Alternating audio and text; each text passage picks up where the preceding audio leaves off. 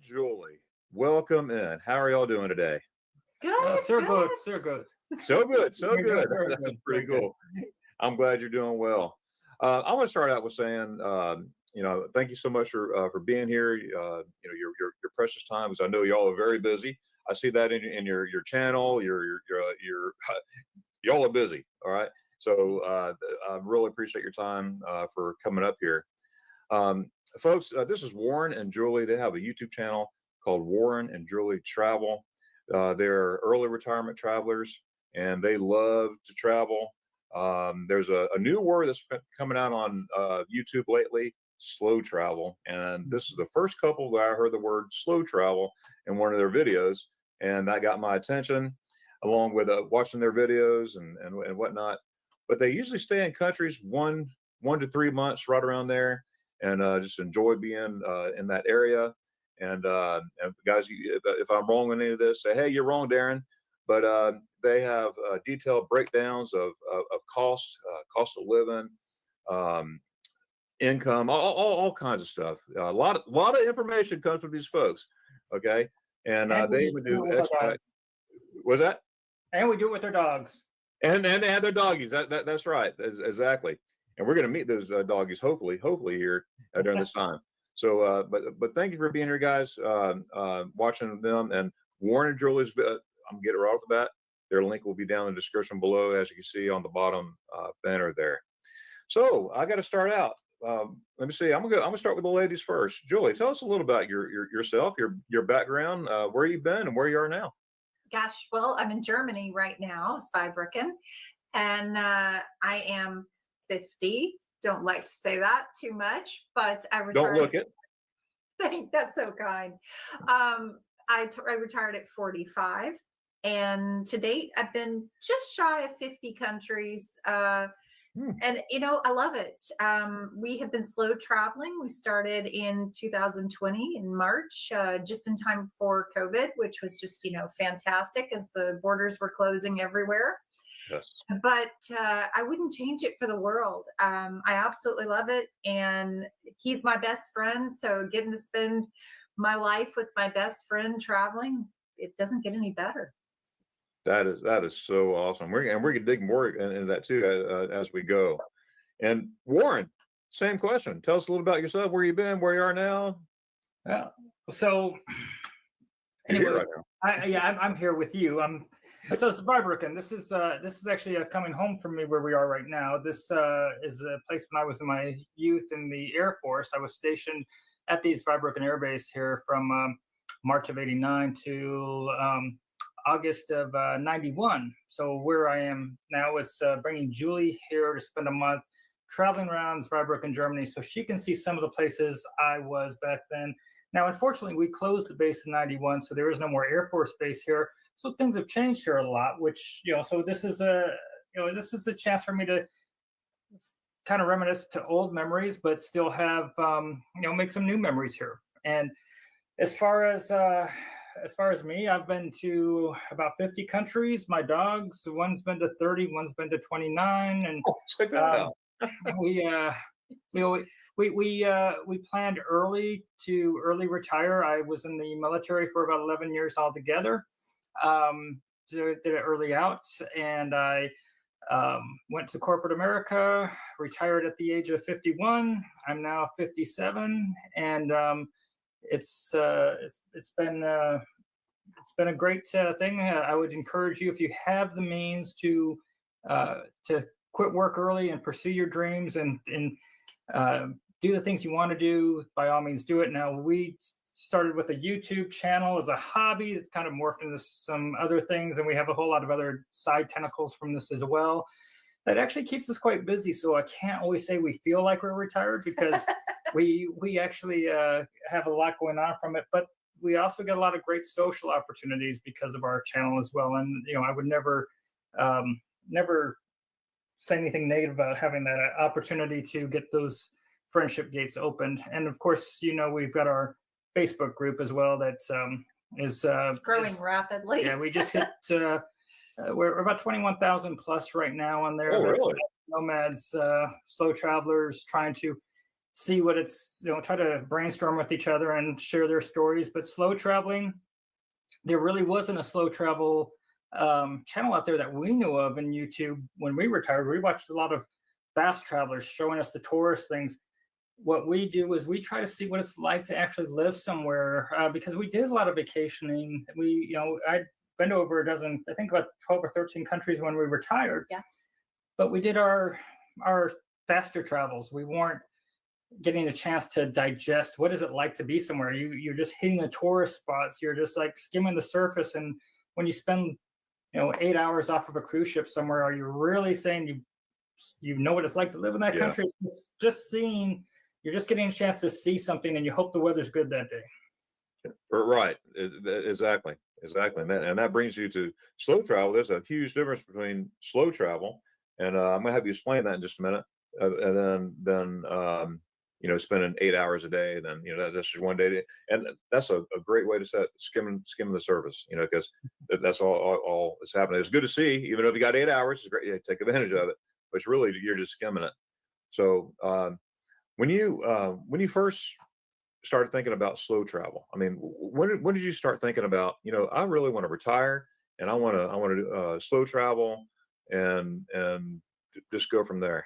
Well, we didn't start that way. So in 2007, 2006, Warren really started talking to me about, in the future, I'd like to retire abroad. So we actually tried to scout around and figure out where was the one country we were headed to, because we were going to buy a place and that's where, we'd go live in the future, but we'd vacation in the meantime. Problem is, he and I have very different likes and differences, very different. He loves the beach. He loves heat. He loves lots of crowds, and I hate every bit of it. and so we're very different in our weather. We're very different in everything we do. So we couldn't really choose one country. Plus, we just really love to see other places and to actually get to know different cultures. And we realized as we started off, our jump was to Panama. And Panama just didn't click enough boxes for us. We were okay with it. It was a nice country, but I do have to caveat something here. Julie and I have gotten wiser as we've gotten older about some of these countries too, because we didn't know about the power of YouTube when we were doing this stuff, and when we were doing our research. So we weren't deep diving on some of these locations. Like when we went to Philippines, we were going off reading some articles, doing some research on reading things, the library. Yeah, so YouTube expands your ability to actually see what it's like somewhere, getting somebody's perspective. And that wasn't something that we even knew was in our toolbox. We had the International Living magazines that we would look at and get some clues on things, but we weren't as savvy then. But we kind of learn as you go. So 5.5 years of travels done that, but but we couldn't agree on a place. I liked warm places. She liked cool places. And so basically what it broke down to is when we decided to retire, we just decided we retire everywhere. But that's so cool. but we did buy a home in Montenegro, a cool little country on the Adriatic. Nice place. Population of 600,000 some people, and about 100,000 foreigners living there. And it's an awesome country. We always kind of say it's going to be the next Monaco. It's got looks like it's going to be part of the EU in 2028. So it's going to ascend into the EU. It's been part of NATO for the last, I guess, 8 or 9 years now. And it's a great little country. Wow. Yeah. I saw those videos. I watched a lot of your videos, and I still haven't caught up. And I got a whole bunch to watch, but I watched that one where you're showing people like different real estate, and you're walking around, you're walking other couples through in other videos, in different places, and it looks really nice. And there's two things I heard for the very first time from your channel. Okay, that is one is the word slow travel. What is that? And then there's another statement, the Schengen Shuffle. I'm like, that's a cool name. I heard it from your channel, and so that was neat. Yeah. So slow travel. That's I don't even know if were really people doing that before 2020. I'm sure they were, but maybe it's just kind of has become more formalized in the name. As you know, we've been calling it slow travel now for quite a while, and I know it's out there now. But it's the concept of taking your time, spending 1 to 3 months in a location so you can immerse yourself in an area.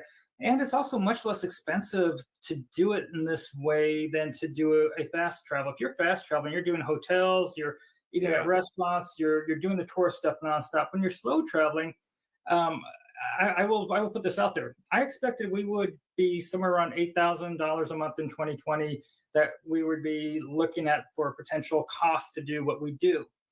But without even trying, over the last 5.5 years, we've averaged out to about $3,100 a month. So you can't even have a decent lifestyle in the US on that. When you're doing the Airbnbs overseas and you are searching for a place to stay, if you put in a month, you're typically going to see a discount on the prices. They're going to discount the prices. And if you put a maximum in, you don't want to go over a maximum. So oftentimes we'll put in $1,200 or $1,500 for the month on a place to stay. We'll have places pop up that weren't showing up because Airbnb wants you to get the ones that are $3,000, $4,000. So if you put a maximum in, you might actually see some stuff open up. Yeah. And sometimes, if there's a location that, because while he's willing to spend a lot, I'm a little more frugal. I was raised that way, and it's hard for me to go against the grain. But it's kind of like we might say, look, we want to go to Germany, like we did here. Now he won his Zweibrücken, but the previous year we wanted to go to Poland. We wanted Gdynia or Gdansk, but at the time it was super, super expensive and difficult to find anything in the summer because Ukrainians were going there. Everybody was going there. And it still is that way, but not quite as much. And so, he was willing to go up to $3,000 a month. I wasn't. And so we literally opened the map on Airbnb. We put in a max, and we just watched everything populate throughout the entire continent of Europe with all of our criteria. And then we looked, and Warren says, the Baltic area of Germany, I think you might like. Sure enough, we found a place. It was like 1,000 something a month, 1,077, I think. And while it wasn't like the Ritz-Carlton or anything, it was nice. I had a kitchen. It was actually a fairly decent flat, maybe 120 square meters. So I was really quite excited. It worked. It was a woman's house. She had a granny flat, I guess you could say. And it was fantastic. And we had a great month up in the Baltic. Yeah. And so you brought up the Schengen Shuffle. And something we've done we've been doing for really 5.5 years. So as an American, if you want to come to Europe and you want to live in Europe, you can't just decide you're going to travel willy-nilly across the continent, because 29 of the countries on the continent of Europe belong to something called the Schengen. So it's most of the countries you think about. It's going to be France, it's going to be Spain, Portugal, it's going to be even over to Poland, it's Italy, it's Switzerland. So these are countries that you have to think of them all as one country, that you can only spend 90 days every 180 days within the entire Schengen zone. And then you have to leave the zone. So there's only a handful of countries in Europe that are not part of Schengen. And so if you want to live in Europe, and we also do this by car, by the way, and we have several different ways you can have a car without having residency, you can do what's called the Schengen Shuffle. So you go around Europe, and when you're running out of your 90 days, you have to go somewhere else. So you have Bosnia, you have Serbia, you have Montenegro, you have Albania, Macedonia, and then we went to Ukraine before the war. That's not Schengen, and we loved it. Lviv was wonderful. I hope that someday we get to go back there. The UK is not Schengen. Ireland is not Schengen. And you have Cyprus, and you also have the ability to take a ferry from Spain over to Morocco. So those are your areas. Oh, Turkey. Actually, we've been to Turkey several times.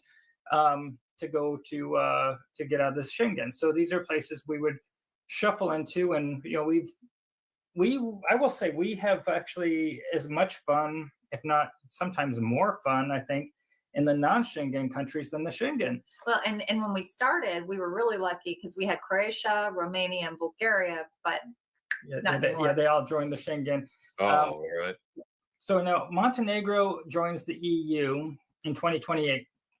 Typically, when somebody joins the EU, they're going to join the Schengen as well, but it's typically about a decade or longer before they go into Schengen from the time they join the EU. So it's not simultaneously, and not every country in the Schengen is actually EU. And so it's like Cyprus is part of the EU and also not part of Schengen.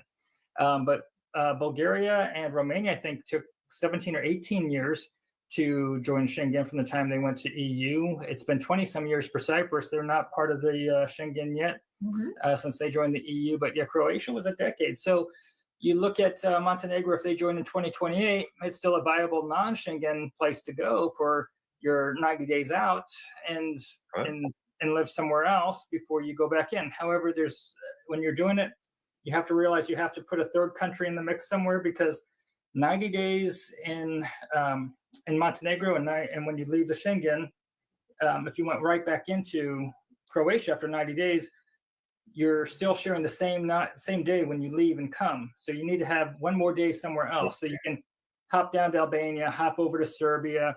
There's a will, there's a way. But Albania loves Americans, by the way. So Albania, you can go and stay as an American for 12 months straight, and then you leave and take off for a couple months and come on back, and you get another 12 months. So you also have Georgia, which allows 12 months as well to Americans, and actually to many nationals. And whether Georgia is Europe or not is really kind of debatable, because it's kind of like on the border there of Asia and Europe, and I think there's really I think a lot of people don't think of Georgia as being Europe, because you have your Russia and your Turkish borders, and it's just on the other side of the Black Sea. But it's a viable go-to as well. You could get a ferry out of Bulgaria and go across the Black Sea if you trust the situation there right now to get across the Black Sea. Oh, I know.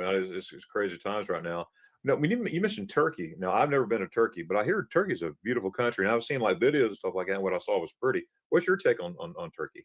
Well, we've spent a collective 10 and a half months throughout Turkey, so we have a little bit to say. We really loved it, to be honest. Warren wasn't excited to go in the beginning, and she twisted my arm. I watched one too many Liam Neeson movies. I was like, "You're going to be taken. I'm going to have to rescue you, kick down doors." And so I usually will not go anywhere without him, not easily, not travel. And I literally told him, I said, look, you know what, if you're not going to go, I am going to go ahead and go without you. I am close enough to go.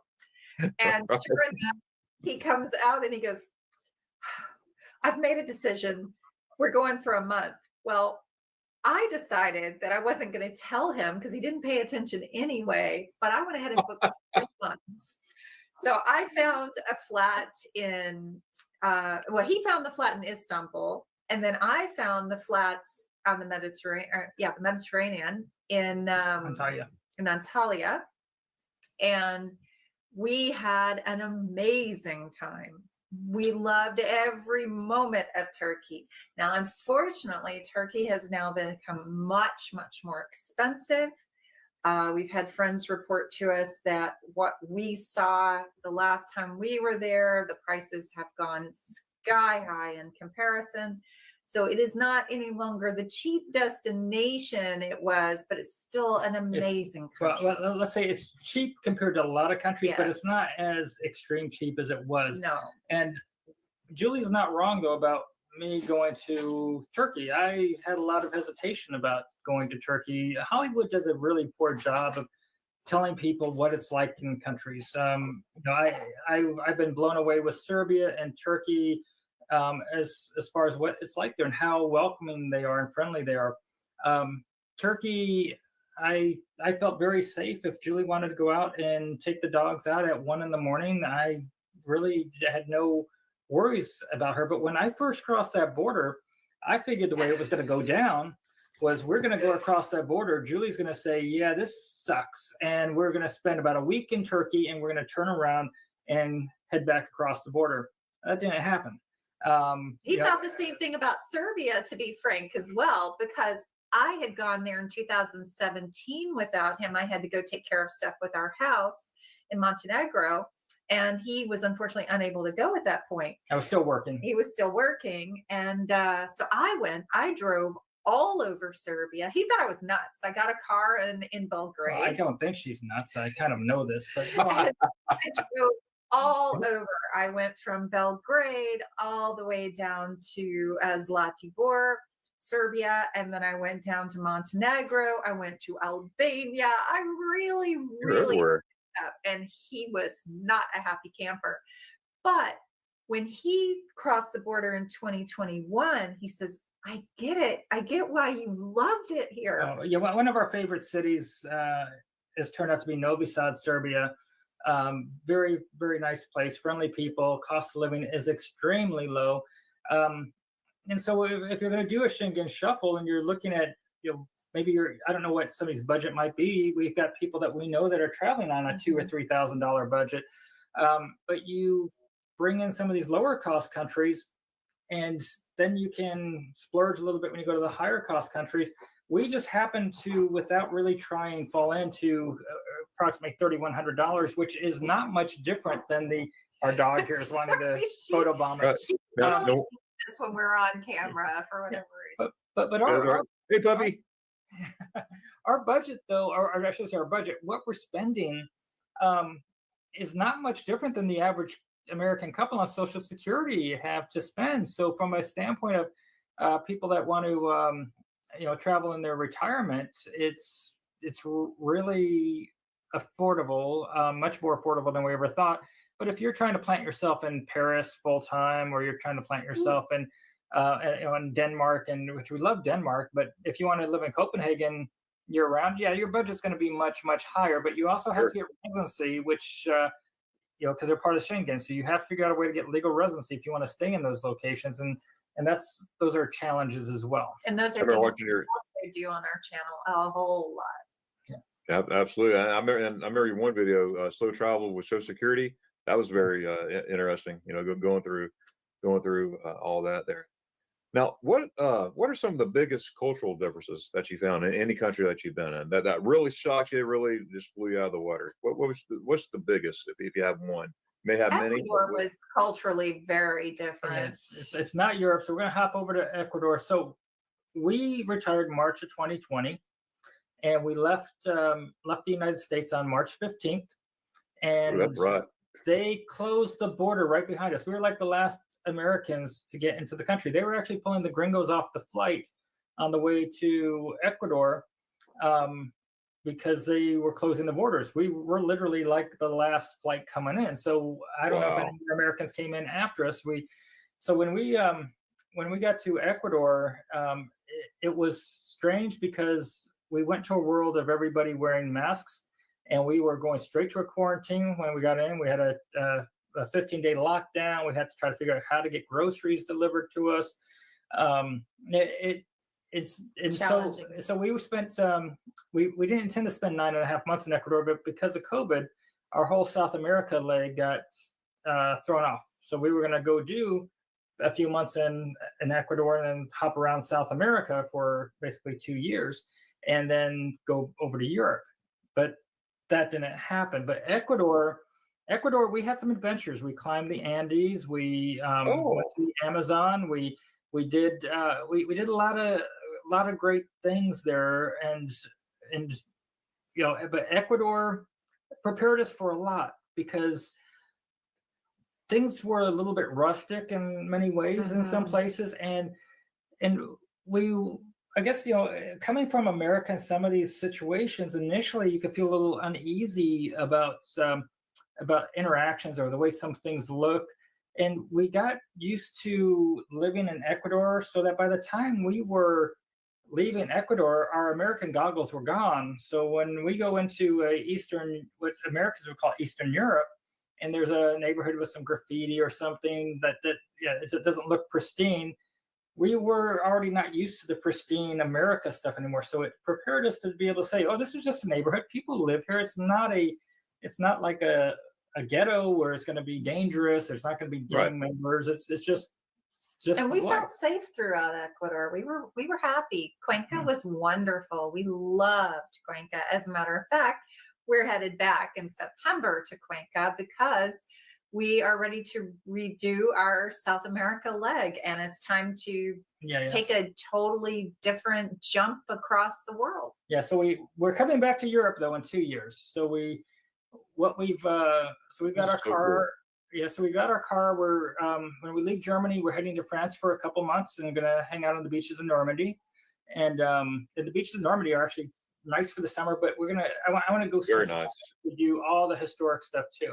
So we'll be outside of Honfleur, and then we're going to fly out of Madrid and go to Ecuador, and we're going to go back to where we were in Cuenca. We know people there. It's got a very large American population in Cuenca, Ecuador, and it's at the 8,500 foot level. So it's spring-like temperatures year-round. So it's not like the steamy hot like you have on the coast. Perfect for me. And there's there's about 10,000 Americans living in that area of about 300-some thousand in Cuenca. And there's pickleball, there's all these different things to do. So there's an expat community to get to do some things with. And while there's always going to be purists out there that say, oh, I don't want to go somewhere just to hang out with Americans. It's not about hanging out with Americans, but that's where you actually find out when you're in an expat community how to meet the people of that country that want to interact with other people. In Montenegro, our expat community there is about 100,000 people, and there's about 600,000 Montenegrins, but the 100,000 people that are living there are not from America. They're from all over the place. Americans might make up 1,000 people. So, we're maybe 1% of the foreigners and that, but they use English as a bridge language in these expat communities. So our friends are from all over the place. They're from France, they're from Germany, they're from the UK, they're from Canada, they're from South Africa, and but we use English is the most spoken language, but we've got friends from all over the globe that are living there in that expat community. Ukraine, yes. And so so anyway, as far as culture, or not culture, the culture shock things, it's non-pristine living, a little bit on like how dogs are. We're talking Ecuador. Yes, okay. In Ecuador. A little bit how dogs are treated. You have to kind of get a little more accustomed to the fact that dogs are not considered the domestic animal that is your friend so much. They're more of a work animal in the Ecuadorian's mind, on average. And she's being quite a pill. So yeah, I'm trying to think of some of the culture shocks we had. Oh, the mercados. The unrefrigerated meat laying out there on the counters and the flies buzzing around. Oh yeah, that would. Yeah, it is a different world. I mean, if you started off your expat journey in Germany, and then you headed straight to Ecuador, if you were an American, Germany, then Ecuador, it would be a massive, massive culture shock to you. Because again, it's like there might be half of a cow hanging. I mean, it's very different. However, with that comes a lot of great things because Ecuador has some incredible fruits and vegetables you only see in Ecuador. Yeah, we have fruits we've never seen or tasted anywhere else. And so, there's the, what's that apple? Custard apple. The custard apple. It's nothing like an apple, but it only comes from the Amazon. It doesn't stay good very long, so it doesn't get shipped anywhere. So you have to have it there. And then dragon fruit, which is in the U.S., that's very expensive. You can eat dragon fruit every day, any day you want down there. It's fairly inexpensive. But it's I can't even think of all the different weird things Well, we ate. I mean, we did not, but they eat cuy, which is guinea pig. Cooey. Big thing there. And they eat like if you asked for a chicken soup, in Germany you would have a little chicken, you might have a little carrot, and you're going to have a broth, correct? But if you ask for chicken soup in Cuenca, you're going to get chicken feet inside of that chicken soup. All right. For you. And it'll have the claw. So Really? cultural. All in all. Yeah. Wow. If you go to the regular restaurants, you're not going to see that. But if you go to like the local, like really local Ecuadorian stuff, then that's the type of stuff that could be in the meal. Yep. Wow. Yes, it's definitely interesting to see different cultures, different everywhere. Even between like Germany and the United States. I mean, yeah, there's differences, but there's a lot the same too. Just a different place. I was there as a kid because my dad was retired military as well. I lived in Gießen, so I was there 4 years as a kid. That's where I learned how to speak a little bit of languages, a little bit like counting, hello. That's where I learned how to say "I love you" in German. Yeah, we had a teacher, a German teacher. I went to the DoD school there. I was in fourth grade, and Hale Mueller was his name, and he just make sure you go to home and tell your mother I love you in German. So he taught us Ich liebe dich, and when we were practicing all day to go home and say to and to this day, my mom and I, we still say Ich liebe dich to each other. And we would say it in English too, of course, but just for memory's sake. And then I went in the military later, back in the 80s, and I was in Germany 88 through 90 in Schweinfurt, Germany, Leeuwarden Barracks. So we were in Germany at the same time. You were there in 89. But I got a lot of memories. Time to be in Germany. It was an interesting time. So much history. Yes. I mean, well, first off, the World Cup, when Germany won the World Cup, you swear they just won World War IV.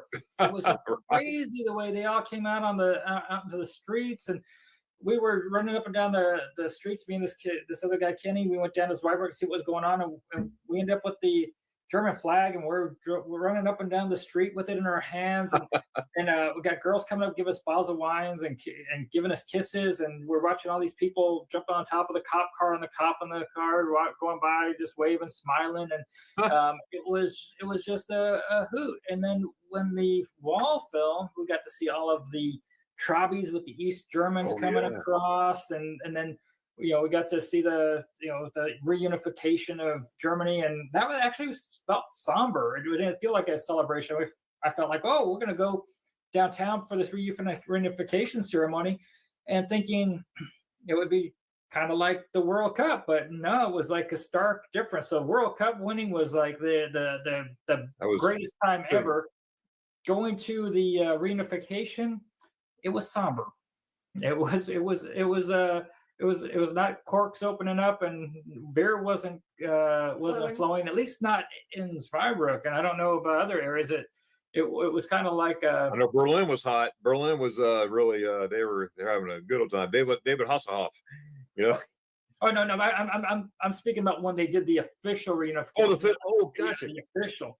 So I think this is when they were trying to figure out how their taxes are going to get shuffled around, and rebuilding and the supporting and so right. When they were coming across, and the wall was falling, Congress was falling. Yeah, that was good times. But that's where it's kind of taken back when that feeling wasn't there, when it was like, okay, now it's time to seal this deal and make this a one country thing. It was different. The fall was definitely exciting. Absolutely. Remember the mark rate back then? That was awesome. But before the fall, oh wow! I prefer the days when we had several currencies in Europe, because you always felt like you could take advantage of something somewhere. And the euro being everywhere, you just don't have that same fluctuation, so to speak. I mean, there are countries that things are cheaper and you're using the euro, but it just felt different when you had the different currencies and the cost. You were able to see it more. However, at least now you don't have the constant currency exchange that you're having to pay for when you have money left in your pocket. That's right. Now, question: what would be your favorite place in Germany? Your favorite city? And I know that I have like 100 favorites, but what are some of your let's say your top three? What are your top three favorites of places in Germany?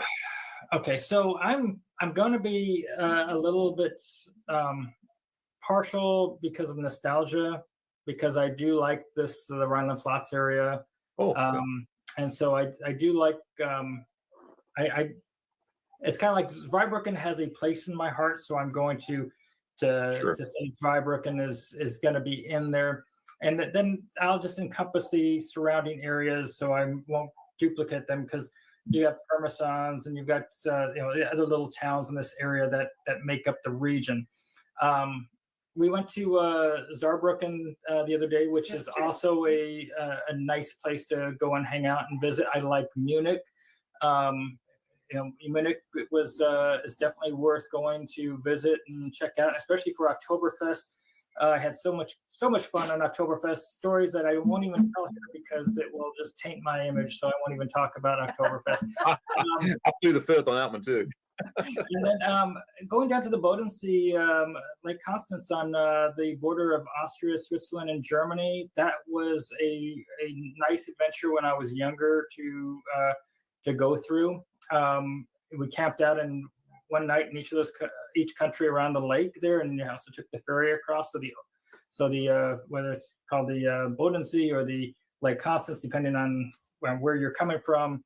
Right. That's a nice lake. Frankfurt is okay. Kiel is okay. Schicksley up towards the Baltic and Lübeck. I like Lübeck. Is interesting and could be. I haven't been to Lübeck yet. You've been to Lübeck? I haven't, not yet. Yeah, this is in the plans. I went to the German. I've always been, Bavaria, Rhineland-Pfalz, Black Forest for years and years and years because a lot of it's timing. You have to have time. But I finally made it to the north of Germany back in January. It was a short trip.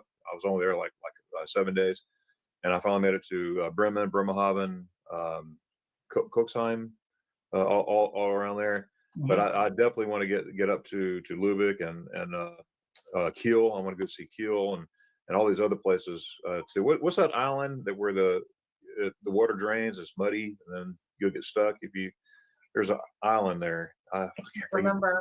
Saved my life. It's near Kiel, I believe. Fleming? Fleming? No, is it Fleming? Fleming. Isn't it Fleming? Yeah, I think it is. Yeah, and if you go up that area, and you're probably very aware of this, at least for me being a non-native German speaker or non-German speaker, I like my understanding is maybe 20-25%.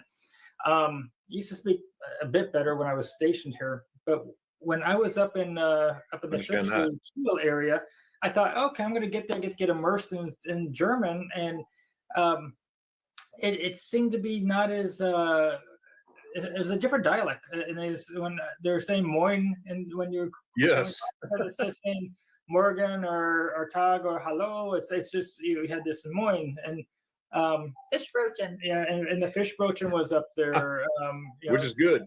Yeah, yes, yeah, and so so it's Germany, but it felt like a different type of Germany. It's about as it was kind of a mixture, I think, almost between Denmark and Germany. It's got its own kind of vibe or culture up there.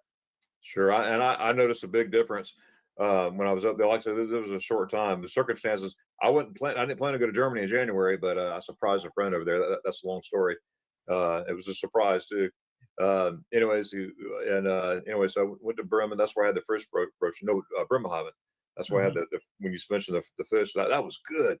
But I was right there on the road. It's like, oh wow, that's pretty fishy. I cracked myself up. But I enjoyed seeing the and there is a difference. It was cold, but I enjoyed it. What I did find that was really neat. Now, if you notice by my profile picture, I'm all about spaghetti ice. Spaghetti ice is my favorite dessert in Germany. I mean, that's when I want to go to Germany, I go to the ice cafe. I want to go to the ice cafe. I want some spaghetti ice, and that's my profile picture. That's what I'm eating, spaghetti ice. Right but there. they had boats there right there in the dock, and they had an ice cafe on a boat, and sure enough, they had spaghetti ice, but it was closed because of the cold. And then you mentioned the Moine, okay, and you'll see Moine everywhere. But Moine, I'm used to saying, we'll go into Bavaria all the time, Franconia, Black Forest, all stuff, either Hollow or down in Bavaria, Gott or Großgott or whatever different dialects. Now I'm saying Moine. And so okay, now if I and everyone's saying Moine, you say hello, Moine, everything's Moine. Instead of thank you or Moine, that everything's Moine. And then I learned something. I said Moine. I was trying to say thank you very much, I guess, but instead of diddle dunk, I was trying to think Northern Germany. I went Moine.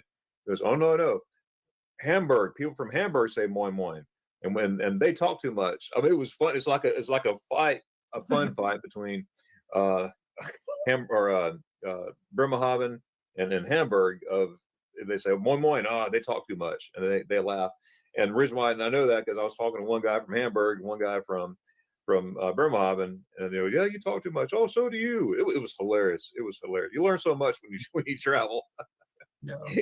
It's interesting because you can be a German speaker and at least in my perception, it's going to be like being in America where you have people in the South have an accent, people in the Northeast and other parts of the country are just have that different dialect, different vibe.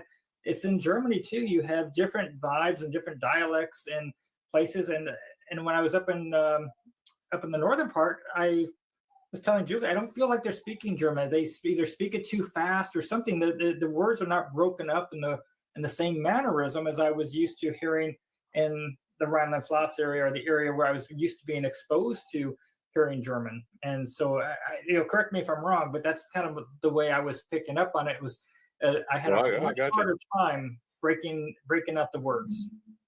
Right. Now, how far are you from like Ramstein? Are in that area? Is that Ramstein's probably about 40 some minutes away. Wow. Kaiserslautern is not far from here. 30 minutes. Yeah. Mm-hmm. And so there's we went up to K-Town the other day just to have dinner with a friend of ours, or a friend of mine that's German that was good old K-Town. Yeah, so we went over there, but we actually need to get out and go back up there and actually get out into the real downtown, because we went up there for a restaurant, so it was kind of, we just touched the surface, but we've got to go into K-Town and thoroughly explore that while we're here. We're hitting a lot of the forests and doing some of the hiking trails, which Julie is loving. They are incredible. Cool canopies. I think it's so cool. This country is so neat about, they have these wild parks. They're like what we would call a wild animal park, but they're called wild parks. So they've taken these forest areas and created them into just these oases that cost nothing to go through. You can just go through the pathways, enjoy it. You can bring your dogs, and it is just an incredible experience. That's awesome. We're dog lovers ourselves. My wife and I and my family, everything, and we have a basset hound. Her name's Snickers. Oh. Yeah, we love dogs. What are your dogs' names? I know it, but I forgot. Arya and Katie. So Katie is a half Chihuahua, half Yorkshire Terrier, and she's 14 and a half. She's being quite a pill right now. Yeah, that's the one that keeps walking back and forth. Our other dog is a bit bigger. She's a mix, a mutt of some sort that we rescued in Ecuador. Oh, that's great. She's about 30 pounds, and she's a good girl. And so she's one country behind Katie, because Katie has Canada in her country count. Yeah. And Arya does not have Canada in her. That's so cool. So, that is so cool. But yeah, and actually we've been trying to figure out a lake near here, because we're in the middle of a heat wave. The lake where I used to be able to go swimming here, I guess, is no longer open for swimming. So it's just something to walk around, and we're gonna hit probably up in the I think 38, 39 Celsius tomorrow is gonna 35.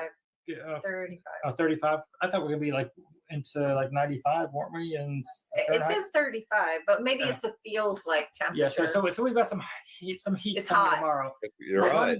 Want to get the dogs into the water, and as you know, in Germany, many places do not have aircon. It's not the priority, and And so where we're staying here, we got the windows cracked. It's still livable. It's not like Florida heat. Right. Big difference. But it's I got the AC on, everything fan on, all that stuff. Man. yeah. So we want to go for a swim take the dogs for a swim, take them out, sit in the shade somewhere. But the swimming lake nearby is no longer swimmable, so we're looking for a place to go. There is a pool here in Zweibrücken that I used to go to a lot. There's an outdoor pool, there's an indoor pool, 2 different pools, and the you swim, bud. Yeah. So I took Julie to the indoor one the other day, and we sat in the little therapy pool. And there are so many. If you literally just put indoor pools near me in this region, it populates like 30 of them within like 2 hours. I'm like, you've got to be joking. That's good to keep in mind. For sure. Yeah, so for our comfort, we're good, but we're just looking for a place where we can take our dogs and let them cool off too. Yeah, no doubt. I love to swim. I'm a swimmer. I love to swim, especially the lakes in Germany. One of my favorite places to swim is the Eibsee. There in Garmisch. I love that lake. Have you ever been to Garmisch? No. I will have to plead the not the fifth, but I'll have to say no. It's right there where the Zugspitze is located, and everything. You know, the highest part in Germany, the highest peak in Germany, right. And they call it the top of Germany, even in English, the top of Germany. And it's right there at the Austria border, right there. You know, but I go to Garmisch a lot. I'm gonna have to Google because I think my map in my brain is messed up. Let me look where Garmisch is because I'm gonna say yes now. It's about 45-minute car drive from Munich. South of Munich, about an hour and a half from Berchtesgaden. Okay. Right around there. And sorry to make it all go quiet here. Oh, that's okay. That's okay. Now the Bodensee. I'm trying to see how far it is from Munich and how far it is from the Bodensee to see where it actually is located.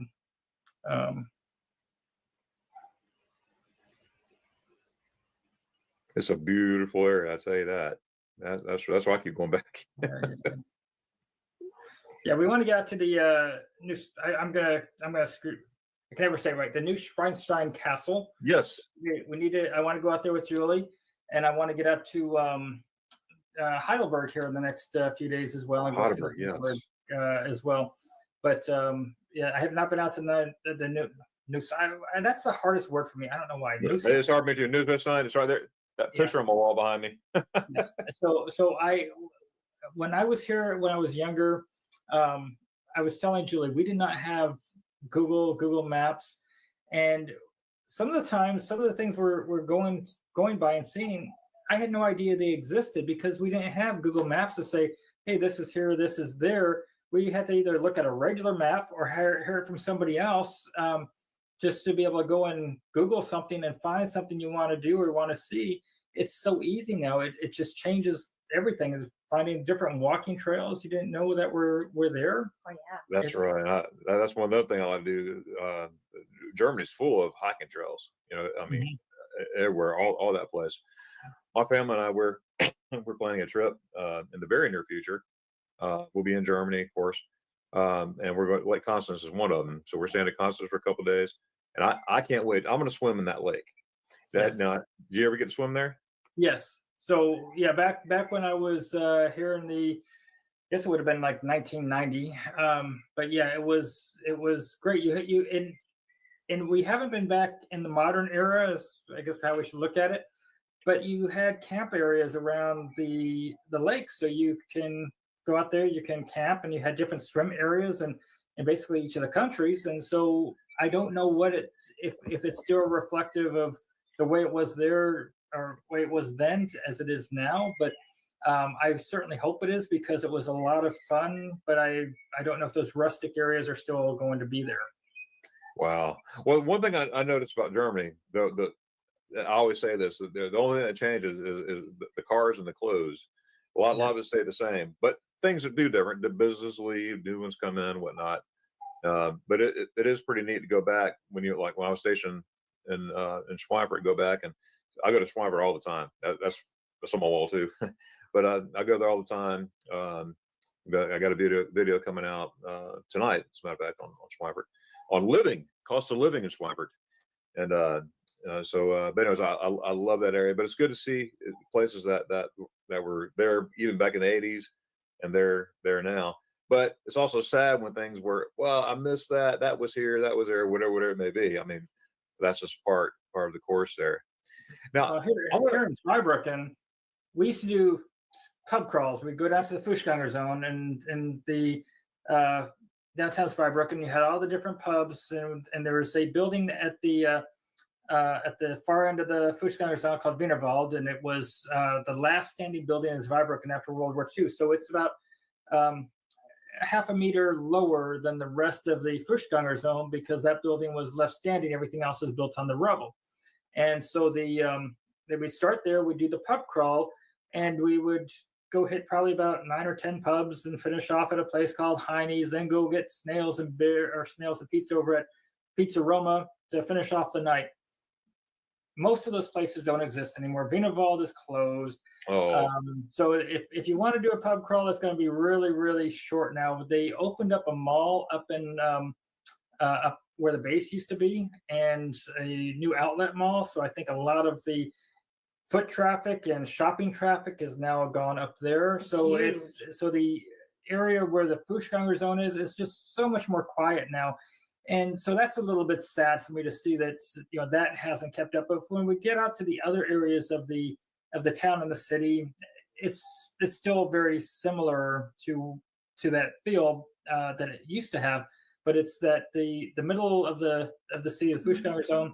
I would love to see the excitement and the life come back in there, but I feel like it's running about 35% of what I remember it being like back when I was younger. So things change. But Zweibrücken is still a fantastic place, but it's one of those things you come back and you reminisce, and you do have things you'll miss that it's just not there anymore. I would love to check it out. I never been to Zweibrücken. I want it's on my list now. I just wrote it down.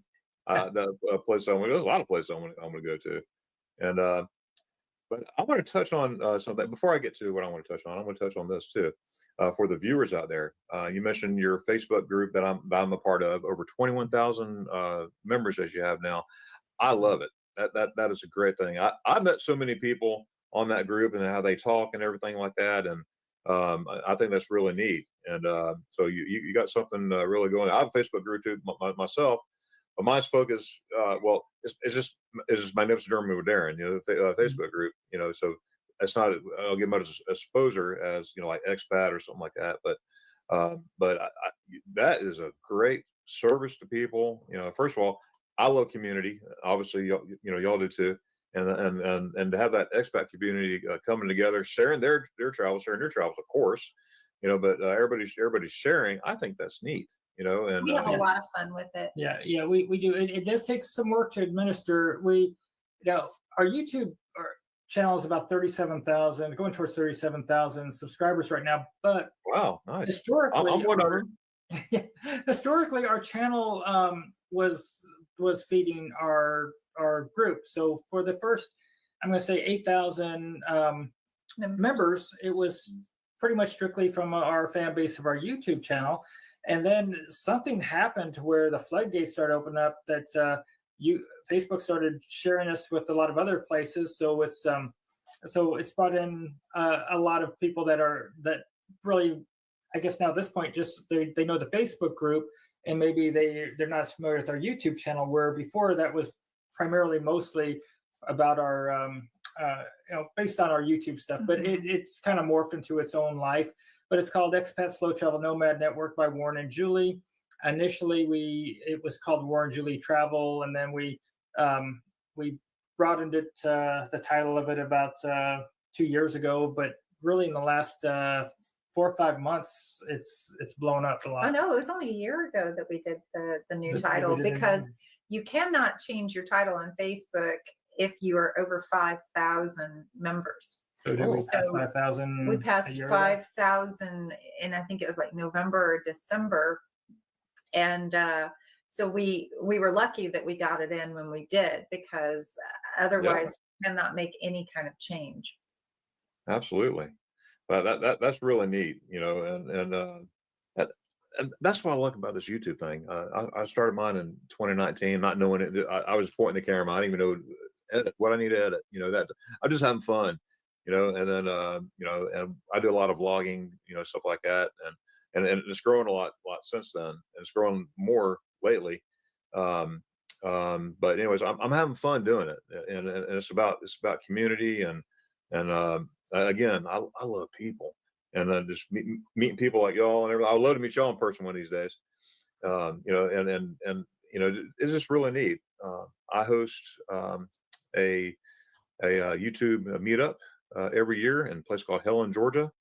It's like an alpine town. It looks like a German Bavarian town in Helen, Georgia, and we have our sixth annual coming up in March. It's always the second weekend of March. It was 6th, 7th, and 8th in 2026, and that's growing too. One of my friends, have you heard of Walter's World? Yeah. Mark Walters.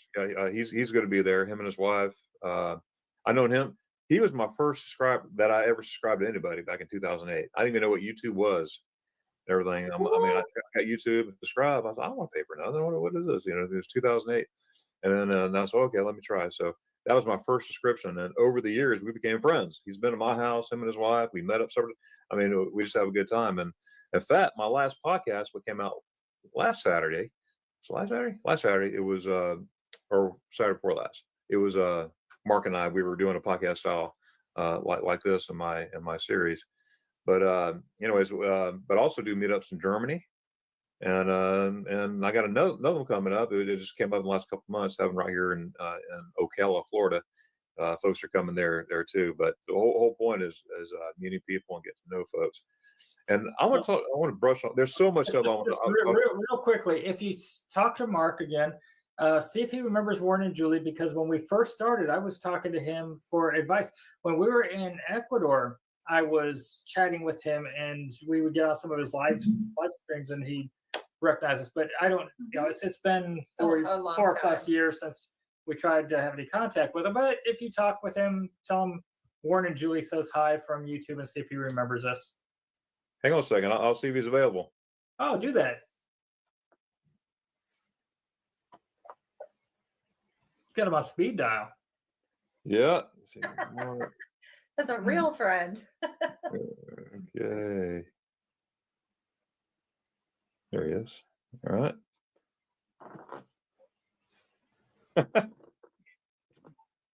Yep, I see it there. Yep. Hey, Mark, how's it going? Hey, all right, you got just a split second?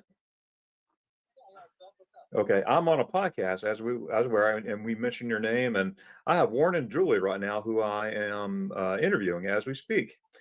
And he asked me, hey, if you get a chance, could you talk see if you remember these folks? And it's Warren and Julie Travel. I'm gonna put you on speaker. Hang on a second.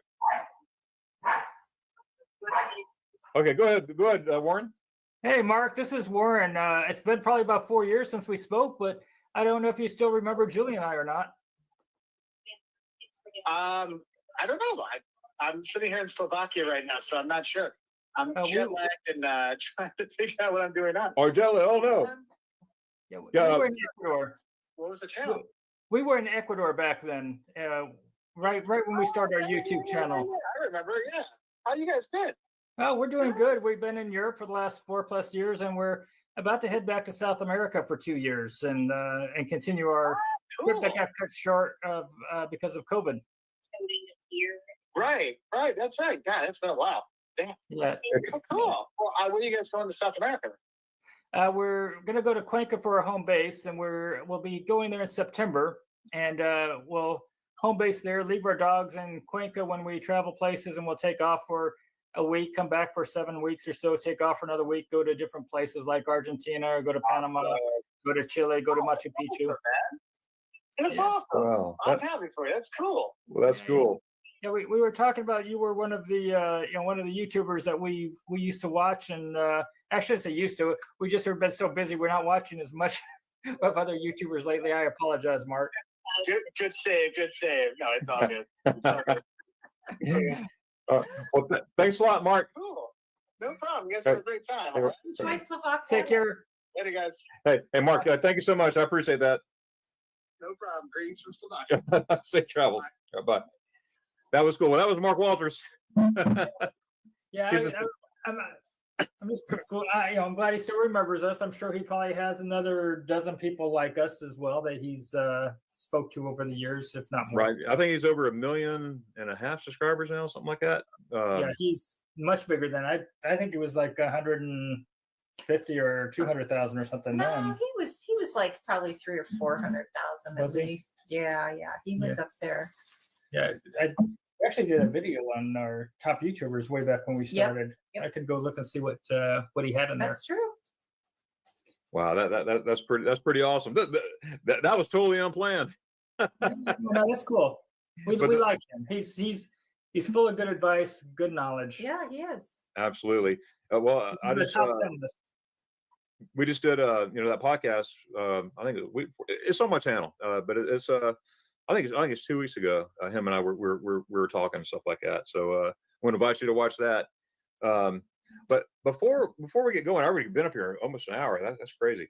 But I want to touch on your insurance. Now we're switching gears here. Are you an insurance broker? Yeah. So I'm a retired insurance executive from the U.S. So I've got my insurance license, and so when I retired, Julie and I, we had our insurance when we were abroad, and I kept having people ask me, well, what are we doing for our coverage? So I would send them over to the company that we had our insurance through. And finally one day it dawned on me, and it's like, Warren, you have an insurance license. You probably need to find out if I can get appointed with these folks. So if I'm referring somebody, I can, get some sort of comp out of this. So after, doing dozens of referrals for nothing, I got appointed with one company. And then I figured, okay, I need to find out about the other companies in the space. And so I got appointed with the other players. And so, so I have focused a lot of, I've got a lot of knowledge on the international health insurance world out there. And so that's one of the, I guess probably one of the main unexpected revenue streams from our YouTube channel is that I'm working a lot with people looking for international health coverage. So I probably help about 400 or close to 400 people right now with their international health coverage, whether it's for travel, trip, or expat coverage, nomad. So that's been an area that I never thought I was going to be using my license again or being involved with doing anything with insurance, but here I am. And you never know. Yeah. So if somebody like future nomads or whatever need to contact you for an insurance quote, can they contact you, or how does that work? They can email me at warrenjulietravel@gmail.com or go to warrenjulietravel.com, and they can go to our international health insurance page, and they can look at the different carriers, run their own quotes there. If you do run a quote and sign up through the links at my website, I do get a commission. For that, I thank you. It does not change your rates. Okay, absolutely. I know where I'm going, because I learned my lesson. I'm going to make a long story very short. When the C word day came, I don't even like saying COVID. When those days came, first of all, I messed up my travel plans for over a year and a half. But anyways, I never got insurance before. I don't need it. I'll be all right. I was one of those guys. And then when all that stuff happened, I always said in my live streams on my channel, I'm going to be the first plane to Germany, because I go to Germany once, twice, sometimes 3 times a year. I mean, since I went back in 2008, I'm going to backtrack a little bit. It took me 19 years to get back. And when I came back in 2008, I realized how much I missed Germany. And since then, I've been back 30 times exactly, back to Germany. And it's about to be 31, in a little bit. Yeah. But anyways, so when COVID happened, everybody was getting stranded and stuck in quarantine and all that. They said you buy insurance for $29.99, and I was like, I don't want to spend $29 because I'm very frugal, and why am I paying $29.99 for it? So I'm like, you know what? I don't want to be stuck anywhere. I'll pay $29.99 and just eat it, and I did. And I didn't even know what I bought. I knew I bought insurance, whatever. Here it is. So I was one of the first planes in Germany. In fact, I was the second plane that came in within 10 minutes from the States. So that was pretty close. And I was by myself. I don't know one time going, I don't wait on nobody. Anyone go to Germany? Okay, well, bye. I'll be back. Anyway, so I spent like 4 days, going all over Germany. Went up to, I did go up to Essen. I went to Essen, Germany a little bit. Visit some YouTubers, subscribers. We got together. That was neat. And then, anyways, and I went down to my cherry spot, which is Garmisch. I love Garmisch. And going down there, and I've always been, always go to the Zugspitze. Now the Zugspitze, I literally been on the Zugspitze. I counted 30 times. Okay, or that's how much I love. My first time was in '88. I was stationed in Schweinfurt and all that stuff. So I'm making all this short. Well, long story short, I'm still blabbing. I wanted to go to the Alspitze, which is just beneath the Zugspitze. There's the Zugspitze here and the Alspitze here. I've never been to the Alspitze. I see it all the time, but I've never been of it. I'm by myself. I'm on no one's schedule but mine, and I'm going. My goal was to go up the Alspitze. I have a bad back, and it's hard. And I broke that in Germany, by the way, a long time ago. A place called Grafenwehr training area. And anyway, so I was going to. How many people make it through the military without some sort of injuries or some sort of? I tell you what, that's scary. And I went up there, no intending to hike anywhere. I was to take the gondola, the Seilbahn up, look around, and go back down and go swim at the Eibsee. I had my backpack with my swim trunks in the back. I was going swimming, right? And this is July 1st, by the way. And they just let people in 26 June. But anyways, this is 1 July. So I'm up there looking around, everything. This is beautiful. Well, I started talking to this German couple, and a very nice couple. And it goes, have you heard the sound of music? I'm like, yeah, I grew up watching that on like every Saturday on the Saturday matinee. The sound of, I love that. The hills are alive. I'm a Sound of Music fan, and everything. And it goes, oh yeah, well they filmed the opening credits down this mountain. Is it right here? I had no idea. Yeah, and there's so anywhere to go. Then I started rationalizing. You know what? I can make that. I could do it. That looks easy. Well, looking and what it is two totally different things. Well, long story short, I get going and I realize how steep. I didn't realize how steep it was until I stopped. And I'm vlogging this. This is all on vlog, by the way, and horrible quality as far as, because this is my first time I ever edited a video, and so I got the music loud. I didn't know you could adjust or anything. But anyways, when the music's loud, it's kind of loud. I apologize for that if you watch it. But anyways, I'm vlogging my trip. And I'm saying, well, I said, you know what? I'm going to stop right here and go back because I don't want to be in a hotel room for 4 or 5 days or whatever I said and everything. Well, by then I started to go up. It was too late. It was so steep. I found myself climbing. I'm like, oh, my back's killing me. What am I? Then I have no choice. What am I going to do? No one's around me. No one's around that day. And I remind you, this is country's just opening up. All right, so no one's out there. I'm at this beautiful place by myself. I'm like, I could do it. I think I can. So I start walking. And then I found the spot and everything that they were talking about and everything. And right when I did it, long story short, I slipped on a rock because it was so steep. I slipped. And when I slipped, I'm trained to protect my back. Okay.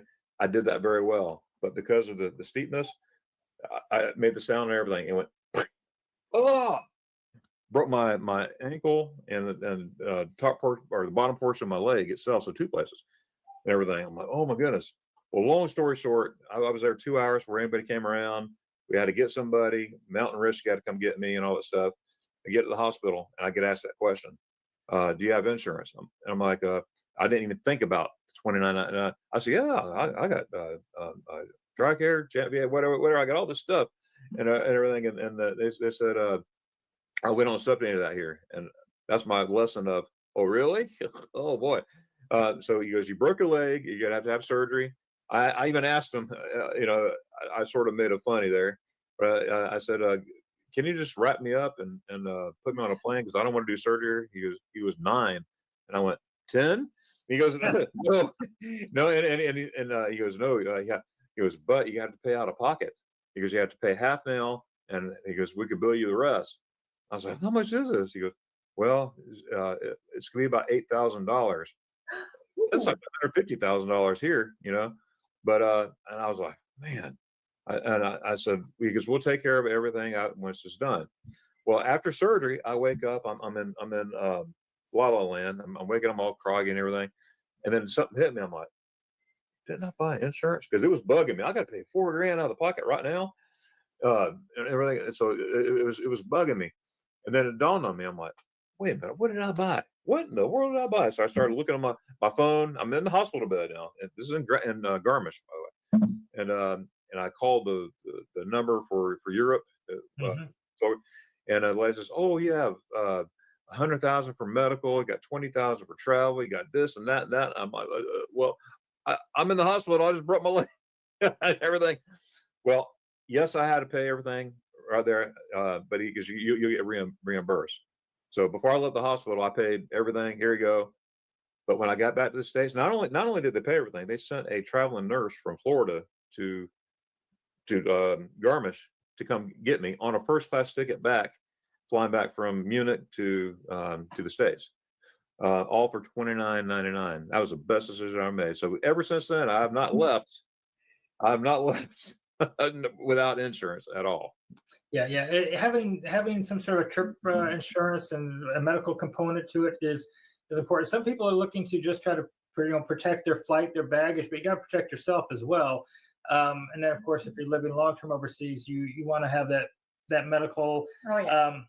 Accidents happen. And a lot of things are less expensive in Europe and around the world than in the United States. So a lot of people will look at doing, okay, I'll pay for the outpatient stuff out of pocket, and maybe they'll just do a program for just inpatient care. So if they end up in the hospital, or that they'll have the emergency evacuation coverage as well. So, there's different components you can put together, but yeah, that was a well spent $30 for you to save your $8,000.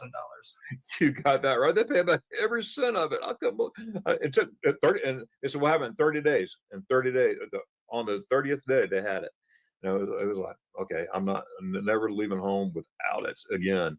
But that's awesome. So, see, our goal is now I'm completely retired. My wife's not. She's a school teacher. But we still have kids at home. We still have teenagers. So help. But we still have two teenagers, and I love every bit of it. But when that time comes, I love it, and that concept of slow travel is really getting me, because I don't want to sell my house here in the States. I'm going to keep my house here, but that's appealing to me, to slow travel and stay here a couple months, go over there a couple months. Now I'm prone to Germany. I love Germany so much. I do. I really do.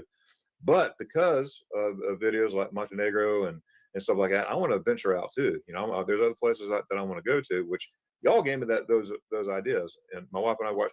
My wife's not a YouTube person or a camera person. You'll see her every once in a while on videos and stuff like that, but she just, and I respect that. But anyways, but she's on them, just not like I am. I'm like, hey, what's up? But this is how it goes. But each country has its own culture. It has its own architecture. It has everything, So while Germany is amazing in so many ways, its food is so much different in contrast to Spain or to Italy, or my goodness, to Montenegro or Albania. So, it's worth seeing so much of Europe. But Julie and I have we both agree to this. We want to be omnipresent. We can see ourselves living in so many places. And because we've been to a lot of places, it makes it really hard to actually say, okay, let's settle down, because there's that want to see what's around the next corner. Let's go to this place we haven't been to yet. I like that. And I like that. We just keep. It's a wanderlust. Yeah, so you keep peeling back another layer of the onion of, okay, well, and you find yourself getting torn though, because you want to go back to where you were before because you had such a good time, but you also need to figure out time in your life to get to the next place. Yeah. So it's like, okay, well, I need to go here, but sometime I want to circle back to here. There's so many places I want to circle back to. It's addictive. That's the problem. It's really addictive, because you think, okay, I'm ready to settle down. I'm ready to relax. And then you get itchy feet by the third month, which I'm hoping doesn't happen to us in Cuenca. And I don't think it will, because we are going to travel out. Right. That brings out an adventurous heart and soul, to do that there. It's not for everybody. I mean, there's people that that Crash and burn. there's people that like to live in their one location, and they'll spend most of their life there, and they'll do a week trip here or there once every 5 years, and that's good for them. And some people in the U.S. have never even left the United States, but this is not for everybody. But I kind of look at it. There's always been people in the world that have wanted to cross oceans and go explore, get on a wagon train, go settle places. And I guess, if we lived in another time period, we'd be crossing on the Mayflower, Yeah. or we'd be getting on a wagon train. And Well, it's like he said, it's not for everyone. We had a YouTube viewer recently. He watched us a whole lot. He decided to leave the United States and move to Albania. Albania is not your first stop, not if you've never left the United States. It's very different. It is growing, it is changing, and it's evolving, but it's not there yet. So it's not like walking into Germany where maybe you just have a little bit of different food, and maybe the houses are a little different in look, and you've got the older architecture in different places. But this guy crashed and burned in 3 weeks. Yeah, so the Wow. thing is, if you haven't traveled, you need to travel a bit before you go to a place that's somewhat remote from expats, because there's places in Albania that has a great expat population. He could go to Saranda and over in Tirana, but Saranda has a very vibrant expat community that's there. It's on the coast, but he went to an area near Vlora, but it doesn't have much of an American expat community. But he also did not use the Facebook groups to find an expat community. So he went there solo by himself, not knowing the language and not using the tools that are out there to find other like-minded people to help you to break into the culture and break into the scene. So he just went there and decided everybody would decide that they loved him and would embrace him. But that's not how it works. When you show up, that local in that strange country is not saying, hey, Mr. Foreigner, let me show you around, be my new best friend, let me explain everything to you, spend time with you. No, but an expat community will do that. So if you are going abroad, you look for those expat communities because they can speak your language, they can hold you by the hand. There's people that are like-minded adventurers, and they'll introduce you to other locals that they know. Or there's,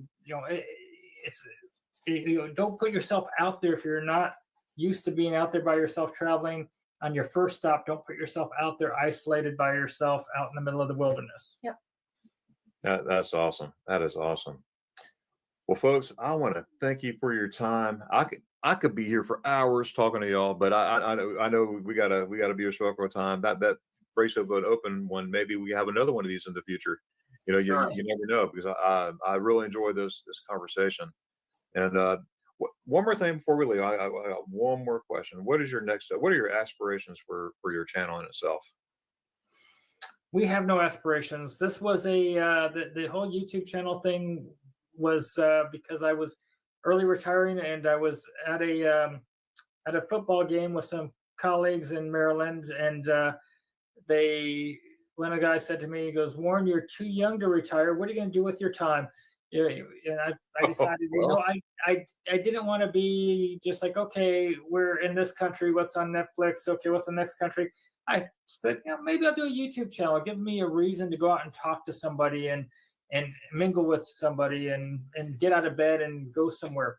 And so I started off the YouTube channel with that in mind of doing it like that, and to also show family and friends where we are without an expectation that it would actually grow to where it is today. But we're obviously not like Mark Walters, but we are, we got our niche that we are. Yeah. That's part of. It's all about just having fun, but it's like it goes back to community, and just sharing what I love. I love traveling to Germany. I love traveling, period. But Germany is one of my favorite places to go, and I'm looking forward to spending a lot more time there. When that time comes, without a doubt. So we're pretty much on the same wavelength there. I think that's. I'm sure at some time we're going to cross paths in real life as well. Oh, that'd be great.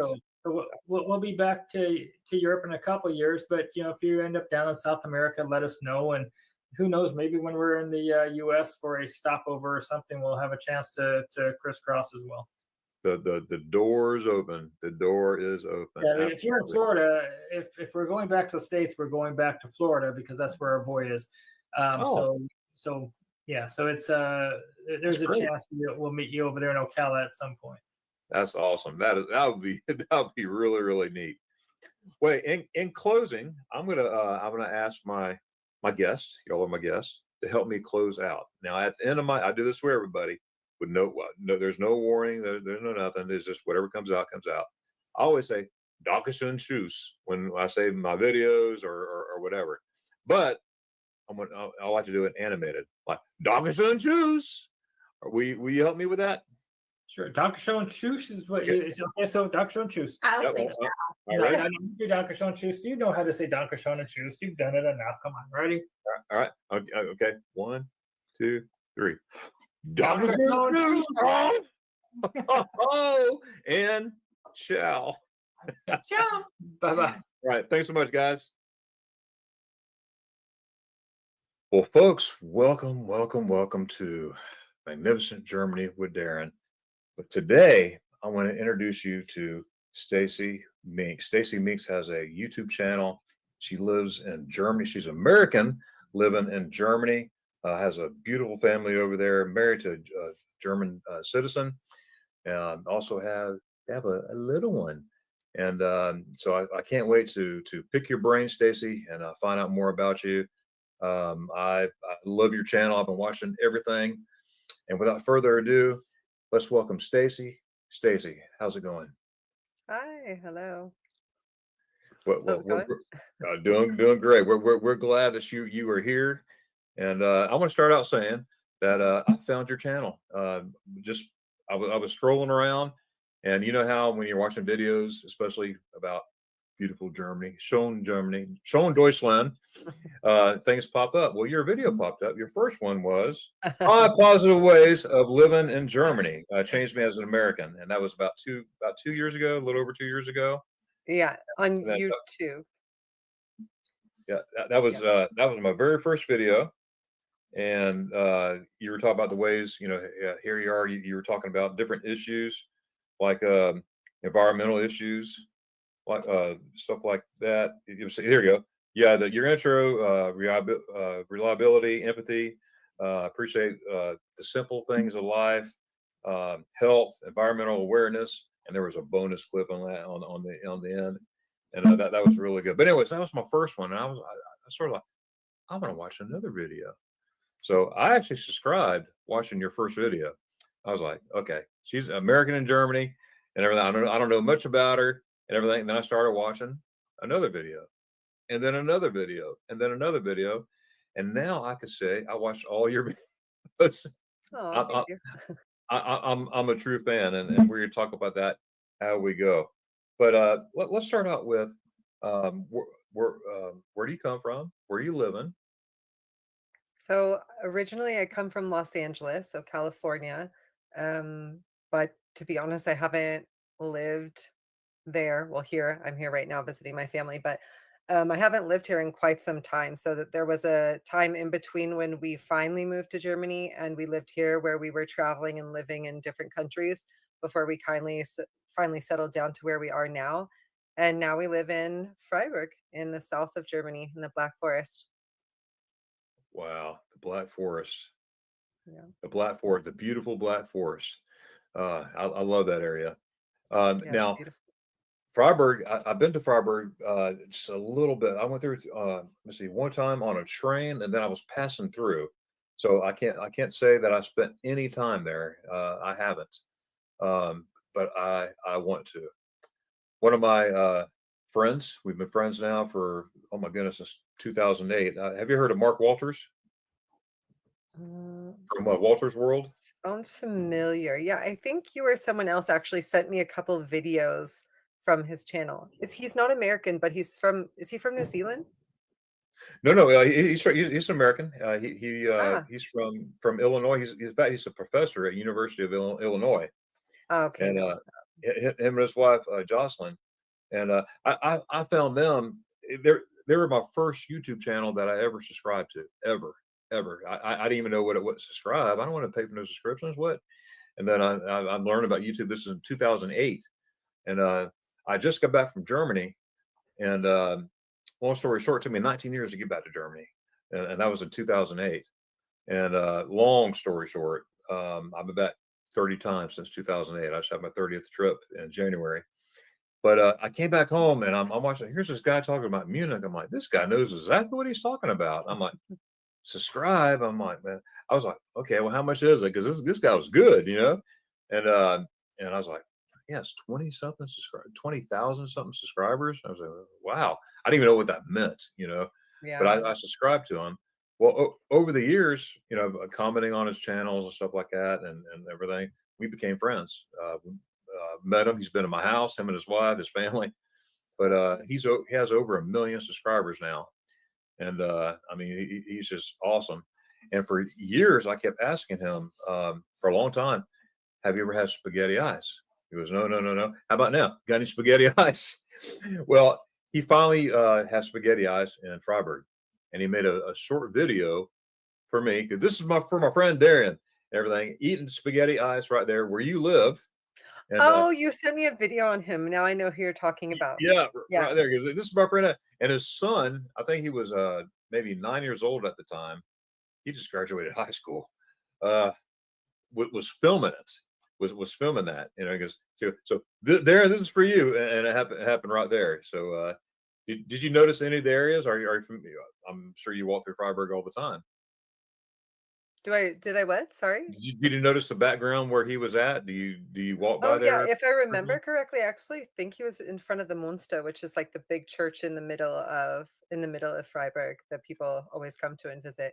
I heard about And that. I think I'm pretty sure that I know what spaghetti ice place he went to, because if it is, it's actually the first spaghetti ice my husband took me to when I Really? lived in Freiburg the first time, because he said it was the best place in Freiburg for spaghetti ice, and it was very good.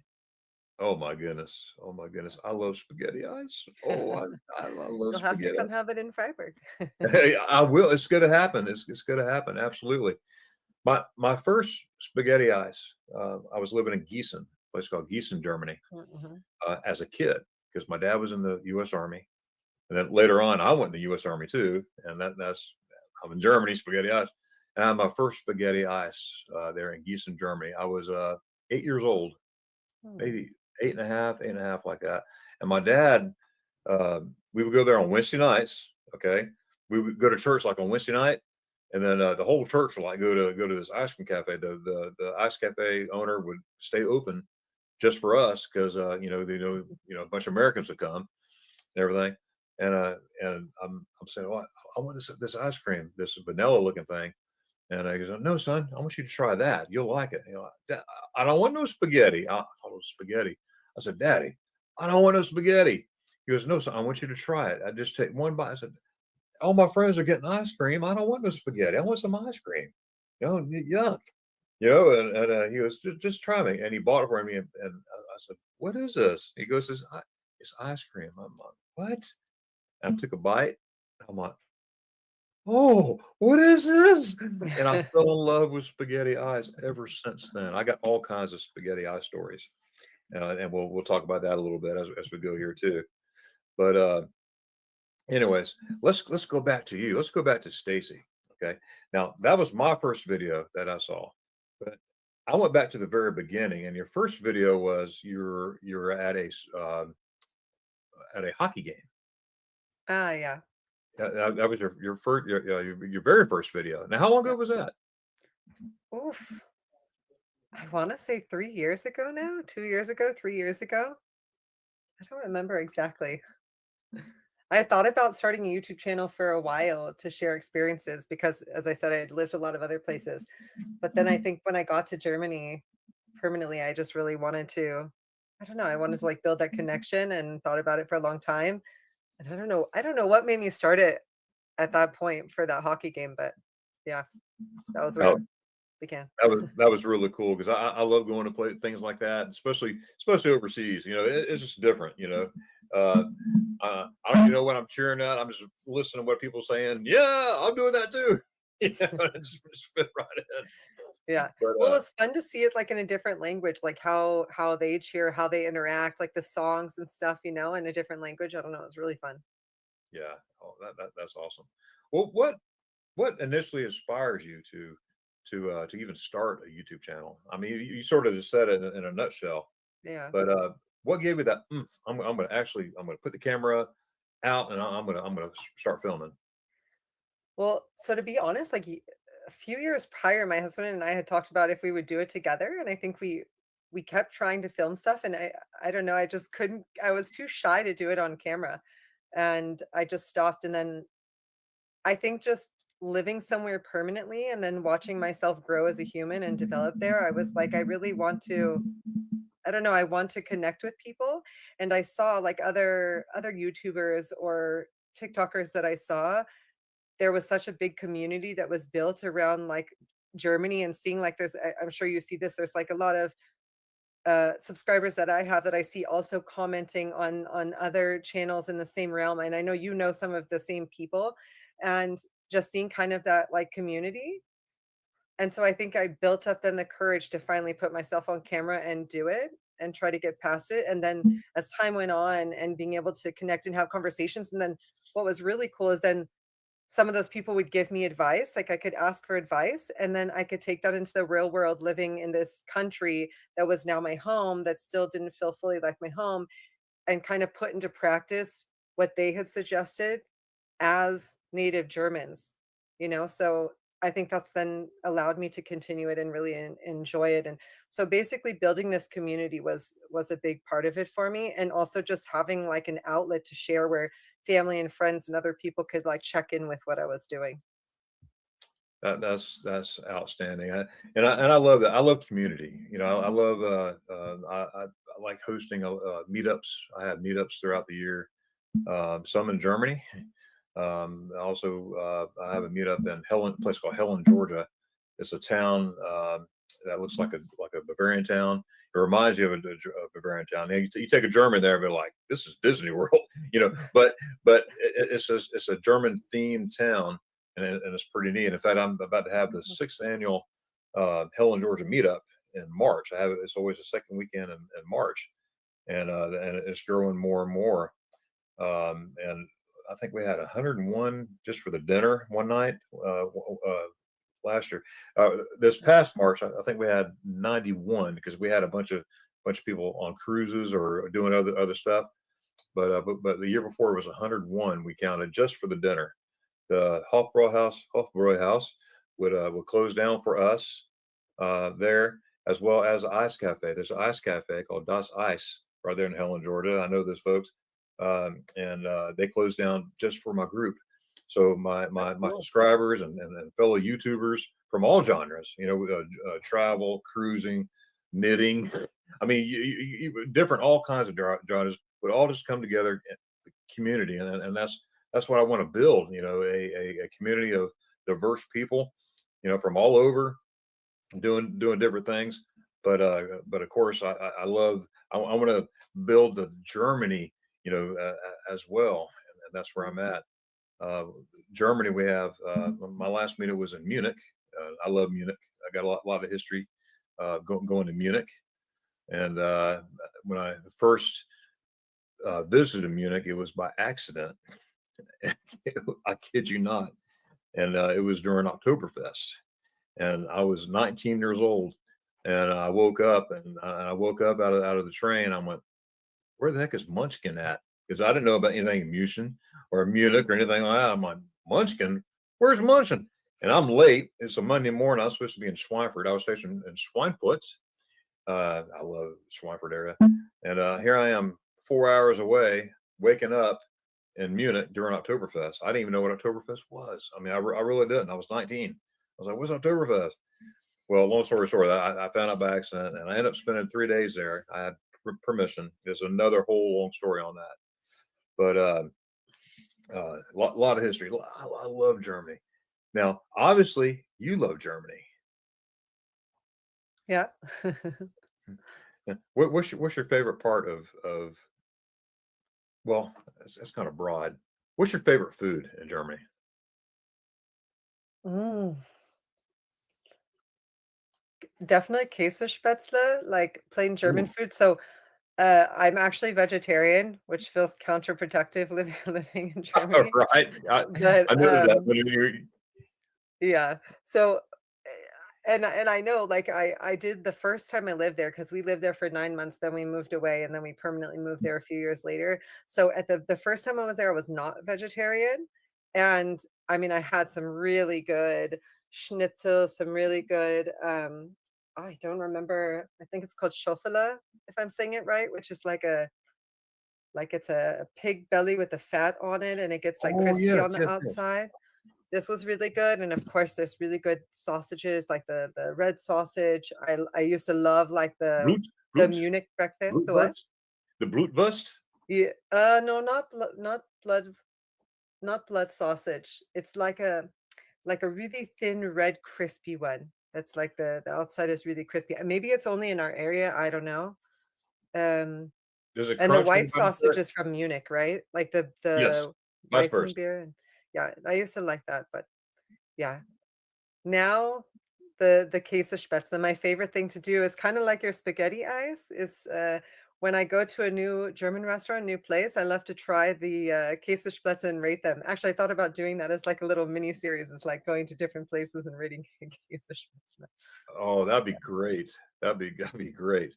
Now, I remember your video, on Sparkle too, yeah, but the Sparkle? Am I saying that right? Spargel, yeah. Yeah, Sparkle, yeah, I know there's a different way. Say it again? Spargel. Spago, you got the spago, like not spaghetti, it's spaghetti. But spa, yeah, Yeah. yeah, okay, yeah, absolutely. I watched your videos, you know, again, that first one was a 5 positive, but I did it in a row. So I sort of watched you evolve, all the way through. I mean, you have the second was when you dressed up as on Fastnacht. Mhm. Hey, that was great. Looks like Yeah. you were having a good time. Oh, it's so fun. I if you come to Freiburg, if you're not gonna come in the summer, you should come for Fastnacht. It's so fun. When is that held? What part of the year? It's in February, early March time. It's carnival. Basically, it's the local version of carnival where I live. So Okay. it's celebrated a little bit differently, and I think even in parts of the country from what I remember friends telling me, it's not even fully celebrated. So basically, you get dressed up in costumes. I think the year that I filmed that, we did the Adams Family because Yes. that show I was Wednesday had just came out. yes. Yeah, yeah, you look great too, by the way. Yeah. So, yeah, it's really fun. You go they have different things. They have, like, a parade that takes place, and all the local villages, each one has their own, like, costume with, like, these really beautiful I mean, they're kinda, like, scary looking, some of them, but these beautiful wooden masks that each village has their own mask and meaning behind it, and these huge felt outfits that they wear, and there's a huge parade on I think it's on Rosenmontag, uh, which I don't know what that word is in English, but, yeah, and then you go and party in Open this big Monday? Rosenmontag. It's like Rose Monday. Okay, I heard the Monday part. Yeah, but I Roseman. don't know what do we call it Palm Monday or I don't know. Hmm. Palm It's Sunday. it's marking I think the beginning or end of Lent, if I'm correct. Okay. Palm Sunday. But there's Yeah. So maybe they celebrated on Monday instead. it's possible. It is Yeah. possible. That's Yeah. that's one of those I gotta check. I don't know. Yeah, you'll have to look it up. But yeah, then you go in these big halls and everyone dresses up in the evening and they have the first one I went to, they had long tables that everyone was sitting at. And then later in the evening, these bands come, they play what's called Guga music. I think it's like a Yeah. southern style. Have you heard it before? Just on your video when the band playing on stage? Yeah, it's so cool. I could not envision it until I went there.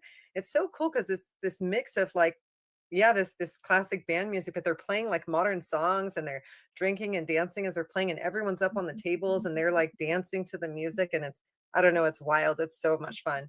And Germans party like all night, which is so fun because Oh, here in the US, everything shuts down at 2. If you have a good. wedding, it's Right. done early. But there It- they party till like 5, 6 in the morning. it could be 5:30 and you hear I'm prosit, I'm pro. Yeah. Or absolutely, yeah, that was a phenomenal video. All your videos are. If I talk about every single thing and every single thing, we'll be here for 9 hours, which I don't mind a bit. But another video I liked was the Chat GPT asked you 35 questions. That was cool. So see what I mean? I watch you watch your videos, your channel evolve uh, as it goes on. Now that was for your birthday. Now that's pretty cool. That's a great idea. Coming up with Chat GPT. Now, what made you think of that? Um, I don't know. I just think I have like a lot of interests, and so sometimes I just throw videos out that are not related to the US or Germany if it's something that interests me. And I think that was around the time that I had learned what ChatGPT was. And of course, you need to double check it, but I find it like a really resourceful tool. And so I thought, oh, it'd be fun to ask this AI to kind of prompt it what I am, like some information about me, and see what kind of questions it comes up and asks me. And I originally I was just doing it for myself for fun, more so because I thought it would be fun, like date night with my husband and I to like ask Yeah, him good questions. And then I was like, oh, this would be a cool video. So yeah, then I just filmed it. that's awesome. That's what's fun about being in YouTube. You always thinking. I'm always thinking, and Hmm. obviously you are too. Like, what can I do next? What can I do next? And do you find that challenging sometimes to come up with different ideas?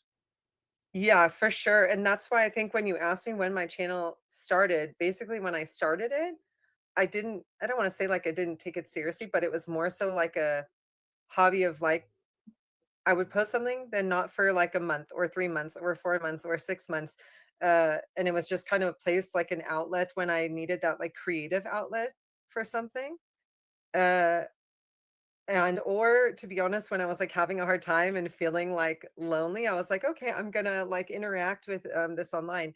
And then I think about 3 months ago or 4 months ago, I just decided, you know what, I want to try to post for 30 days straight Oh, and to challenge myself to come up with ideas because I wanted something to challenge myself.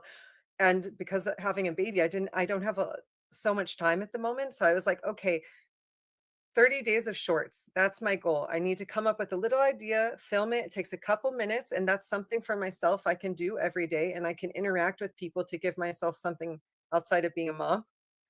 And I found that through challenging that from the 30 days, I think I missed like three. Um, the more that I pretty was good. doing stuff, the more that the like juices were flowing, like the more ideas would come. And now I think I have a list of like 100 things that I want to film. And like the more you film, the easier it is, and the less scared you get to talk on camera, or the less scared Sure. you get to share, you know? Do you Uh, think that as well? oh, absolutely, absolutely, and and it's harder. Well, I'm not saying harder because nowhere to go. It's hard. I'll say that. Um, being in the States, and I'm a Germany channel. I mean, my channel's Magnificent Germany with Darren. You know, Yeah.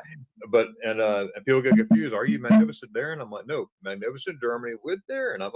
My name's Darren. We're talking about Magnificent Germany because ich liebe Deutschland.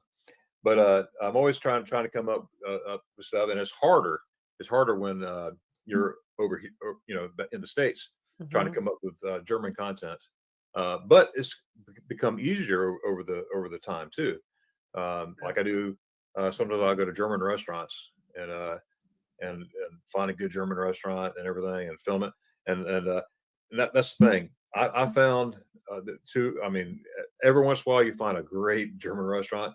You go to some, it's like, okay, this, I never want to hurt anybody's feelings. This is, I'm like, this is good. I mean, I'm honest on the thing, but I said, well, I've had better, but it's good, which is true. But but I have some of my favorite ones in the States. So I've done a series of like German food in the States and Yeah, everything. yeah, I saw some of your Oh, cool. Thank you. And maybe that's something. I don't know. I never looked it up. Are there any German restaurants in the LA area? I have looked it up before. There's I think there's one over by Monrovia, and I did go to one, but I think it closed down. There was one over in Sherman Oaks. I mean, you probably know that area because not German far. Road. There was one there that did sausage and beer, and I did go there years ago. it was okay. When you have the real stuff, it's hard to. Yeah. Yeah. And absolutely, absolutely. Yeah, I've man, I love Germany. Did I ever tell you I love Germany? Did I ever tell you I love visiting Germany? No, never. Never, never, never. So now you just had. I'm going to jump ahead here. You just spent what 7 years in Germany or 9 years? Yeah. So, No, 7 oh, years. your seventh year. Yeah, Well, kind of, because as I mentioned, I just made this video about being 7 years there. I actually did live there once before for 9 months when actually right after my husband and I had met, we moved there together for about 9 months. But I've been now permanently back, and I now refer to it as my home for 7 years. das ist gut. Das Yeah. ist gut. And die Deutsch ist sehr gut. Ich? Yeah. For dich. Danke. I'm I could get around. You know. Look, now I know if I was there all the time, I'll pick up more. Every time I go to Germany, I pick up more. But I still got a lot. I got a lot to learn. I got a lot to learn. I actually took Our a language. right. I actually took a B1 test just to do it. It was a like a the pre one just to see what you could Mhm. do, and I only missed two. Oh Oh, wow. Well, yeah, then your German's better than mine. what I mean, I'm a good guesser, you know. But some there were some I didn't know, and this one, oh okay, yeah, that's but um, Are you good at grammar? Because there's a lot of grammar on those tests, and that's where I struggle really hard. that's where I messed with der da das and all that stuff. Yeah, And yeah. that's where I get. I got a German friend, I try to, you know, you get some Germans they'll try to correct you exactly to the T, Mhm. which is awesome. Then you get some, I understand you. You know, just he goes dirt at us. He goes, who cares? Yeah. Just talk. You I know? say this to my brother-in-law all the time and my German family. I'm like, I'm making mistakes, just correct me. I want to get better, just correct me. But they never do because they can understand me enough that they let it be. Right. Just let it go. He's like, oh my, Yeah. I want as an American when I go to German restaurants, I don't ask. I'm not the guy who asks for English Speisekarte. I Yeah, want yeah. the German one. I mean, sometimes they hand it to you automatically. It's like I said, Mhm. okay, can ich haben Sie Deutsch Speisekarte bitte? Oh Yeah, my yeah. God. Oh, okay. You know, guys, I'm trying to learn here. Ich Yeah. lerne Deutsch langsam. But I'm trying my best. But you get some, oh, just read it. It's easier. I'm like, okay, I'll take this and that and everything. Oh, anyways, I try to fit in as much as I can, you know, but they could tell. They could tell. I'm like, how do you know you can have me an English menu?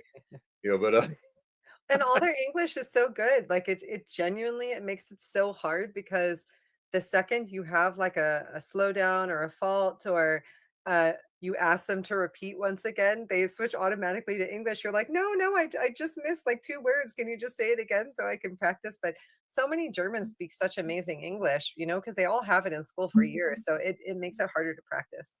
that's right. That's right. I remember in fourth grade, I was there. I was in Germany, third grade, fourth grade, fifth grade, part of it, Oh second wow, grade, you were there third. that long studying as a child? But yeah, because but my dad was military, so we were on the military. It was a army school, Department of Defense school on base. Actually, it was off post, um, but it was an American school, Hmm. American teachers and everything. But we had German once a week. Where it was like 2.5 hours long. Herr Müller. That's where I learned how to say Herr, Mister, and Frau, and all that stuff. And he would come in on It was on Thursdays, and I couldn't wait for Thursdays because he was so cool. He was funny, and he goes, "Okay, everybody, let's we're gonna learn German today." And then we did the alphabet, so we knew the whole alphabet. He goes, "You will." He goes, "No, we're gonna try. You will learn this before the end of the school year." And we're like, "Okay, whatever you say." And I remember Mother's Day, the American Mother's Day. He taught us how to say "Ich liebe dich," and to go home to your mothers and say ECBDs. So we're practicing all day long. He goes, don't say it until Sunday, because you practice on your own. So I'm going out easily. Now, of course, I told my dad. I said, Dad, I want to say I love you to Mama. ECBDs and everything. And so he would help me. And that was my dad's second time. He was stationed in Germany in the 60s, way back in the back. But when it's first duty session. But so he knew a little bit. But anyway, so he was practicing with me and everything. And I'll never forget that Mother's Day. I said, Morgen, Mutter, ich liebe dich. Oh, was she like was? Oh, she liked it. She loved it. And to this day, we say ich liebe dich to each other. Oh, that's so cute. Yeah. I mean, I mean, not all the time, but when we think about it, whatever, ich liebe dich, she'll say ich liebe dich and everything. So my dad's unfortunately not with us anymore, but my mom is still here, and ich liebe meine Mutter, and ich liebe meine Mutter sehr gut. So good. How to say no? Yes, that one. I can't think. It's like scratch. Oh boy! But the things to remember, like counting, all that stuff. We learned how to count. I had a hard time in the 20s during that time. What? Yeah, the backwards. Oh boy! My husband and I always joke that Germans must have been born dyslexic. The person that made the language to Germany must have been dyslexic. It's like exactly. It's like that's very, very confusing. But a lot of memories there. Your next video was the 5 positive ways. We discussed that one, but another one I enjoyed all. I'm just straight across the board. I enjoy all your videos. Thank you. But the favorite German. It's also okay. I know I did. And also your shorts too. By the way, your shorts are spot on. And especially you're showing the I can't think of the name of them, but the squares, the golden squares in almost every German town. Oh yeah, the stepping stones. Stepping stones. Yeah. That was good. No, You explained that very well. Because I see those all the time. I didn't even know what they were until probably about 4 or 5 years ago in Heidelberg. I had a German friend of mine. I'm like, what are these? And then he told me. I'm like, oh wow. I said, I've been seeing these things forever. I didn't know what it was. Yeah, I also didn't know in the beginning, and I don't remember who told me. I actually don't think it was my husband. I think I asked someone else at one point. Wow. But and it was interesting when I posted that video. I had known that they were in. I think France has some as well, in Italy. But then there was so many people from that video, I think from the Netherlands and I think it was Sweden, different countries. Apparently they're all over Europe. So I thought that was cool that it like spread everywhere and that they did it. When you said that just now, in Amsterdam, I saw some too.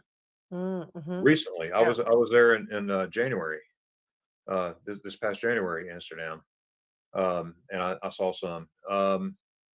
Where was it? It went too far from Central Station. Have you been to Amsterdam? Yeah. Got Central Station right there. I don't recall the Central Station. I think it's been like 4 years since we went, 5 years, but yeah.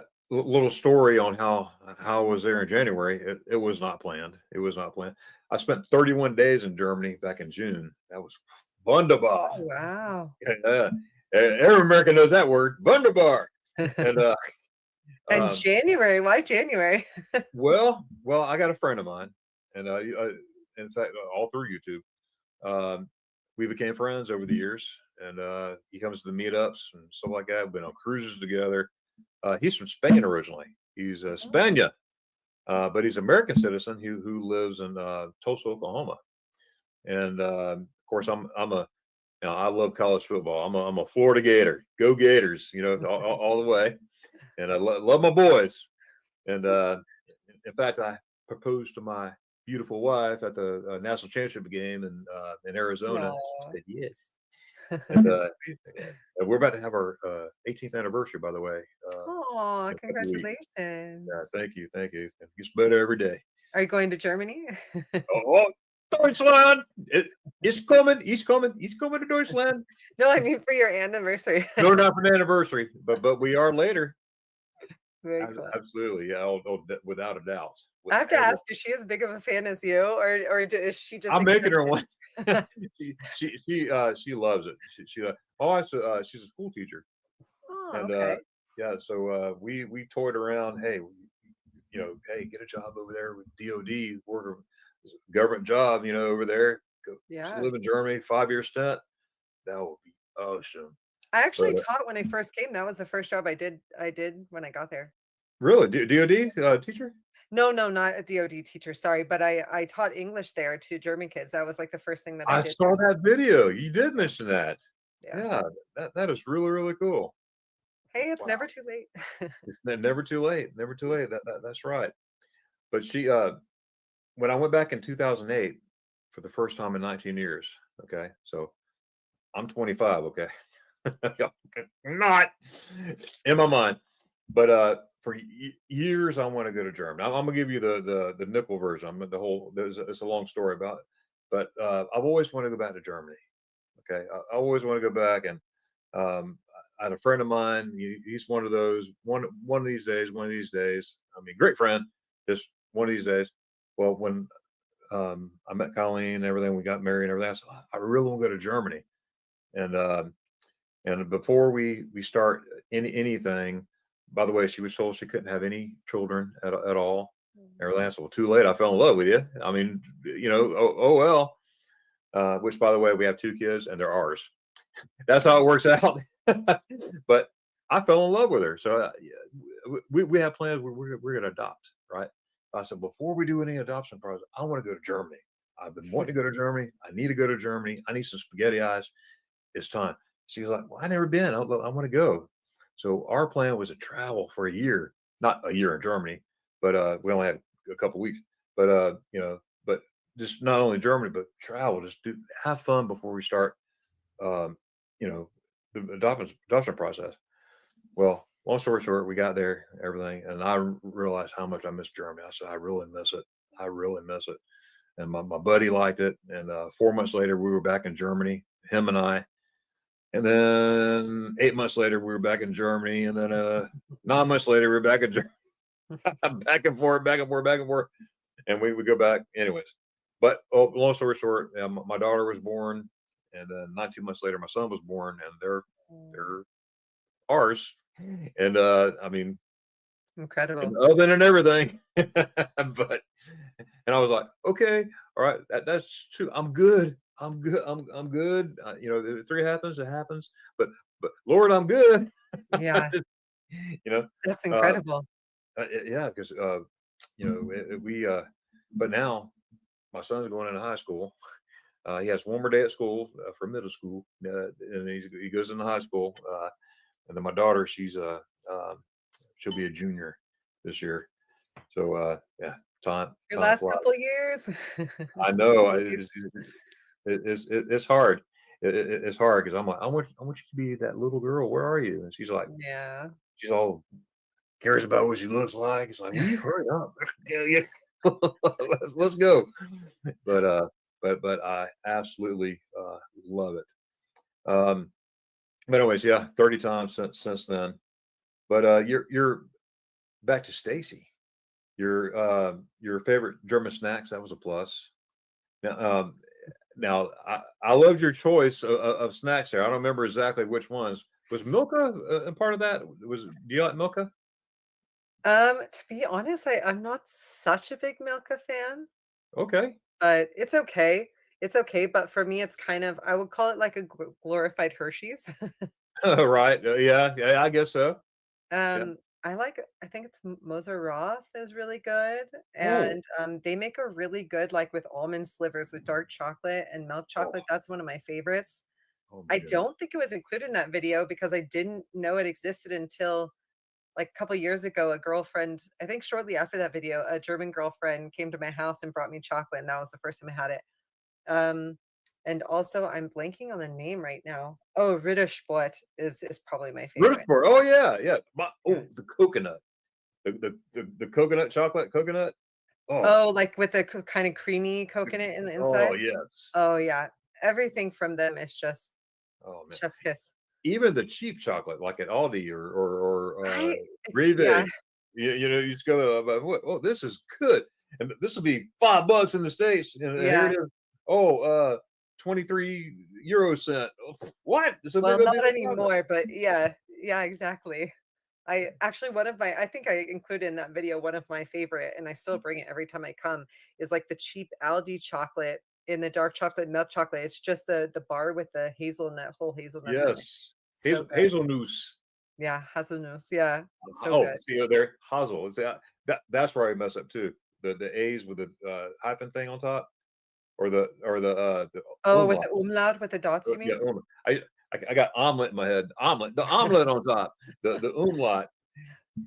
Yeah, I talked about this in a video a while back. Is like the O and the O and the U and the Exactly. or something. This is really hard. Sometimes I still can't hear it. Oh yeah, it's. But the more I see it, the more I pay attention. Does that make sense? Yeah.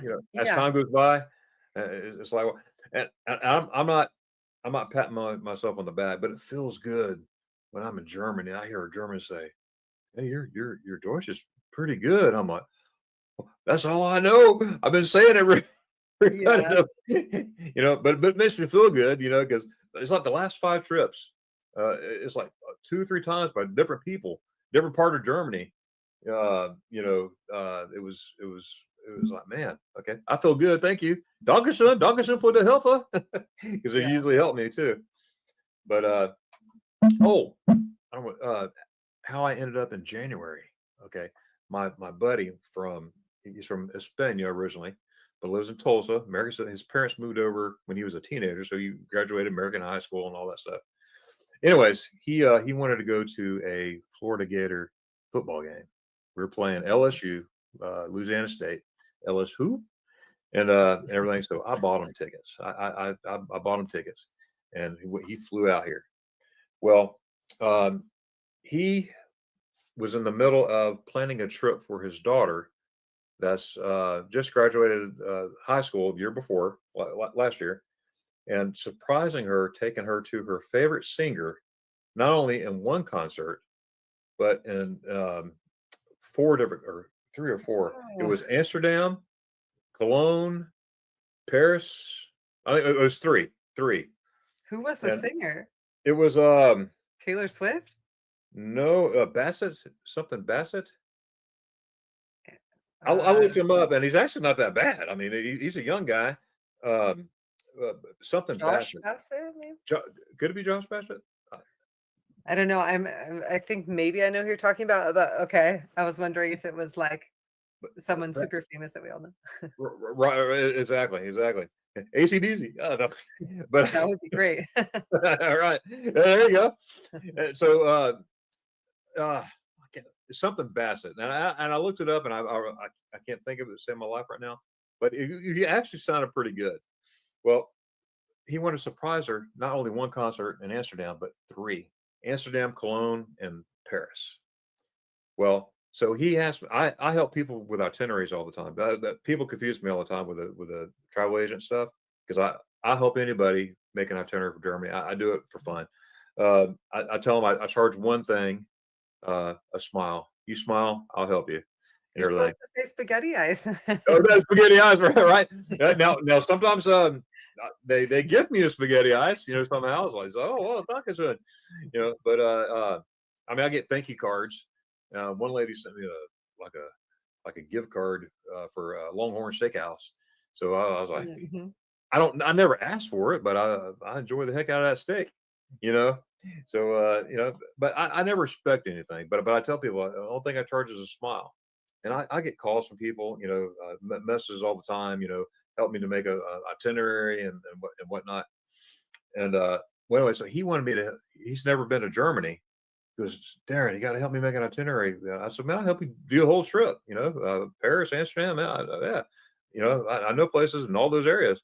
So I said, okay, when I get there, I help. So we're sitting here in my living room. This is my office, but my living room. I'm in my chair and everything. He's next to me. I got my computer out and everything, and I'm saying, yeah, what are the dates and everything? So I got him a hotel in Amsterdam. Of course, his daughter knew nothing about this. Got hotels in Cologne, Paris, all those places, got everything set up and everything. And then my noodles started going. I'm like, wouldn't that be cool?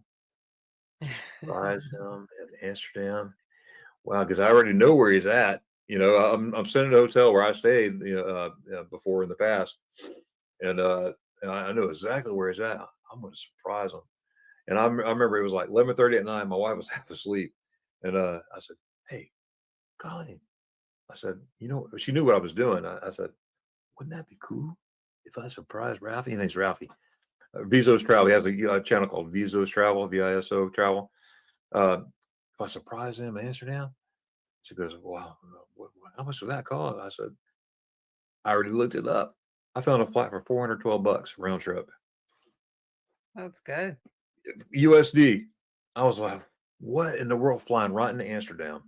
And it's a round trip, $412. I'm like, and she's like, "Go have fun." Juice, Approval. right, exactly. I go to Germany a lot, but I know if it bothers her, if it's not right timing, I just won't do it out of respect to her. But I was like, God, juice. So I got back in. I'm being all okay. Yeah, you stay here. I'm already thinking in my mind what I'm going to do. Well, I had everything planned. Right, I'm going to be there at the customs when they come in. I'm standing behind a plant or something, or just do something. Hey, Ralphie, and his daughter. Well, it got messed up a little bit. I'll say a little bit. His mother lives in Spain still. Okay. They go back and forth, but he has family there. And he called me into like December. This is November when I'm making all this stuff, like mid-December. Hey, I found a flight for 60 euros a piece to go to Spain just for one day. I'm going to take my daughter to see her grandma and then fly back to Paris and all that stuff. And I was like, "Oh, really?" I said, "Well, that's great, man. You do that." I'm like, "Oh, I just set up my trip." So I was not going to dare tell him, "Hey, wait, I made plan." Yeah. First of all, he would have. "Oh, well, no, I'll just stay with you." He would have done that. I'm not going to mess up no one to go see their mom. So I just kept my mouth shut. I said, so I thought of something else. So I'm back at the airport in my mind. I'm going to surprise him at the thing at customs coming in. Well, long story short, I'm flying from Orlando, right? He's flying from JFK. We're in the air at the same time. He has no idea I'm in the air, but I'm coming. And so my flight was 58 minutes ahead of time before he got there, supposedly. But in the middle of the flight, we started getting storms, heavy thunder and lightning storms out there. No. So the captain came on. We're in, all this stuff and everything, and I'm like, oh. And the captain came on and goes, "Guys, we're going to be getting in. We're going to go much faster, and we're going to be there early." We're like 2 hours early. I'm like, "Yes, I get time to find some food. I'm going to relax, everything. Get me some coffee. Oh, this is great." Not thinking he's over the same ocean. Okay, not thinking anything. So I land and everything, and then all of a sudden, we got this thing called Polo. Have you heard of Marco Polo? Yeah, like the pool game. Well, no, it's a video. It's an The app app. on your phone. Like I can make a video here real quick to Yeah. you, and then you can video back, and Yeah. like that. So and I told him, I said, whenever you arrive, I'm going to stay up. Let me know when you get there. I want to make sure you get through customs okay. "Oh, okay, no problem. And Rob was a trip. He's funny. He's funny. He's funny as heck. But anyways, all of a sudden I'm there 10 minutes, and then my Polo goes off. I'm like, what in the world? And Rafi gets in there. He goes, "Hey, I'm in luck," and everything. He goes, "We're landing in about 10 minutes. Everything in Amsterdam because of a storm." And I'm like, "Oh no, I have no idea where he's going in. I'm gonna get busted." I'm like, "Oh man." So I go behind a like a wall, and I'm like, "Hey, I'm sort of tired pretending I'm at home." I'm like, "Yeah, let me know when you get there." So he goes, "Okay, we'll do. Yes, I'm getting there early. I'm so happy." Great. I'm glad you're happy. Oh. So I'm looking at flight lights and trying to get back and forth. I'm going, the gates kept changing in Amsterdam. I'm like, which one is it? And it's gonna ruin my whole surprise. I'm trying to surprise somebody here. Well, long story short, okay, this flight comes in, JFK. There's no Ralphie, and the last couple people came out. I said, hey, I had my picture, my camera. I said, have you seen these guys? Because oh yeah, they went back to the plane. I'm like, back to the plane. I'm like, goes, yeah, they were standing in line in the customs line, and they went back to the plane. I'm like, what? So I'm calling back. So I said, Ralphie, are you there yet? And that's when he told me, oh his daughter left her makeup bag, which has her passport and everything in the makeup bag on the plane. So they go on the plane. Now you're not supposed to reboard the plane. No one was there, so they went back on the plane to get it. They got detained. Why are you on the plane? There they are in the Netherlands, and I had no idea what's going on. I'm out there waiting for them, and then finally I called him up. I said, Ralphie. He goes, I'm going to the hotel. I'm aggravated. I'm tired. I'm going to the hotel. I said, Ralphie, I gotta confess. I'm here in Amsterdam. I've been waiting for you. He goes, what? There was this long pause. What? I said, yeah, you messing up my surprise. Surprise, I'm in Amsterdam. He goes, you're kidding me. And then we hooked up, and it's in one of the videos, the Amsterdam video of I'll have to go through and watch it. How we met up and everything. But anyway, so we spent like 4 hours together, and I went my own way. That's when I went to the north of Germany. I never been in the north of Germany before. So I went to Bremen, Bremerhaven, Neuhaus, all through there. I had a friend before I got to Bremen, I spent the night in a place called can't think of the name of it now. And a town an hour and a half out of Amsterdam. Visiting a friend of mine that lives there. So I spent the night there in a town there, right on the German border, which is cool. Then I was only there like 7 days, but it was worth it. It was worth it. Froze, but it was worth it. All that stuff, especially not been in Bremen before. Where is Bremen again? I know the name, but it's it's the east north. or west? It's northwest. It's you go through Cologne, and it's the west of that. Oh, okay. Yeah. Yeah. Bremerhaven is the port city. That's where all the ships come in and stuff like that. That's where Elvis came in off the ship before he went to Frankfurt. Mm-hmm. Everything. So I just learned about this recently. Someone shared that recently. Oh, that's awesome! I got a video on that too. My North Germany series. I came out January, February, and March when I was putting those out of North Germany, and it was neat. I had no idea I was doing it, but I did it, and it was fun. But and anyways, Ralphie and his daughter had a great time. So totally surprised the daughter. She went to one concert, and he didn't tell her about the other ones. Just, oh, we're going to Paris, and then I got tickets to Paris, in Cologne, Germany. And what are we doing in Cologne? Oh, we're just hanging out. But I got tickets. Like what? So, was he able to be like more excited once the night was over and everything worked out and stuff? I'm sure once he could de-stress. That helped him get out of his funk because he was aggravated. Now he's being held up by security, by the police, but the Dutch police, because they went back on the plane to retrieve it. Yeah. Oh, they weren't too happy with him. They weren't too happy. Yeah. But it makes a good story though. It makes a makes a really good story. But it's one of those things. It's like funny now, but it wasn't funny when it happened. Right, exactly. Your other videos, the Chicago vlog, that was cool. Yeah, that was like such a surprisingly fun place. I loved it so much. Yeah, you're saying you're not much a city person, but you liked that area. Yeah, I really loved it. I think I had known it from a show I used to watch on television. And I don't know if I mentioned it in the video or not, but I actually was there for a work trip. Yes. And so it wasn't something where I had pre-planned anything. I didn't know if I would have any time. I was there actually for a trade show, and I was super busy the whole time. And I managed on the last evening and day kind of to have some time and little bits during the week. It was such a beautiful city. It was so cool. I would go back there for sure. and that's That's saying awesome. something because I'm It not a was big very city. windy that day too when you were filming. Yeah, it was pretty windy, pretty Yeah. cold as well.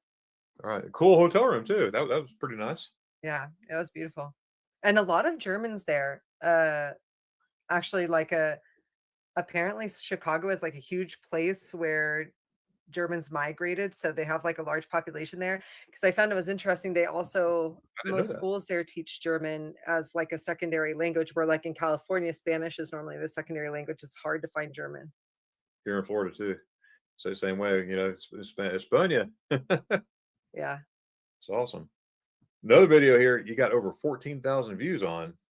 Three reasons I choose to live in Germany over the USA. Hmm. That was a good one. And then your follow up was why I miss the USA as a German expat. Yeah. That was all this stuff here. I mean, I was intrigued. I mean, I will watch probably 4 or 5 videos a night, and I'm half asleep, and I'm like, hold on, one more video. My wife was watching too, by the way. Not all of them, Oh, but sweet. and then we were let's see, yeah, and then okay, then getting over my fear of speaking German. Now, how are you now? I mean, obviously you're speaking German like crazy.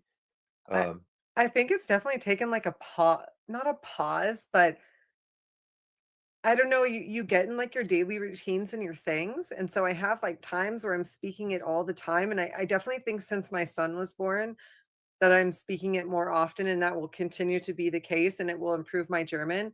But I have a lot of international friends, a lot of American friends as well. And my rule is that like if I go to a doctor's appointment, or if I am in a grocery store, or if I'm in a restaurant, it doesn't matter if someone hears that I'm speaking English and they try to then react in English. I always push the German if it's a German person, unless it's a close friend where our relationship has always been in English. Um, and I think that's making it improve. It's slowly now improving. And you would kind of, I think you kind of mentioned this earlier, where like when you're in Germany, you hear things, and then I think over time you hear it, and then it gets better, but not because you're doing something, because it becomes natural. Like you start saying it correctly, but you don't know why. It's just because you've heard it that way enough. So it's improving, but definitely not as fast as it was for a period of time when I was actively studying and actively trying. well, I could relate. I could understand. I try to listen to like I listen to German radio. Like I got my Hmm. antenna bearing, of course, Bombug radio station. Um, through my vehicle, whatever, and also my Yeah. computer, because I'm trying to listen, and sometimes I stop myself. It's like, oh, I think I understood what it said. Yeah, Yeah. it's like where did that come from? But they're playing all kinds of music, American or English, and German, of course, too. But Yeah. even some Spanish music from Spain, as Spain, but it's just a array. But that's how I'm picking up stuff. YouTube, German YouTubers. Yeah, that's a great one. And what a German one of my German teachers told me this, and actually it is really helpful. If there's any movies in English that you've watched a lot, or really well, try to get them and watch them in German, because you already know kind of what they're saying in English. And so it Oh, really helps then to go through and listen to it in German and have understanding. And I do that not now, but before there was a period where I would use that a lot, and it really was helpful. well, thank you. That's a great idea. Yeah. Oh, yeah, that's pretty good. That's pretty cool. I'm going to try that. What can I watch? I watch Rambo in German. Well, Ooh, Do you have VPN? Do you have a VPN? Do you pay for a um, VPN? I need to get one again. I had one, but I'm gonna get another one. So if you get a VPN, I'm assuming will be able to do it in the opposite direction, because I do it when I want to watch things here, for example, on Netflix, that they don't have in Germany, or they get let out early here. I will like turn the VPN on and turn it on and off, and then it will put me on the American Netflix. So maybe you could do that in the opposite direction, and then Switch it you would up. have access to watching all of the movies in German, like if you really wanted to do that. Oh, absolutely. Thank you. You're a wealth of information. I tell you that. Yeah, that is awesome. All these videos here, spring bucket lists. I got my visa for Germany twice. I like how you explain that. Now, before we get there, and it made me think of something. Weren't you in Australia at one point? Yeah, I lived in Australia also for almost a year. Yeah. Almost a year. Wow. Or was it almost a year? I think it was also 9 months, 7 months. I don't remember. It's so long ago now. I gotta Yeah. ask. I gotta ask this. Did you see any kangaroos?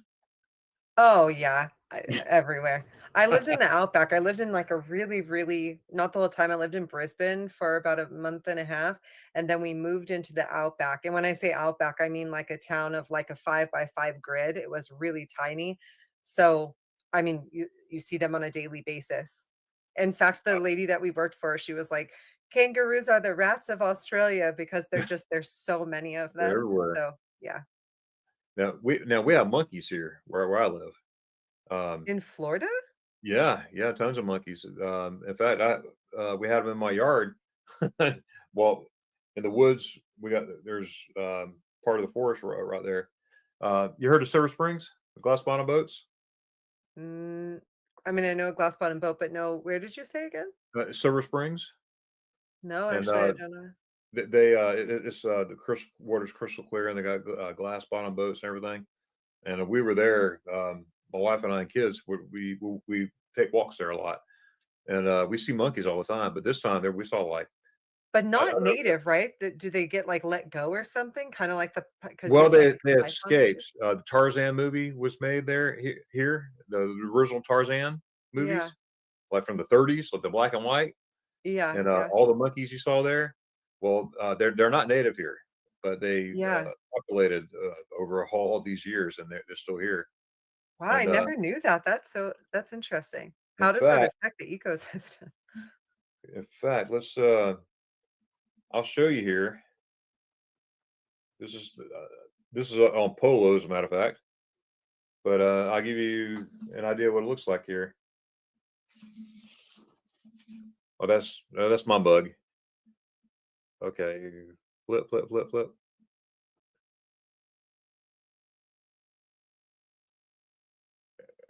Okay, I thought I was going to turn the camera here. Here we go. See the monkeys out there? Wow, That's yeah, I Silver, see them in the distance. yeah, that's Crazy. Silver Springs That's glass bottom crazy. boats. I'm And surprised then, they haven't tried to capture them and take them out since they're not native. oh yeah, yeah, they just overpopulated, and but Crazy. they they're in, they're just here. They're just here. They'll let's see. Oh, here's some close up. Wow, like what a sight to see that in the US. Did not know that. Yeah, they I stopped counting at 38. Now I see monkeys all the time, but not that many. Every once in a while you see it like that. When I say once in a while, it's been years I've seen that many at once. Yeah, But you'll be walking down the trail and there's a monkey. Oh, hi, I'm a monkey. that's But you don't want to crazy. touch them though. Yeah, but yeah, it's crazy. Very But cool. you're all these videos, the visiting home, emptying 5 tons of trash, bucket list update. Now, how did you get used to all the trash? Like this goes in the green bag, this goes in the yellow bag. I'm still getting used to it. I think it was just like a week or two ago. I asked and it was a genuine question. It wasn't just for social media. I asked about how to recycle, like when you go to the grocery store and you buy bread And and the you get plastic this on like it. paper with the plastic piece. And my husband and I, because actually for a while at our old apartment, I would get the trash wrong. So my husband printed out the like official papers of what goes in what trash. And he Yes. like glued it in our kitchen. So he was like, there's no reason you should get it wrong. It's on the paper. But they don't explain the like that specific thing is not on there. So we always debate and we always kind of like debate it and then switch the trash can we're choosing. So I was like, I'm gonna ask online and see what people and it's so interesting to see because it's the same thing. Like there was like three different opinions across the board of all the people that commented. It's like so it's not clear or it's different depending on where it is, but Yeah. So anyways, it still confuses me.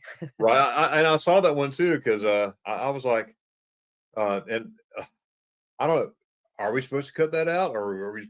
And then some in your comments said, yeah, I just put the whole thing in the paper. Some doesn't. No, cut Some it said out. it's like biodegradable or it's actually not plastic. So yeah, I don't know. Yeah, that's a booger. Yeah. That's- But to be honest, I like the separation. It's you get used to it, and I think it's nice to know that they're like really taking care of it. In the beginning, the convenience bothered me, and when I come back here, I start to like things like the conveniences. Like I just posted something about I think the garbage disposal, and some people were like, "That's so not eco-friendly." Um, and then I thought about it and like, yeah, they're right. But for some reason, when I come back here, I don't know if you know what I mean, but when you go back and forth so often, when I'm there, I get used to how things are done there, and then I come here and I get used to how it's done there, and it kind of just, I don't know, I compartmentalize it. I think that's how you say the word. right. Sure.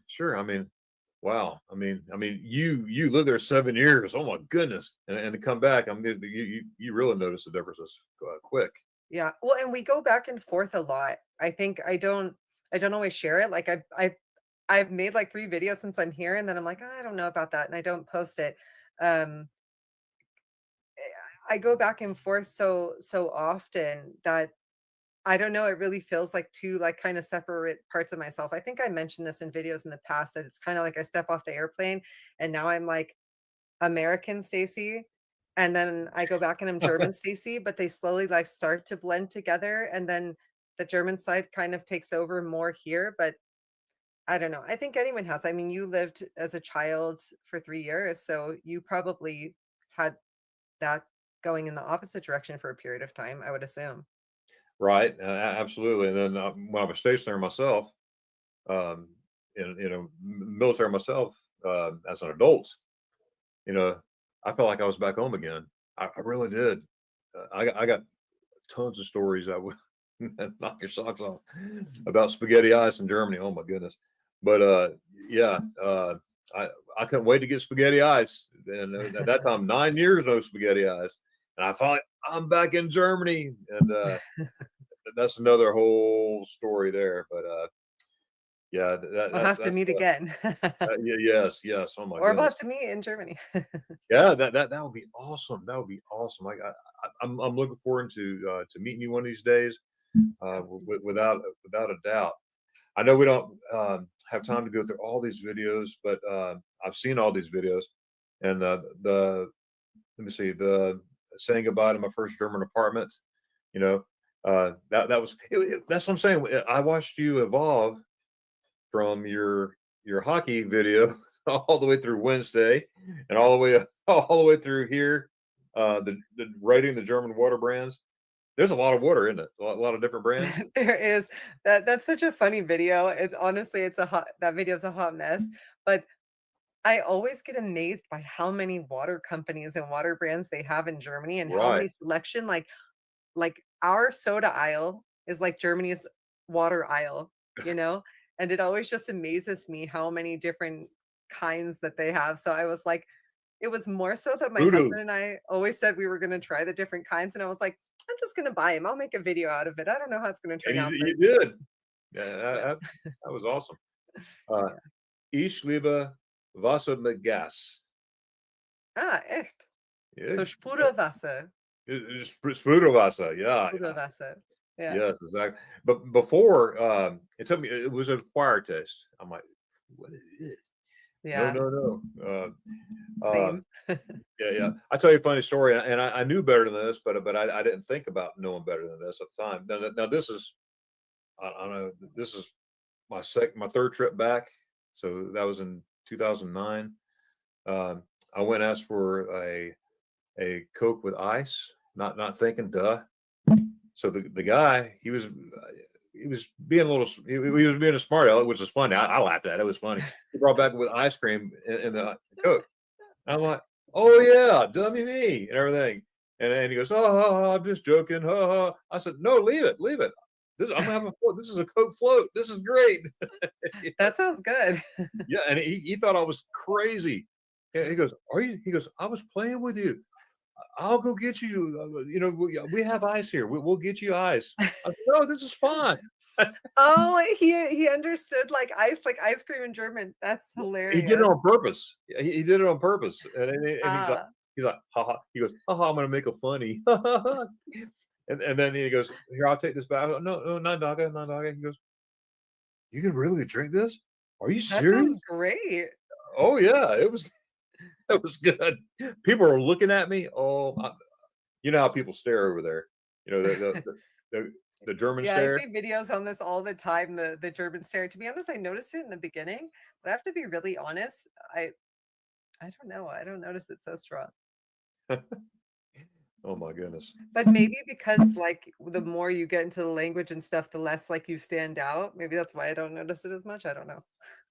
Well, hey, that's true. But that guy, he was funny. He was a jokester. He was a German. You don't find German jokesters much, but this guy was. He was like, ha ha ha, you funny American. He called me a funny American. Next time, ask him for Vice and Ice and see what comes back.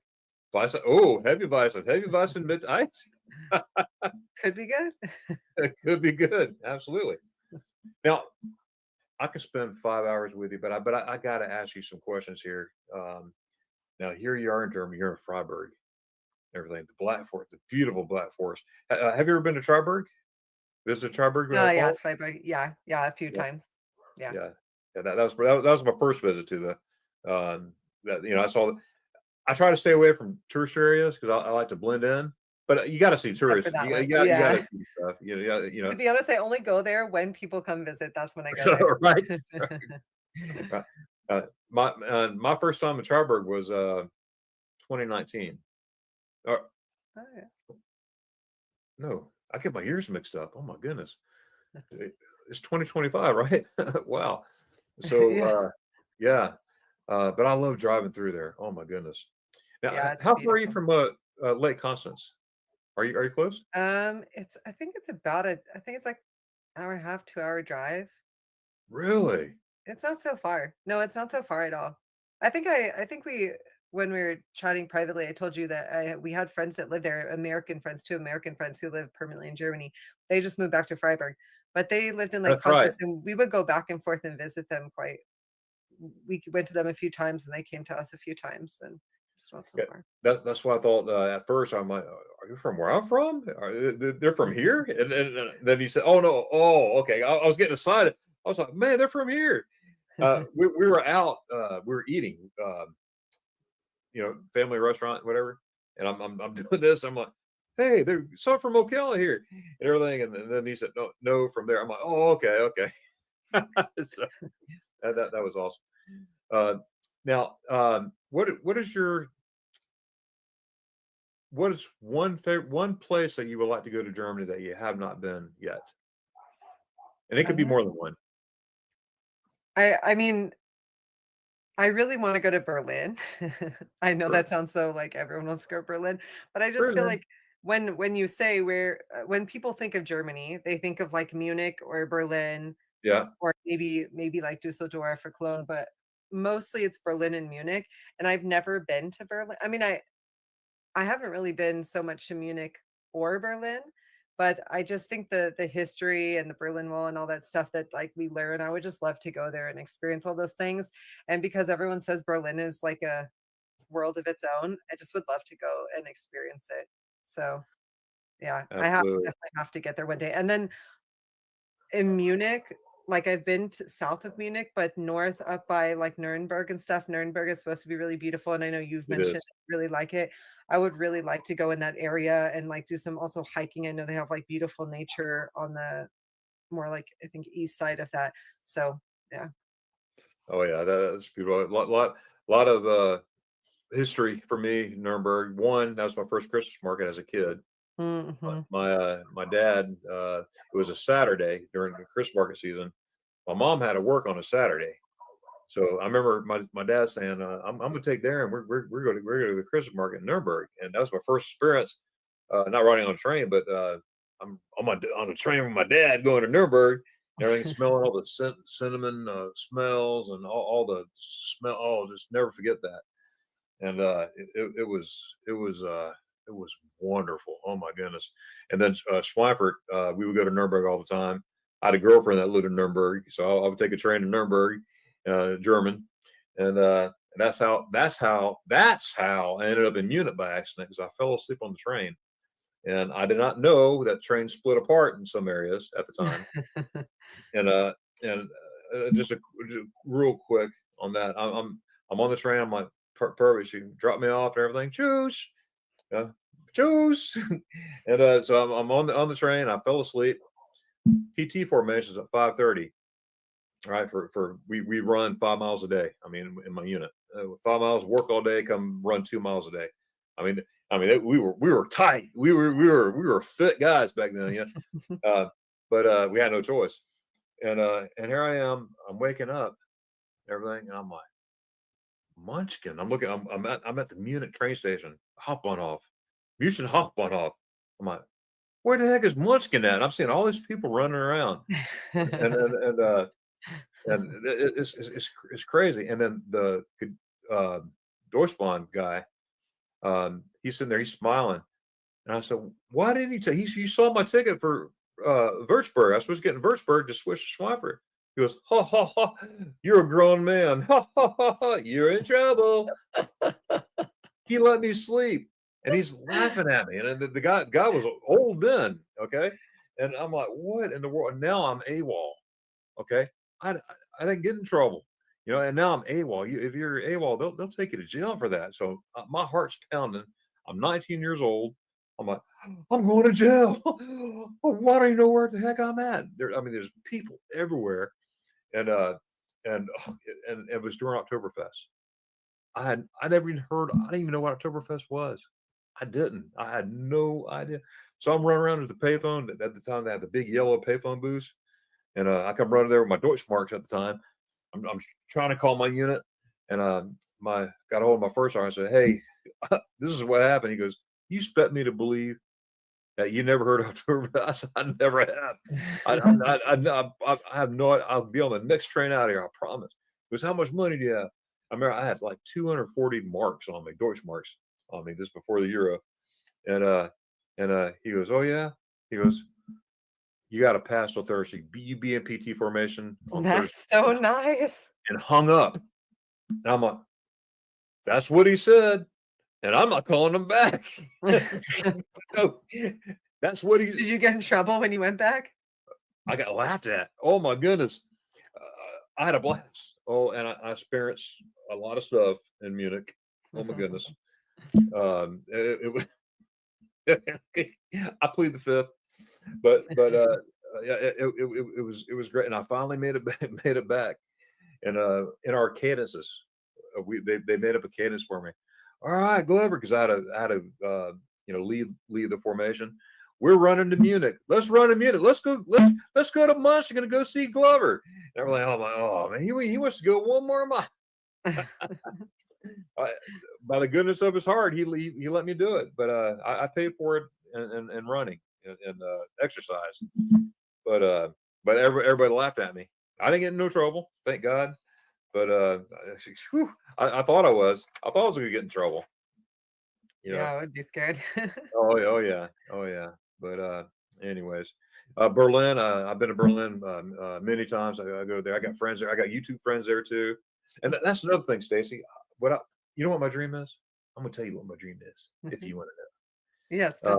I would love. Speaking of community, I would love to get a community now of American or German YouTubers together and have like a meetup on everybody.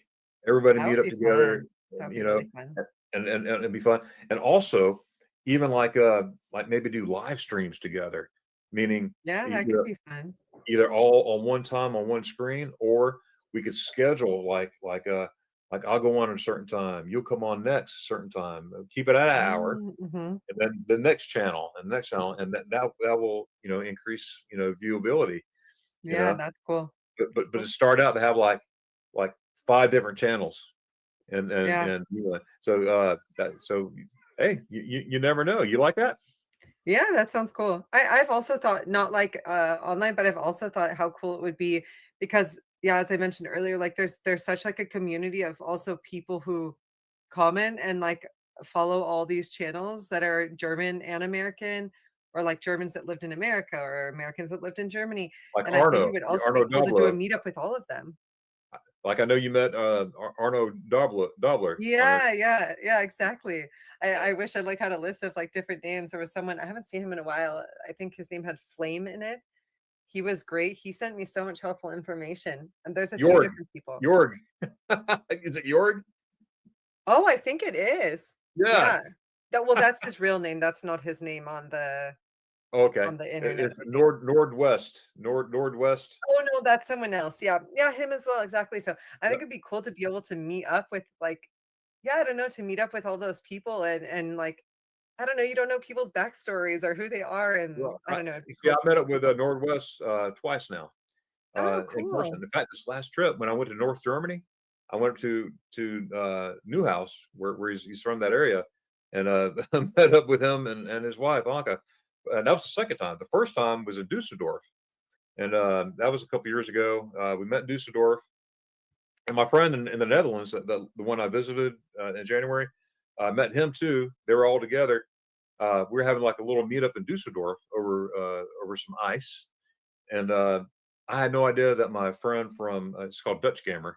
Um, that's his code name. I'm not at liberty to give his real name. But Dutch Gamer, I didn't know he was coming, and anyways, he showed up, and so that was a couple years ago, and then that's where I had my first Met. I tried Met for the first time. What is Um, that? the raw pork and all the Oh, okay. I think I know what you're talking about. Yeah. quick story about that, and I know we're cutting our time here, but about 5 years prior, I had Met in my hand. I came this close, and all I could think is about my mama saying, "Don't ever eat raw pork; you get sick." I can't do this. And I never did it. Or during the C word years, I met a lot of these people during. I did a lot of live streams during the C word days. I don't like saying the whole word because it messed up my Germany trips for 19 months. Um, the C word, um, or CV, coronavirus. But yeah, that messed up my trips. Yeah. Anyway, so with Nord, I said, man, whenever I meet you in person, I'll try some Met. This is we talk about it on live streams all the time. It's okay. Well, we met up and everything, and in the back of my mind, I was ready for it, but I wasn't going to mention nothing. And he goes, "Oh, Darren, it's time to get some Met." I'm like, "Oh, okay." I'm a man of my word. I said, "I'm You going to did do not it. forget. I'm going to do it." And I'm sitting there. I got my Met. I got a video on this too, by the way. I got the original video, then I went back and made a reprise. Is it on your channel? Yeah. Okay. Yeah. I'll have to look at that. And I had it right here, and then I'm like, oh man, okay, I'm a man of my word. I can't stand when people don't do what they say, and I got it's a pet peeve of mine, and I'm gonna do what I say. I'm like, okay, I'm gonna do it. I got my Regardless if roster. my hand falls off. Yes. So I got it right here, and I'm like, okay, I'm just gonna do it. It had salt and pepper and onions. He's over there smiling. Did you like it? Right there. And I took a bite. I was pleasantly surprised. Yeah. That was yummy. I was like, oh wow, that's not what I was expecting. I took another bite, and then I took my third bite. I had it in my mouth, and then my Dutch gamer, my Dutch friend that came up from the Netherlands to meet me, he was surprised me. I had no idea. A lot of surprises. And he said, and he goes, "Oh, Darren, you eating raw pork?" I went, "Whoa, what'd you do?" I didn't throw up. Oh, you didn't realize it was pork at the time. No, I knew what it was, but he said it, and when he Yeah, and said then the it, connection. yeah, and then the way he said, he goes, "Oh, Darren, you're eating raw pork." Oh, and I said, "I'm done. I'm done." But York said, "Hey, you impressed me. You ate it. I'm good." I'm like, "Oh, That's funny. I just can't." But I did it. I did, and it was really good. It was really good. It was awesome. But I'm good. I'm gonna do it again. Don't need to try it again. I'll stick to spaghetti ice. Will do. Well, Stacy, we're gonna go ahead and close out here. I could talk to you forever. You're just one of those type of people. Yeah, same. Speaking of, and one more thing, I'll let you go. I started this podcast series a while back, but here lately I've been picking it up. I used to do live streams, and it was hard to do live streams and try to concentrate on who I'm interviewing, and then have you doing the chat at the and same interact time. with others. Yeah, and I love the Yeah. podcast style. I still do live streams later, absolutely, but I love this time. But the traveling expats, I'm going to tell you about them. I did an interview with Lee about a month ago. They're Americans living in Germany. He's a retired Army. Is that not already out? I think I saw part of Yep, that. yeah, that came out. Yep. And then also the Europats, they're moving to France and everything. I just did them, and then last week, Sunday actually, I interviewed Magenta Otter Travel. Magenta Otters Travels. I don't know. That comes out Saturday. But anyways, I want to encourage you to check them out. But anyways, Stacey, I had a whole pages of lists. Actually, I had 4 pages for you. Oh, but we'll definitely get together and do it again. yeah, But it sounds good. in closing, the floor is yours. Is there anything you'd like to say? Maybe tell us about your next video coming out, or the floor is yours. Yeah, thank you. I'm in the process of actually doing like my next long format video. Yeah, you'll see it when it comes out. Okay. I kind of just let it like flow because I feel like I've seen like a progression in myself over the time of videos. And what I find is like when I don't put pressure and I allow it to like form and do it, then I feel like I don't know, the quality feels like a little bit better. So yeah, we'll see. But I'm just gonna enjoy my time here with my family, and then when I get back to Germany, I'll be back on the filming and back on the social media. That's so awesome. So. Well, you have a fan here in Florida that goes to Germany as often as I can. But you got a fan here, and I want that's the whole reason why I have you here. I want to share you and have my subscribers come see you, Thank you. That's really kind. and check you out. Thank you so much for being here. Now, in closing, I always ask whoever I'm interviewing to help me say goodbye. Now, when I say goodbye, now you're beginning when you start. I love when you say "Hallo Lotte." You know, Hello, Leute. yeah, there you go. Now, what does Lotte mean? Leute is like people. Okay, yeah. It's not honestly. I don't think it's the correct way. Usually, you would say like "Hallo zusammen," like "Hello everyone," but yeah. Hey, we're American. We get away with it. I think it's fun. I don't know. Hello, Lotte. Say it. Hello, Leute. I always just loved. I think it was my husband or like his brothers or something. Like when we're in a group and someone does something funny, they're always like Leute. Okay, yeah, okay. I heard it. That's great. Or Mensch, which is like people. Well, I haven't heard that one yet. I don't think I have, unless I just didn't know. Well, mention is people, but they shorten it and say Mensch. Yeah. Wow. Well, maybe they'll mention it to me one day. I'll crack myself up. That's right. That's right. Well, I'm gonna say on a count of 3. We'll do it in German. Mm-hmm. We'll say Dankeschön, Tschüss, but not just Dankeschön, Tschüss. We're gonna animate it. Okay. Dankeschön, Tschüss. All right. You got it. Got it. All right. Ready? Yeah. Let's count together. 1, 2, 3. Dankeschön, Tschüss. Oh, yes, sir, Jack. Thank you so much, Stacey, for being here so much. Thank you. Talk to you soon. Bye. You got it. Bye-bye. Well, good morning, Ren. How are you doing today? I am just wonderful. How are you today? Hey, I'm doing great. I'm doing great. Guys, folks, before I get started, this is Ren, aka Lauren. We're going to talk about how she got that name as we go. I know, but you don't know yet. But you got to stay tuned and listen to the interview to find out where we how she came up with Ren, which is that's a cool name, and all that good stuff. So Ren, I saw your video. The first video I saw was how I was born. I just happened to be flipping through because I love travel. I'm a travel vlogger. I go to Germany a lot, obviously. Look at my office. And I love vlogging. I love vlog style travel, and I love people. And I watched that video. I was like, man, this person's cool. She's really cool. I got to get to know her. And then I immediately, I'm like, I sent you an IG message, Mhm, and to come up here for an interview. But mhm. tell us, how did you get started in YouTube?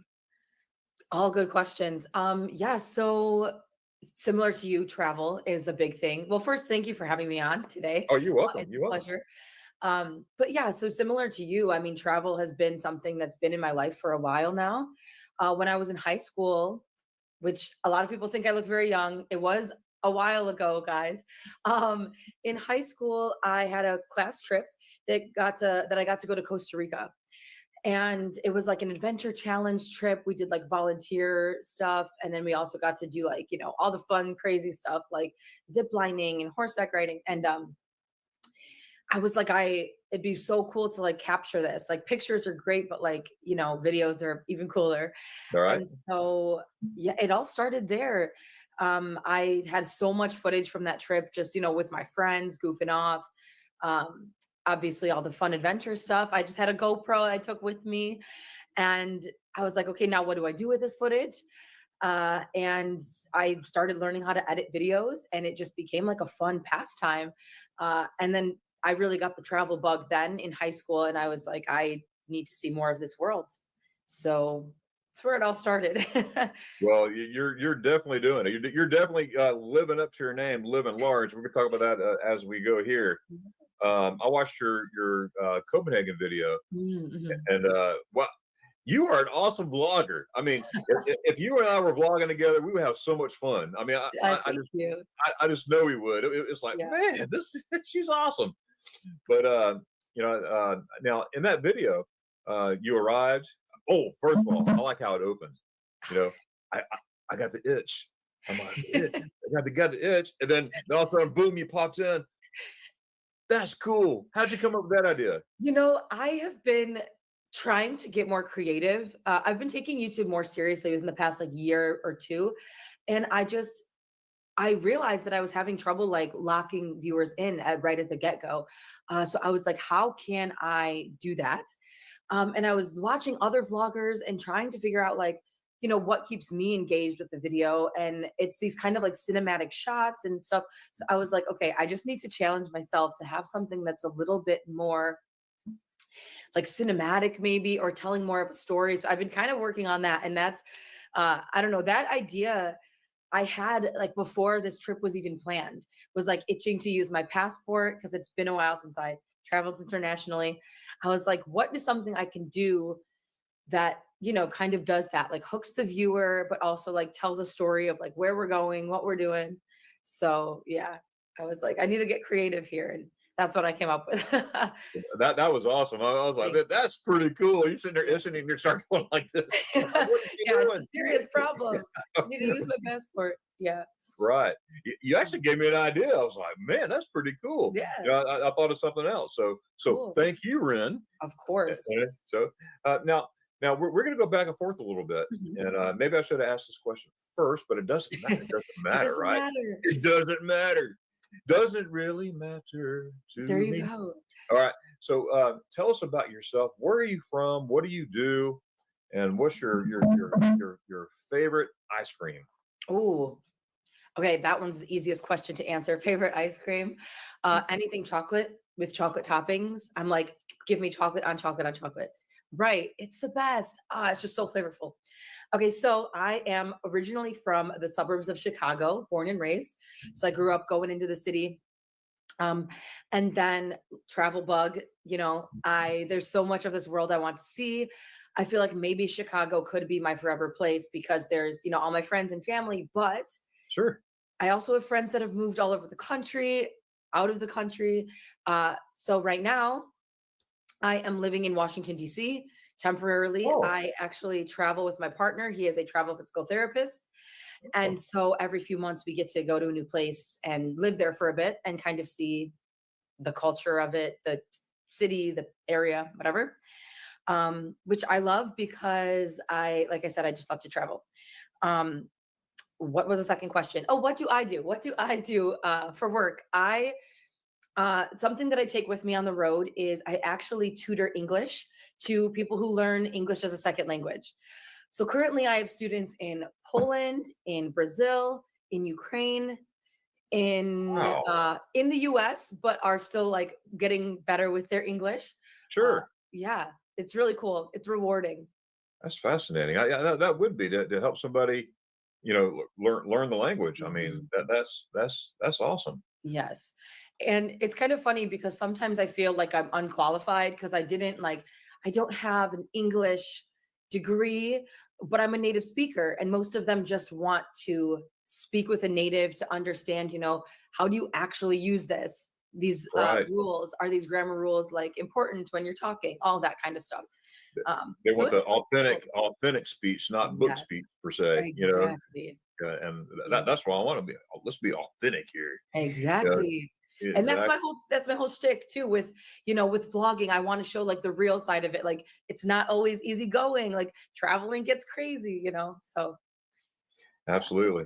Now, you met up with your friends in Copenhagen uh, Mhm. when we first got there. Are those people you grew up with, or So that was actually my sister and her boyfriend. oh, sister? Okay, I didn't catch Yes. that. Yes. I know. I don't know if I explained that ever in the vlog. Someone actually commented asking like, who are these people? So I think Right. I should noted for next time, kind of explain who my people are. So yes, I did grow up with her. There you go. Yeah. Speaking of that, in your "How I Was Born" video, you show like clips of you and your sister making videos.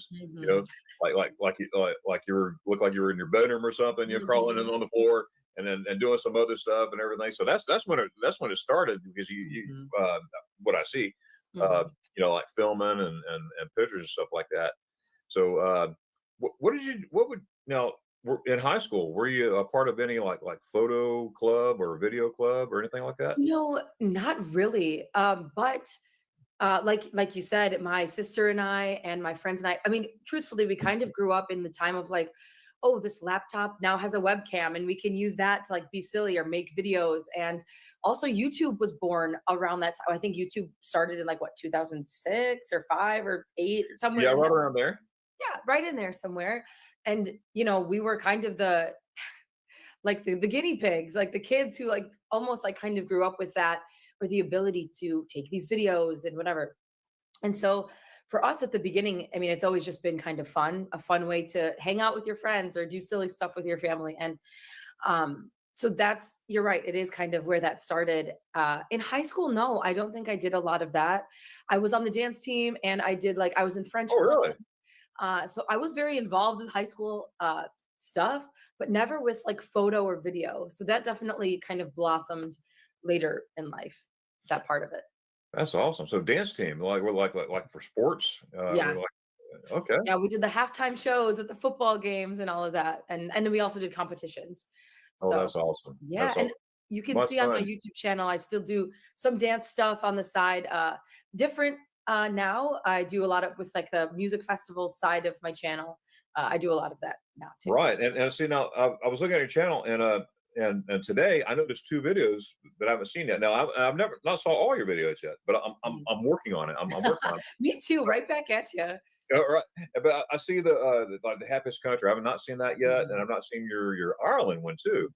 And but yeah, we'll get to that in a minute. Speaking of dancing, they remind me now. I'm a Florida Gator. I love the Florida Gators. Yes. Football. Go Gators, and all that stuff. And my son, he'll get embarrassed of it if I say this. But the dancers, we had the Florida Gator dancers, Mhm. and my season tickets were right there on 13 rows up in the end Okay. zone.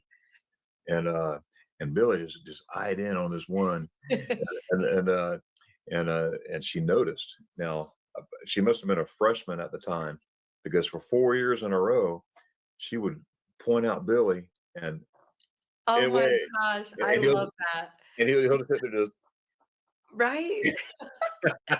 That's awesome. it, it was great. So that's a memory. When you said that, I'm like, man, Mhm. that's pretty awesome. That's so funny, but that's like the performance aspect of it, right? That's so cool that like, she caught on and like that makes it a personal experience for him too. So that's really Right.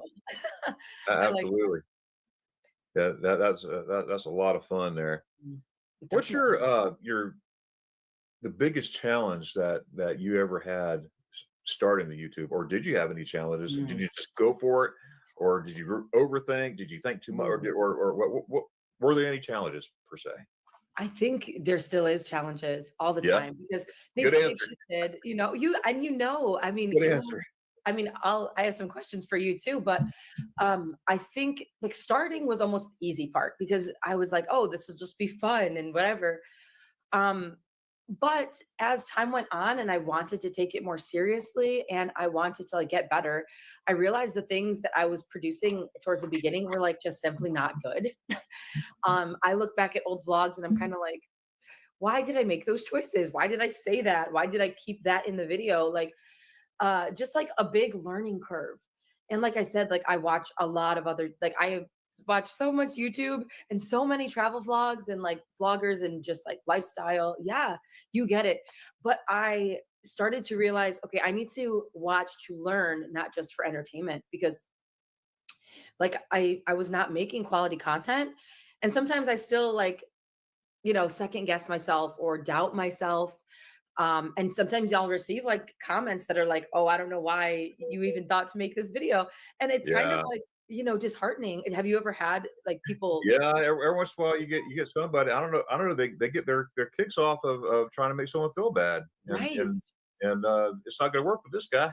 Yeah. You No, know, yeah, you're so right. You're so you right. know, because I'm having fun. I don't care what you Uh-huh. say. Right. I'm here having fun, put myself out there.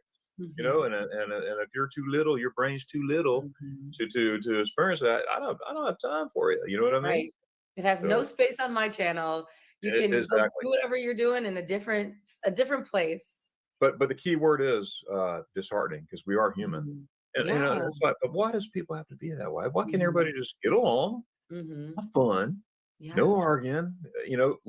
I'm into lifting people up. I rather lift people up Mhm. and put someone down. It's a lot more effort to put people down. I And know it's more fun to get people like on like with you in the journey. Like community is like the basis of everything, right? We're born into a everything. family. It's kind of like that. Like, why not build a community instead of just, tearing one down? That's how I Yeah, feel. life's too short. It is. It is. You're so My right. my first ever. We were talking about when YouTube came out and all that Mhm. stuff, and I think it was 2006, 2007, something like that. Sounds like But I don't remember the exact. But my first subscription that I ever subscribed to somebody was in 2008, that. Mm. and that was Walter's World. I don't know if you heard of Walter's World. I don't know. I don't think so. If you haven't, I'm going to invite you and whoever's listening to check him out. He's got over 1 million subscribers, Oh, he and still makes videos too. oh yeah, he's a professor, all from your home state at the University of Oh, Illinois. oh wow. Okay. Yeah. So how cool is that? Yeah. Small Um, world. yeah, and his wife Jocelyn, and everything. But I never. And back in 2008, uh, to keep a long story short, but I finally made it back to Germany in 2008. It took me 19 years to get back. Oh wow. And when I got married in 2007 to my beautiful wife, we're gonna have our 18th anniversary coming up in a couple weeks. Congratulations. That's Thank awesome. you, thank you. We just wanted to travel, and I was like, I want to go to Germany. And there's a lot more to that story, but we finally made it to Germany, and I realized how much I loved it. And I literally been back 30 times since 2008 to Germany. Amazing. Now we don't all go together, especially as a family, every time because that's expensive. I go by Excellent. myself a lot, and my son goes with me a lot. Mhm. But this year we're going as a family. My wife, my kids, and a friend of ours, her daughter, Fun. and who wants to go. She's going to be a senior this year, and well, next year I guess. Well, this year. Summer break is weird. Yes, exactly. And she wants to study the university in Strasbourg, France, which is around the border Yeah. of Germany. So we're going to go visit all that. But anyways, I loved it so much. Well, I came back home, and like I said, I heard of YouTube. I messed with it, just like whatever. Okay, this is a YouTube, and I watched Walter's World, and he had a video on Munich, Germany, and I just Mm. got back from Munich, and that was my second trip back to Germany in 2008. Because when I went in 2008, 4 months later, I was back in Germany. I was like, I gotta go back. I loved Just it. yeah, I was like, man, this is me all over it. And Mhm. so when I got back and I'm watching the video, and it says subscribe to my channel, I'm like, I don't want to subscribe to nobody. I mean, how much is this going to cost me? Because you're thinking of like a magazine subscription or something like that. Mhm. But I said, well, this guy's good. And then And then I'm like, oh, subscribe. And I'm reading. I'm like, okay, I never subscribed. Let me hit subscribe. And that was my first ever YouTube. That's I really cool. subscribed. And he has something like, he probably had, I do not remember the number. I think it was like 25,000 subscribers at the time. That was Mhm. 2008. And over the years, we became friends. Mm. His we know his wife, his kids. We met up a couple That's cool. times. He In did Germany? not in Germany yet. Oh, One of these yeah. days, here in the States, he's been to my house. He's came to my house. Oh, wow. Him and his wife and kids. And Jocelyn, which is his wife, she has a channel too. Oh, And cool. these are awesome folks. You got to check out Water Sports. I will. She now see, I'm a Florida Gator. Now she has one fault, and her fault is, I'd say this jokingly. I'm having fun with it. She's a Bulldog fan. She's a Georgia Mm. Bulldog. So when she came over to my house, I knew she was coming. It was her birthday, so I'm like, you know what? I'm gonna go buy some Georgia Bulldog cupcakes. Oh. So I surprised her with that, and also I got her like a concrete bulldog, the red and black. Which man, I had rashes on my arms after messing with all that stuff. But it was fun. I was like, hey, welcome. That's funny. But anyways, those are awesome. Yeah. Awesome folks. But now they have over 1 million subscribers. Oh, wow. I mean, good for them. Over 1 million. And she has a channel called the Walter's World Eats. And they do a lot of eating stuff like that, but they go all over. Now, Awesome. see, I go to Germany, Europe, and all that stuff, but they are like, boom, all over Europe, South America, Mhm. China. And he's a professor. He actually taught in China for a little bit. Oh, wow. And he taught in Germany. He lived in Germany and Portugal. One of their kids were born in Portugal while they were there. But anyways, I know you, especially being from Illinois. That's pretty cool. I wasn't even thinking that when I I said that. know. It's the world just gets smaller and smaller. Like the more that you talk to people, the more that you I don't know, figure out that kind of stuff. That's so funny. That was nice of you to set aside your differences and get her the bulldogs. Right, absolutely. It was when I went to the grocery store to order it. I made sure I wore my Gator hat, my Gator shirt on, and they're looking at me. They're looking at me like, "Are you okay?" I said, "I'm fine. I'm That's fine. so funny. I'm doing this for a friend of mine." That's But so funny. oh, it was great. It was great. You're now. Let me ask you a question. Mhm. Now, you're which I have not seen yet. The Happiest Country. Mm. I can't wait to see that. I'll probably be watching that today, as well as your island one. Now, before I get to that, but let's go back to Copenhagen. Oh.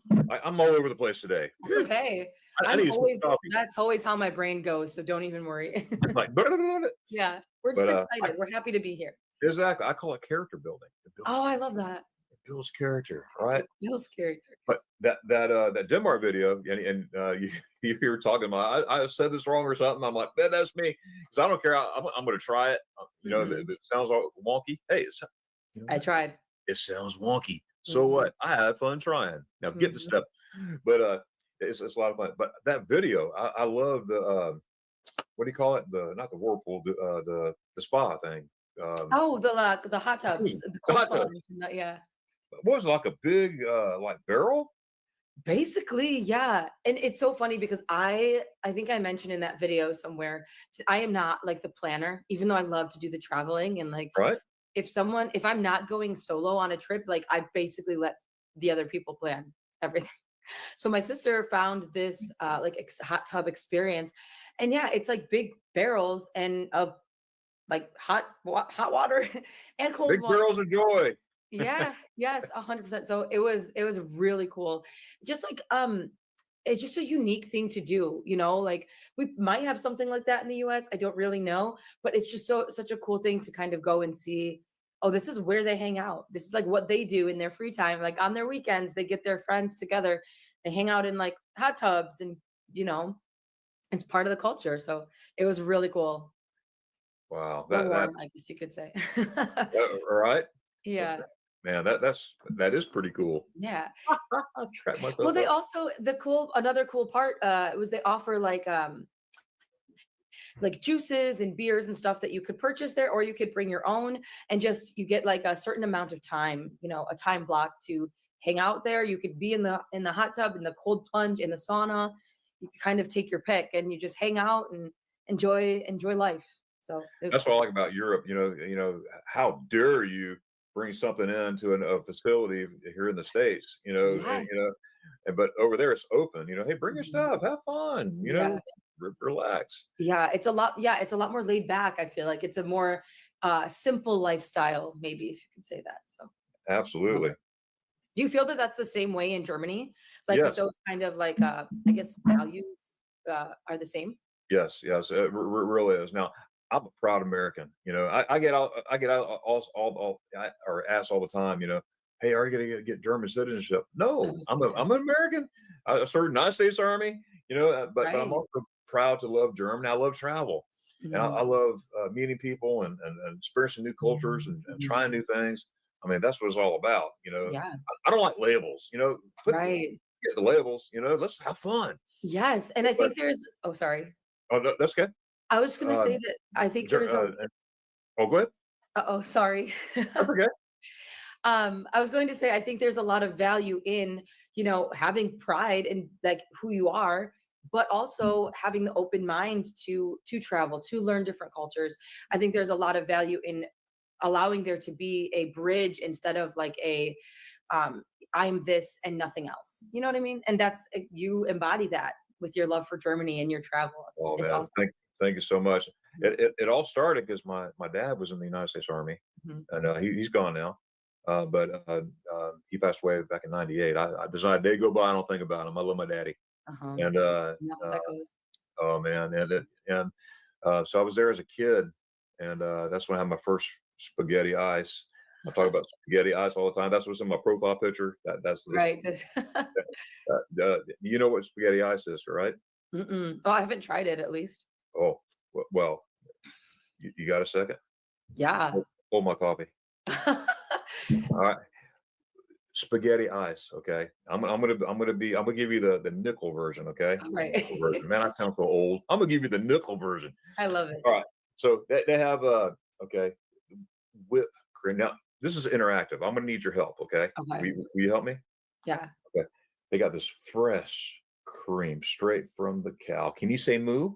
Moo. All right. So they got this fresh cream and they put it in this chilled bowl or this chilled plate. And they got all this fresh cream. It's so fresh, it's mooing. Can you say fresh? Fresh. Fresh. No, she didn't say fresh. She said fresh. She said fresh. All right. Then they take this vanilla gelato. Okay. Fresh gelato. Vanilla, the most heavenly thing that you ever had. And they put it through a press. It's like a potato press, and it comes out and it looks like spaghetti. Okay, Okay. it's the spaghetti ice. Now, ice is a German word for ice cream. But it's EIS, not ICE. We think ICE, but it's EIS.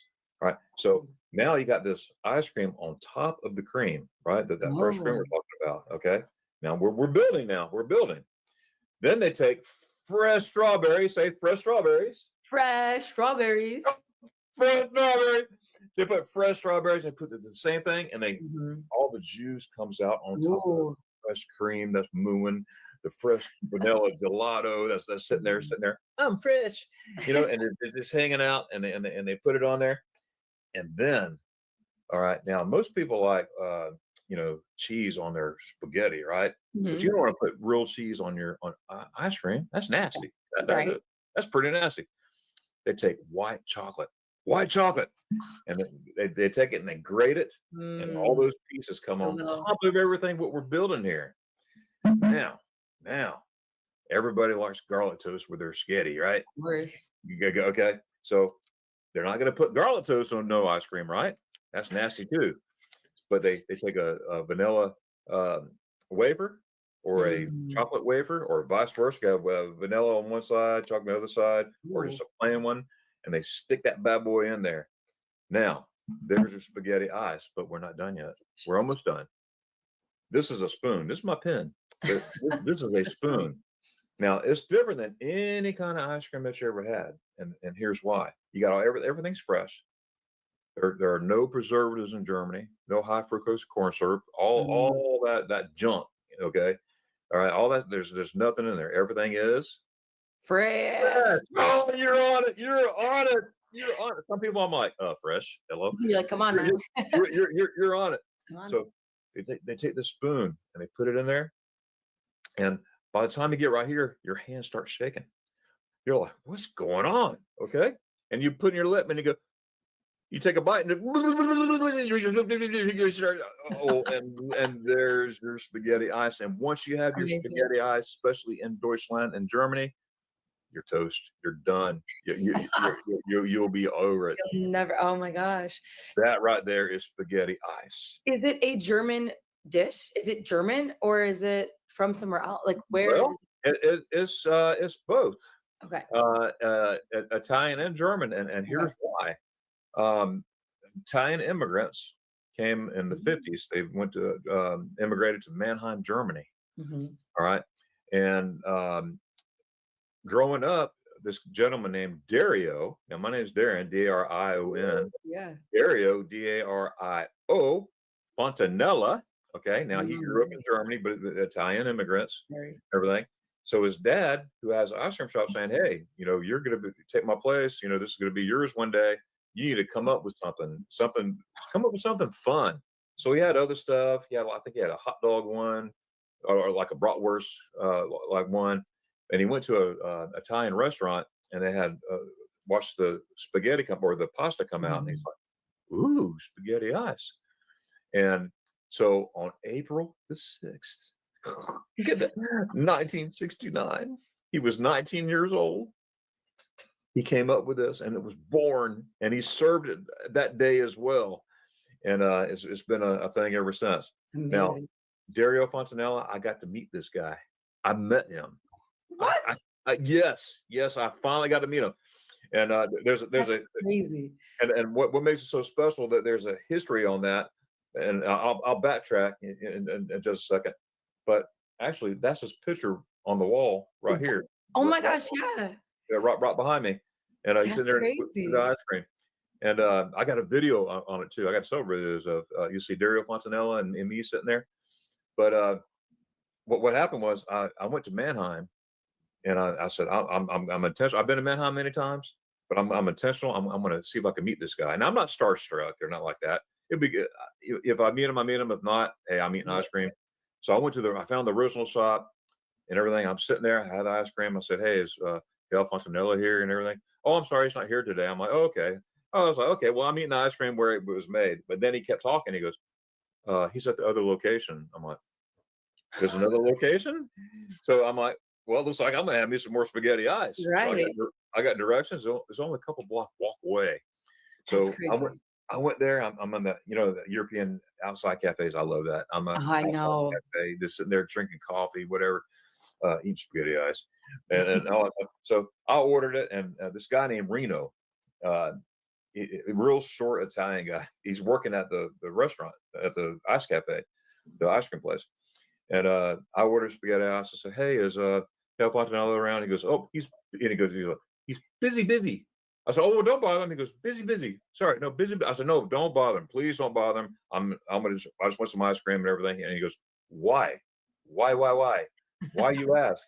I said, "Well, I'm a YouTuber and I love spaghetti ice, and ever since I was a kid and everything." And I pulled out I got a YouTube card, right? Oh, I love it. And I had my profile picture on my card, and I said, "Yeah, see spaghetti ice," and he took it. He goes, "Yeah, busy. I'm sorry." I said, No problem," but he took off my card. I didn't think anything of it. It wasn't even 5 minutes. It was about 5 minutes, no more than 5 minutes. I'm sitting there. I'm on the very last one, right on the curb. Okay, the last table there, and I see this guy come out. I didn't recognize who it was. Take off his apron and everything, and have this big old bowl of spaghetti ice. And I'm sitting there, man, whoever's getting that, oh my goodness, I've never seen anything so big. That's a huge spaghetti. I want one of those. Everything. I was going to order another one, after that one. I'm like, I want that big one, and everything. And then he's starting walking towards me. I'm like, man, who's getting that? He's walking by all these people, and I'm sitting there, and he's right there in front of me, and I didn't recognize who it is yet. And I'm looking around. I'm like, I turned around. He goes, "Billy." I'm like, "Harry Potter." He goes, "I made this for you." And he Oh my made God. my spaghetti eyes for me and everything. And we only had a few minutes. We didn't have a long time. I said, "Can I get a picture in a short video?" Because yeah. Right. So we did that, and that was awesome, and it was cool. But now I go back and several times, and he hadn't been there, but I run into Reno, Mhm. the waiter, and he's so funny. He remembers me. He goes, That's so "Oh, good.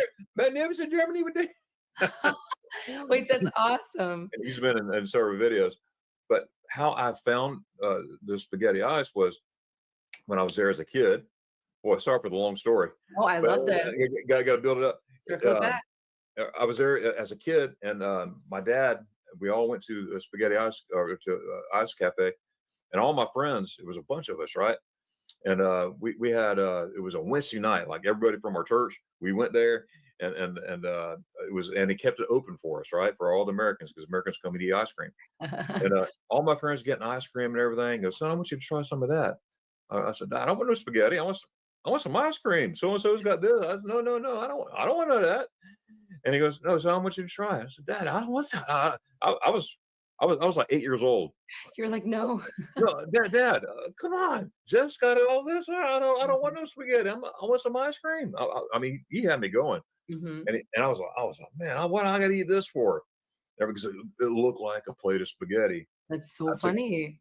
I took that first bite. I was like, You're like, I'm never leaving. "Thanks, Dad." And that's where it was born. Well, Now that's you mentioned amazing. you just mentioned that you like ice cream, right? Oh yeah. And Oh and yeah. chocolate. It was a chocolate. Chocolate. Chocolate. Chocolate everything. Yeah. They even have chocolate spaghetti eyes. So No way. now let me ask you this: Do you ever have any plans to go into Germany, visiting Germany? I would like to. Yeah, I don't have anything, planned per se, but yeah, I need to get to Germany. The only experience I have in Germany was when I was stuck in an airport in an layover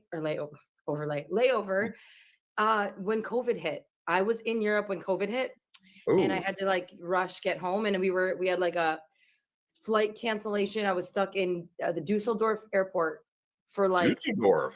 20 hours, or like it was something crazy like that. Wow. Now, where were you coming from? We were coming from Hungary. It was my senior year of college spring break trip. And yeah, so we were coming from Hungary. We were supposed to the whole trip got crazy because of that, because of the whole coronavirus thing. But Yeah. Oh yeah, boy, I got some words for that. oh my gosh, it was crazy. We weren't supposed to even be in Germany at all. And then we got there and we couldn't leave the airport because it was a layover, and with the whole COVID thing, they didn't know anything. So yeah, we just hung out in the airport in Dusseldorf for like, it was like 20 hours or something, some crazy uh time. Yeah. And being during COVID, you probably couldn't go out anywhere, right? You Yeah. couldn't do Yeah. anything. It was wild. It was weird. But yes, I do, with all of that to say, I would love to actually visit Germany. And like I know Berlin has a good like club scene. There's a lot of like music I'm really into in Berlin. But obviously there's plenty of other beautiful places to visit in Germany as Absolutely. well. Now, So what's your favorite type of music? I'm kind of all over the place, but I know that in Berlin there's like a lot of like techno and like dark house, which I am into for sure. So Techno. yeah, you like techno? I do, and of course, I love my rock. I love my Totally. techno. Yeah. Stuff like that. I'm a A huge little bit of now. everything. I'm a huge Depeche Mode fan. I love Okay, yeah. Depeche Mode, and Love that. oh yeah, yeah. I saw them 9 times. I need to get that 10th one in. You got to. Yes, Yeah, yes, that's cool. absolutely. Yeah, Germany. I love Germany. You'd be surprised how many people that I've met on the YouTube waves or whatever. They don't really think of Germany as a travel destination Really? until they get there. and Mm. it, and it, and it changes Yeah. everything. It really does, because people think, unfortunately, they think about all the bad stuff. Mm. It's bad stuff. It Yeah. happened. America's got bad stuff. It happened. I'm not. I mean, I'm ashamed of the stuff that happened. Mhm. But it's over. It's past. I had nothing to do with any of that stuff. Right. Same with the Germans. They have nothing to do with Mhm. this. It's in the Yeah. past. Everything's changed, Yeah. and you got to look ahead. Quit looking Yeah. back. Got to look ahead. But For unfortunately, sure. people do. And Mhm. one of my favorite stories, I said this on another podcast recently. I've been doing the podcast series lately. I love this. I know And it's cool. It is cool. I was watching some of your other ones too earlier this week. So thank you so much. yeah, it's cool. Now, see, I love doing live streams too, but when you have a guest and you're trying to take care of the chat and Mhm. and concentrate on it, it's sort of, It's a you know, lot for sure. yeah. So I found this. I'm like, oh, I love that. I still do live streams. I do. You Mhm. know, have fun. Hey, what's up? But I love this. You spend time. But one of my favorite things I like to share is a retired um, couple. He's retired Army as well as a retired school teacher, and she's a retired principal.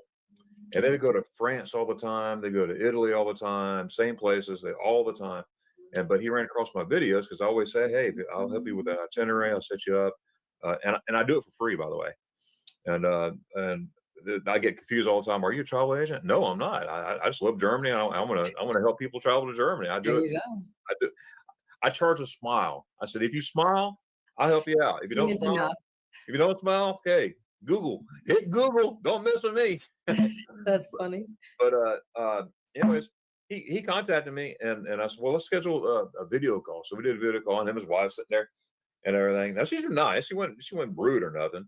So she's like, he's all into it. I'm gonna go to Germany. I've been watching your videos, everything. You make it so appealing. And he's been to Germany several times for like Army stuff.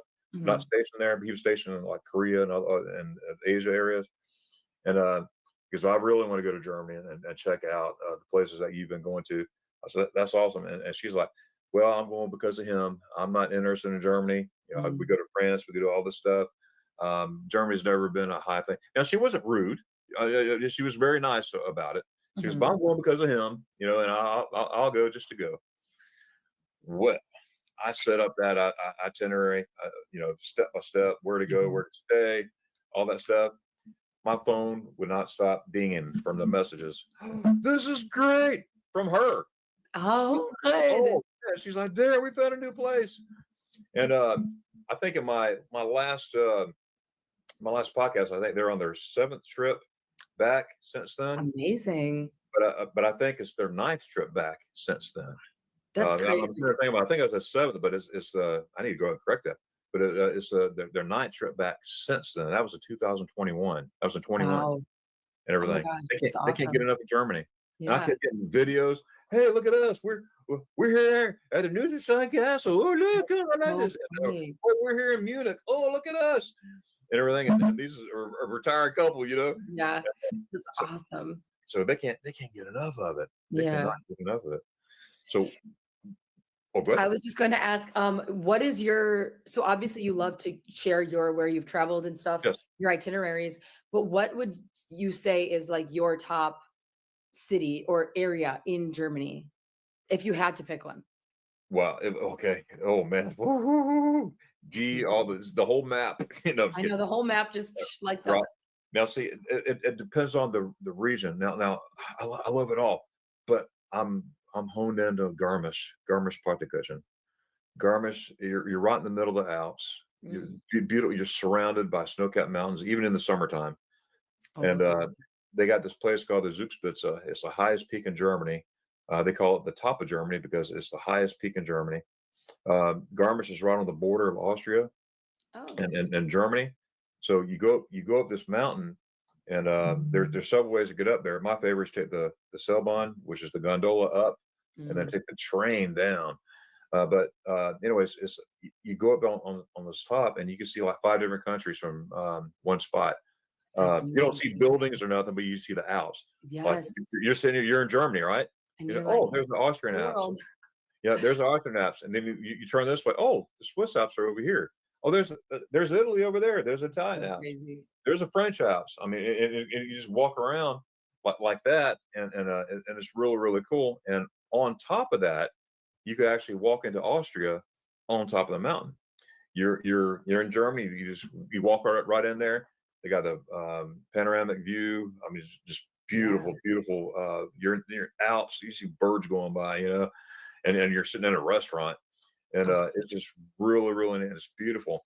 And the Zugspitze, I mean, it is awesome. I got videos on that too. yeah. And one time I was since I'm on the Zugspitze, I got recognized. I've been recognized over time, so it's kind I of fun. love I don't that. want to, big head or anything or toot my own horn, but it's cool. I love It it. is. It's fun. It's so cool. Yeah, I'm me. I'm just daring. I'm having fun, and I love meeting people. But it still made me feel good. This Indian couple came up to me. This real tall guy. He had to be like 6'8", 6'9". That's no exaggeration. And he goes, Dang. and he's Indian, and he says, "Hello, are you? My name is Dominic with there."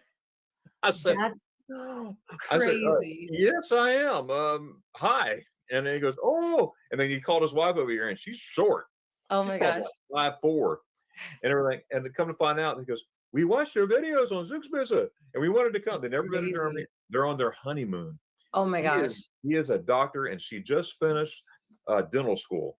Oh So he's a doctor, wow. and Good she's for a them. dentist Yeah. and everything. Now they asked, they don't, I said, "Can I get a picture and everything stuff?" And we saw my video. They didn't want to be pictured or video, which we got my own personal, but I promised them I would never, I would never do that. I mean but it was so cool that they watched one of my videos and they actually we saw each other there. I mean, Yes, here I I'm was not. gonna say that's like the coolest part that it wasn't just, oh, you ran into each other like near where you live or something. It's like actually doing the thing that you do is like being in Germany and being there. That's so And the video that they watched was on the Zugspitze, and here I am on the Zugspitze. yeah. And he was laughing. He goes, "Do you live here?" I said, "No, I don't live here." That is crazy. Like, what are the odds? The timing had to be perfect for like the whole world to end up there. That's so crazy. Oh, absolutely, absolutely. That's And awesome. the cool thing about that, it could be July and it'll be snowing up there, or snow up on the mountains. But I love going down. There's a lake called the Ipsy Lake, and where I love to swim. Mm. It's a crystal clear lake, and Oh. you swim, and as you're swimming, you see the reflection of the mountains Oh, that's amazing. as you're But it's swimming. cold, right? A cold lake? It's cold when you first get in there, but I'm from Florida. Obviously, go Gators. I like swimming in the springs here. They're Mhm. 72 degrees year round. Now it's a lot colder than 72 degrees, but I acclimate to it. Right. And it's one of my favorite lakes to go into. As a matter of Yeah. fact, I got a bad back. I broke my back in Germany. In fact, Mhm. all my broken bones came from Germany. My back and my I leg. actually heard that when I was watching one of your videos. That's Yeah, insane. it's crazy, isn't Glad it? you're okay. And people say, "You keep going back." I'm like, "You better believe it." I don't want to break another bone, but man, I'll keep going back. But Yeah. that water helps my back. So I'm out Oh, there. I'm like, wow. "Oh, this feels good," So, Yeah. but but not only that, all that. Okay, I love nature.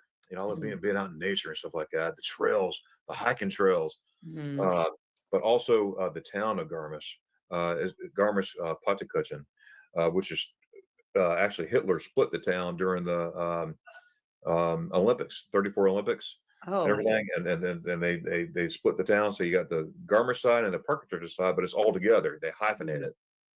You know, you really love or can't live without a product when you will drive in a foot of snow to go claim a package from the post office because they couldn't make it down your street in the snow. I've talked to you guys before about how we switched Opie from traditional kibble to Sunday's food for dogs when his vet and groomer suggested that he needed fresh food for some skin and digestion issues that he had. But a lot of the other fresh food brands required extra refrigeration, special storage, special extra prep instructions. Sundays is like the best of both worlds. It's air dried, human grade, scoop and serve, and you're ready to go. And the results blew us away literally within a week of switching him over. The itchy skin, bad breath, difficult poops, and low energy levels all but disappeared. Well, fast forward to this winter and we ran out and our next shipment got delayed because of the snow. So we had to start giving him that kibble that we had left over from when we had it before.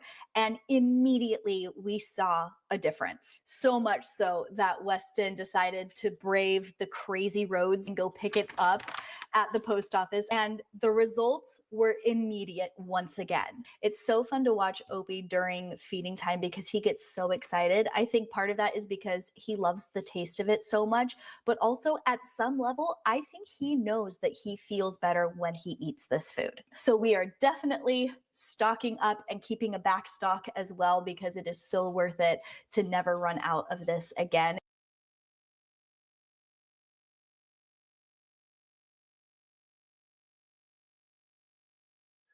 and Oh, it's like walking back in like a fairy tale land. You're like, really? am I walking in a book? Is this That's am I in a cool. book, or is this really a house? You got murals everywhere, and they keep up with their stuff. Everything's clean.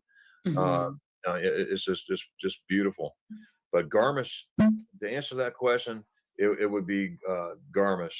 Now, but That's I amazing. love all these places I go to in city life. Like Munich. You will love Munich. They Okay. got the English Garden there. You got the University of Munich right there. They Mhm. just call it the university, Universitat. You got Nice. this Good accent. big park there. The Eisenach River. You can jump. There's so much stuff to do in Munich. I mean, let alone the history, but and it's a city. You got the U-Bahn trains. You got all the train system. I mean, it's just Germany's easy to get around public transportation. I mean, it's just spot on That's easy. awesome. Same How with close to Berlin. do that. Yeah. Oh yeah, and Berlin would definitely be a place I would recommend you to go. But based on what we talked about. Now, what places would you want to go? But you already mentioned Berlin. Were there any other places that you know of you would go? Yeah. I mean, I have heard Munich is a place that I would love. Also, it's one of the bigger cities, right? Isn't it like Yeah, the second biggest or something? I don't know. I think it's next to. I don't want to misspeak. I don't want to misspeak. I, I That's would okay. say I'm not picking you. it's a big city. Same with Berlin, but I don't know. I don't remember. I remember reading it, but Mhm. but I hate that when people pull stuff out of their I head know. and You're say, like, "Yeah, ah, that's it." No, yeah. no, I'm not that guy. If I don't know, I'll say, "You know what? I don't know." I don't know, and that's okay.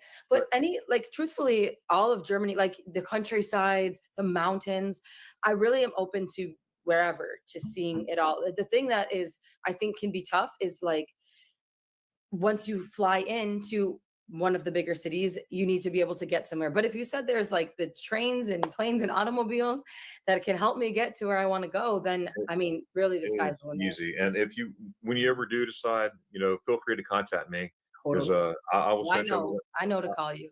absolutely. I will set you up with an itinerary that you'll never forget. I Yeah, mean, um, I love doing this stuff. yeah.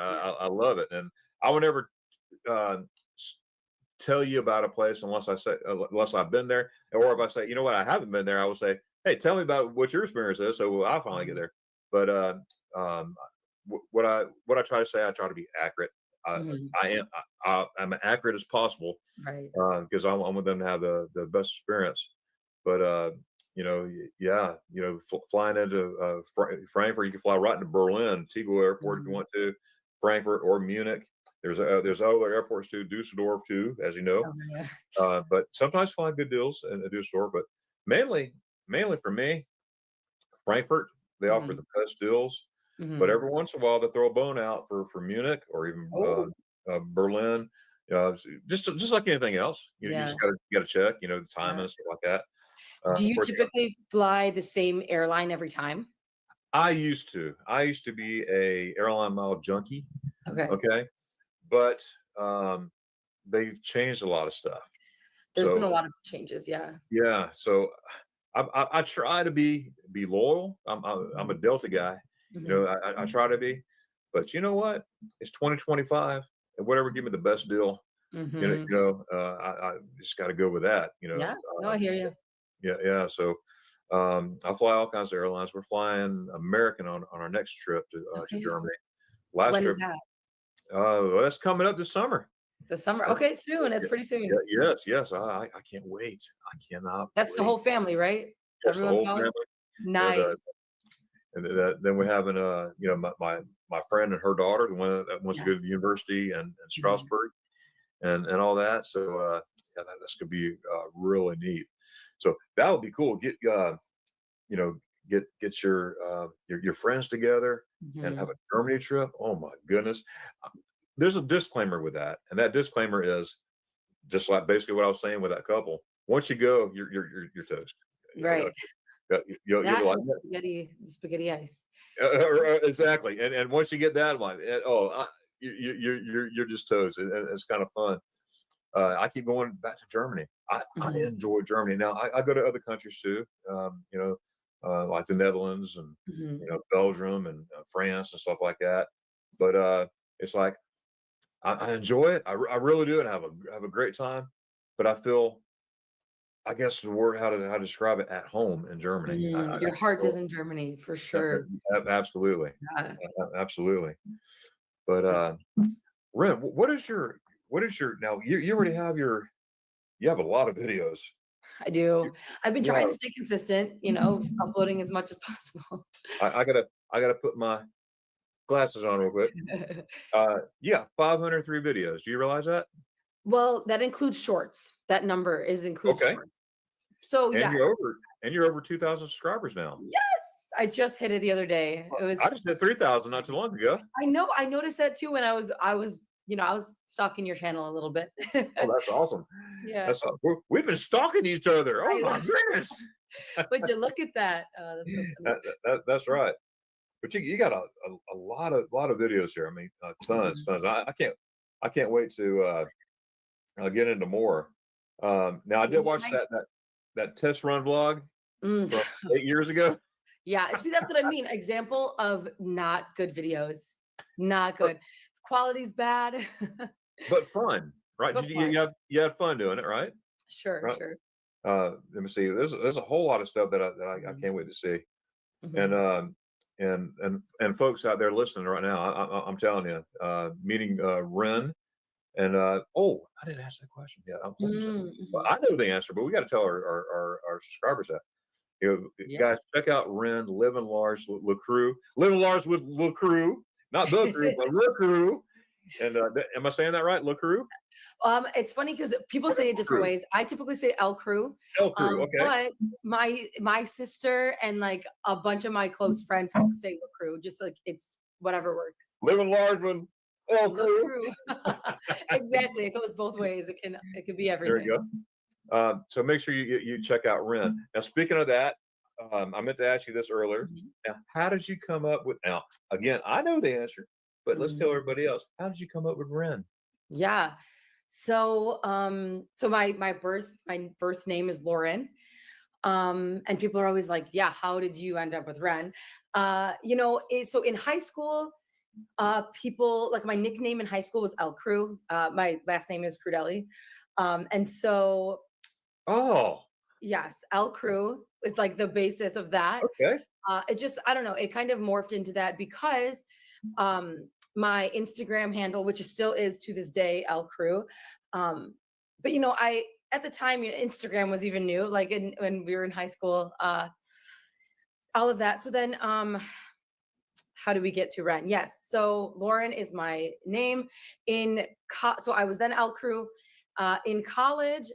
I don't even know if I talk about this in the other video. I don't remember, but I actually I was really into mermaids and I still am, like love mermaids, love the idea of them.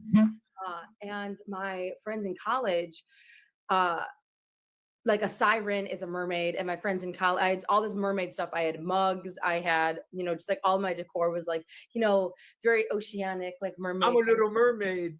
Exactly, love it. Which I got to see the Little Mermaid statue in Copenhagen, if you saw No that.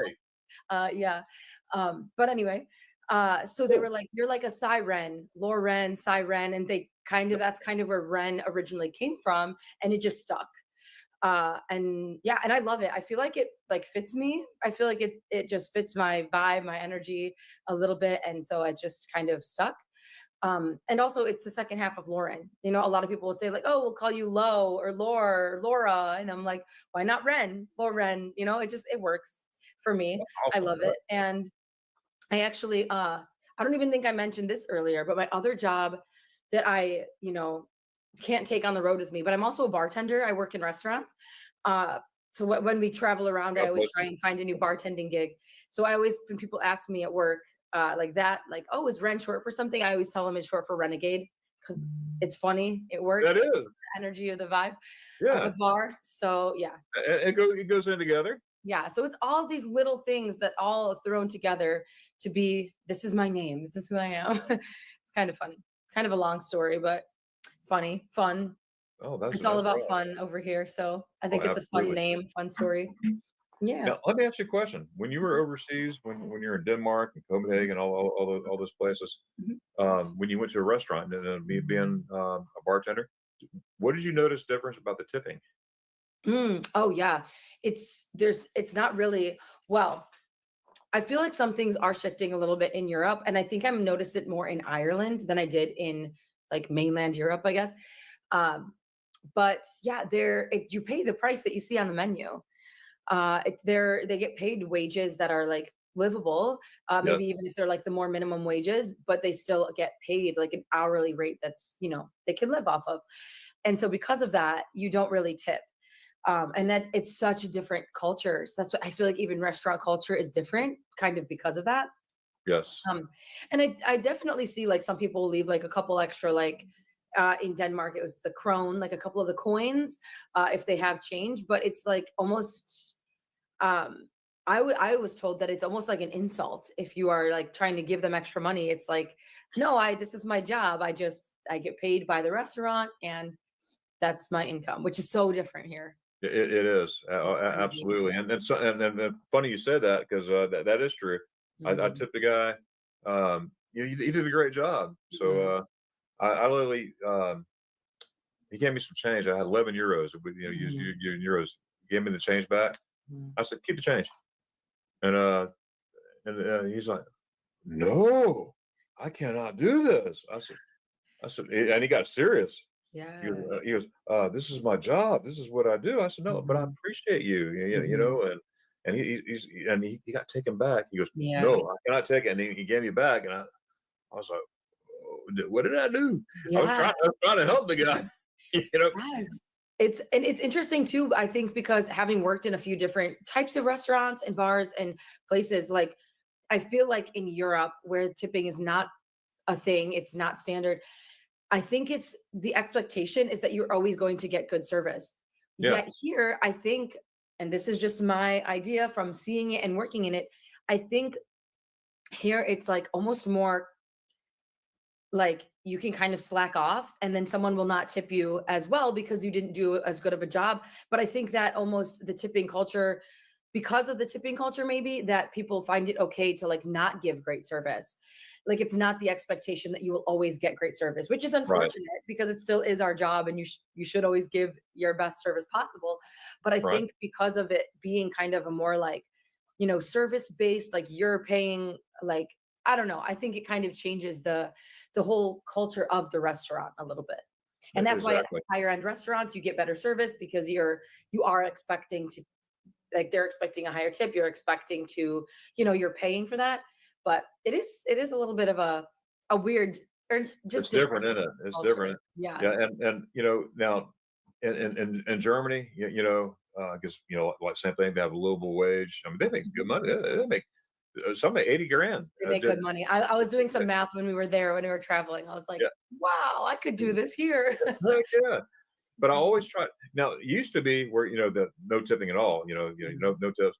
But you, as an American, as a human being, Mhm. I want to leave something. But Mhm. usually, if you round it up to the next, tenth, Mhm. or whatever, do rounding up, Mhm. they're happy as pie. Mhm. So you wouldn't necessarily tip like 10% or 20%. Mhm. You know, but like, but if you do like whatever, Mhm. they're just like ecstatic. you Yeah. know. But Yeah.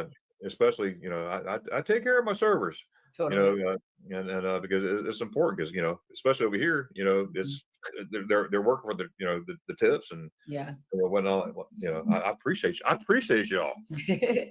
Yeah. Yeah, No, I get that. I also, like I said, I noticed it a little bit in Ireland of just like you'd pay the bill and it would offer like, oh, if you want to add an additional gratuity. And typically, I mean, we did also because it's our culture and we feel like it's weird if you don't almost. yeah, And so we were I always know. making Yeah, sure, we take care of them and add a couple extra bucks. Like it's not really a problem. So yeah. But one big difference culturally between, Europe and here. that's right. And that video, 24 hours in Dublin, Mhm. it's funny because last June I spent 21 hours in Oh, Dublin, I love it. and I couldn't find a place to eat. We Mm, we ended up at McDonald's. Really? Yeah, I mean, it was the timing. We got there like pretty early. It Hmm. was my son and I, and we did it on purpose because I'd never been to Ireland. Right. And I had 2 back-to-back groups in June. I spent 31 days in Germany last year. Wow. Good for you. Oh, I loved it. Oh, it was like I do this all the time. I play with my wife and everything. I get on the phone. I do it as a habit. I'm like, I'm in Germany and I'm never coming back. But but Every but time. but I'll send you a ticket. You know, Right. There you but go. Send us a- right, but we it was a cheaper flight if you spend 20 hours. I'm like, well, I've never been to Dublin, and my son's Yeah. like, he's all on it. He'll be 15 this year, and but anyways, he's like, yeah. So we spent all day walking around, and we couldn't find a place open to eat. It's like what? Really? Of course, we saw all the famous places, walked around, Really? stuff like that. Then we spent the night at the airport, Oh, and yeah. oh, that was the Burger King, the Burger King at Dublin Airport. That's Those, where we, yup. The airport, sometimes the craziest adventures you have are like inside of the airport. You're like, I had to sleep at a burger, you know what I mean? Like just funny right. stuff. And I think that was my last time I'm going to do that. I say that, you say stuff all the time, but that got me. I was the next time. I don't care if it's a 4 hour late. Well, 4 hour I could deal with, but if it's 9+ hours, Mhm. I'm gonna just get a hotel and just be Yeah, done with it. it's worth it. You get to rest and relax and actually wake up feeling rejuvenated. You're not trying Yeah, to, yeah, it's yeah. Because a long time ago, I'm like, yeah, Dick, let's go. Now it's like, man, this is. My son's like, oh, this is great. Okay, yeah. thanks. This hard Oh, yeah. bench, whatever. Oh my goodness. Couple more questions. Yeah. Okay. What is your aspirations for your channel from this point Mm. forward? Oh, that's a good question. So I feel like I've officially hit some of the milestones. I got my monetization and I got I just hit Congratulations. 3,000 subscribers. Like, woo, thank you. That's, you're, Um, and if I hadn't said this, I know I said it, but I'm gonna say it again. I love your vlog style. That's oh, what I'm thank you. saying. Because if you and I were vlogging together, it'd be like, Oh, it'd be fun. what's up? Hey, let's go do The it. excitement, just yes. You're right. Yes, for sure. You get stuff over there, so they're like, no, you gotta have fun. What are you doing? Yeah. Make it fun. Make it fun. Yeah. Yeah. Again, keeping the viewers engaged. It's like I think that's part of it too. It's like a little chaotic sometimes, but like in a good Sure. way. But as for aspirations, I feel like I really just want to hit the right audience. And I feel like it's the best way to do that is through good titles and thumbnails. But I want to reach an audience that actually feels that they are connected to the content, that they are encouraged to open their mind, go out of their comfort zone, travel somewhere new, all that stuff. So I think it can be difficult to find the specific people, but that is really the aspiration right now, is to find the audience that feels connected and wants to engage with the Right. content that I make. And Absolutely. I think it just happens naturally over time. It's you're drawn to whatever you're drawn to. I think that happens sort of naturally. But in order to do that, I just have to keep pushing out the videos. So I'm working on that right now, staying consistent. I'm trying to upload every week, if not twice a week. That's So awesome. yeah. Yeah. And sometimes it's a challenge. It's a Mhm. challenge because I try to do videos every week. I Mhm. recorded one yesterday for tomorrow, Mhm. and that's coming out tomorrow. Today's Friday, right? Yeah, Mhm. tomorrow evening. Oh, wow. Let me tell you about this. You'll Yeah. like this, I think. Okay. I could probably tell you afterwards, but I'm gonna tell you now. Tell So me now. everybody will know. Everyone will know. We, Hype we it have up. this, all right. We have this thing called the Saturday Spotlight. Okay. Mhm. Where my friend Sherry, she has a YouTube channel. She's out of Missouri. Mm. It's called Sherry Awesome Sunset Travels, and we put together a bunch of YouTubers in a playlist. Mm. And so you would submit your video, right? And you'll be assigned a time, and on Cool. that playlist will go one right after the other. So you got a bunch of people supporting everybody. Oh, I love that. That's leaving comments and stuff like that, and it's a playlist. And we start out with a live stream, and Sherry does a wonderful job with that. 7 o'clock at Eastern Standard Time, Okay. and she's PM, Mhm. and she spends about an hour, sometimes a half hour, but most times it's an hour from 7 to 8, going through the list on the playlist of the different creators and Oh, whatnot, cool. and then the times that come on, and then at the end of that, it goes into the first playlist, and then my video, your video, just videos, and so forth, on and on and on till the end, and Yeah. it's called the Saturday Creator Spotlight. I love So that. we would love to have you on that. Some maybe Where do I apply? Yeah, totally. I would love Yeah. that. That's so Oh, man. cool. Oh, that's great. What I'll do, I'll add you. Are you you're on Facebook, aren't you? Yes. Okay, I need to find you on Facebook. Yeah. Yeah, and then I'll send you some stuff here. And speaking of sending people everywhere, guys, down here below on the in the description, right down there, living large with Crew, L El Crew, Crew. L El Crew. Crew. Yes. Okay, I'm gonna have your YouTube link down there below. So it's very easy. Whoever's listening, just click that and make sure to subscribe to my friend Ren. Make sure you do that. And I got one more question. I keep saying one more question. I got like 80 million questions. This is yours today. I got this one and this one full Oh, it's great. of Ren questions. But we got to do this again. Okay, yeah, But I'm in. one more question. What is your next adventure? What are your next This summer gets crazy. And I mean, it already like started getting crazy as soon as we like went to Denmark pretty much. So what is today? Oh my. 30th? What's next? Okay, the next thing probably is going to be Warp Tour, which is like have you ever heard of Warp Tour? It's like a rock music event. Yeah. It went for like 20 years, but it ended in like 2019 or something like that. And this year they're reviving it in 3 cities. One of them is Washington, D.C. Really? So it's a 2-day event next 2 weekends from now. And so I'll be capturing like that whole thing. It's a lot of like rock and pop punk bands that I'm really into. Yeah. I'll be capturing that whole thing. It's like I said, 2-day music event. A lot of my channel is also, music festivals and things. Right. That'll Which be I like a love that. vlog. Yeah, for sure. So I'll be doing that, but then it just keeps going. Like a lot of other music festivals this summer. I'm actually teaching a dance class at a music festival this summer, so I'll probably do a video like that. Check that out. Yeah, and then like a Vegas vlog at the end of August. We're doing that. So there's a lot coming up pretty soon. So That's get wonderful. excited, everyone. There's a lot coming for the channel. Yeah, I can't wait to see it. Oh my Yeah. goodness! And speaking of that, like rock festivals, like have you heard of Monsters of Rock? Yeah. Yeah, they came to Germany when I was there. Ooh, Kiss, AC/DC, all these Yeah. other bands, and I The was like, big what one. in the world? And of course, Depeche Mode came later, and I actually met David Gahan, Oh my the gosh. lead singer. Actually rubbed elbows, literally bumped into his elbow. That's And I crazy. was skimming, and I turned around, and it was him. I didn't know. He goes, "Oh, no problem, mate." I'm like, "Hey, what's that?" That's crazy. But they were down to earth. They wasn't all stuck up. I'm Mhm. they were, "Hey, no problem, mate," and everything. And Yeah. now this is way back, and but this is before Personal Jesus, right before it actually, Mm. and that song Personal Jesus. Mhm. And but they were going out in the crowd. It was it was a free concert, and Yeah. they were just talking to everybody. And it goes, "Oh, we got to go back on the next got to play Yeah. again, whatever." But that was awesome. And then of Yeah. course Germany has all these. Germany has a lot of music festivals, by the way. Yeah. I watched one of your videos. That's so cool. And that's why another reason I'm like, I do need to get to Germany and just check out everything, all of it. Wow, that's awesome. Well, Ren, I could keep you on here for hours, but I I'm know. going to be respectful of your time here. All Thank you so much for being here. Would you like to anything that you want to close out with before we leave?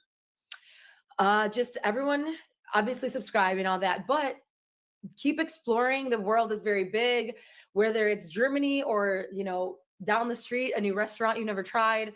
Just push yourself a little bit today to experience the world. And thank you for being here. Thanks for watching and hanging out with us today. I love this. I love it. You are cool, Ren. You're. Thank you. I looked up the word cool, and your picture popped up. It just popped right up. I know. How about that? You tell me that all the time. All right. Well, thank you so much, Lynn. And again, I hope everybody comes to see you and say hello to you. Mhm. But now I always ask somebody at the end to help me out here and saying goodbye. Now, in my videos, I say dogless and choose. Now, it's not Donkey and shoes. We're getting animated. Would you help me with that? Yes, of course. Okay. So we're good. Donkey and shoes. Let's practice. One, two, Donkey- three. Donkey and shoes. Shoes. All right, you're next. So here we go. I'm gonna count to 3. Mhm. Okay. Ready? And we'll say Donkey and shoes animated. Ready? Okay. 1, 2, 3. Donkey and shoes. Yeah. Woo! You are in Ren. Ooh, you are in Ren. Ah. Thanks a lot, Thank Ren. you for having me. You're very welcome. Bye-bye. For welders who demand more, Vulcan delivers. With advanced inverter technology, high-duty cycles, and precise arc control, Vulcan welders are engineered for serious performance. Complete your setup with a full range of premium accessories and consumables, all built to work as hard as you do. Vulcan, where professional power meets unbeatable value. Only at Harbor Freight.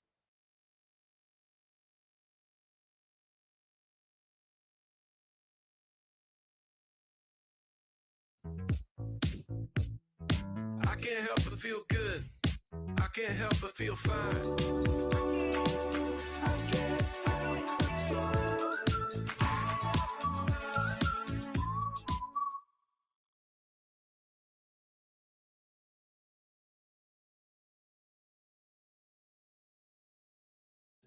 Well, Mark, how's it going there, Mark? Good to see you, Darren. I'm doing well, my friend. I actually was just in your favorite country a couple of weeks ago, Germany. For those who don't know, Darren is a big fan of Deutschland. How did you know that, sir? It's crazy. All these years, I did have a spaghetti ice for you. I don't think I sent it to you because I think I sent to your old phone number. But I had one in Rothenburg. Not a very friendly place, but Rothenburg was, but the ice cream shop was not very friendly. But Really? for you, buddy. Wow. Well, I'm going to call up Dario Fontanella and we're going to have a chat with that Ice Cafe in Rothenburg and get them straight. But anyways, welcome in, Mark. I tell you what, you're a professor, you are a dad, you're a husband, and I could honestly call you a friend. And I met you back in 2008. You're the first video I saw. You were in Munich, and I was like, man, who is this guy? He knows a lot about Germany.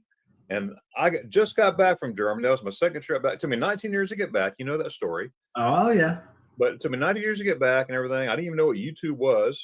Subscribe to what? I don't want to pay for nothing. What is all this? Not you, but anybody else. Yeah.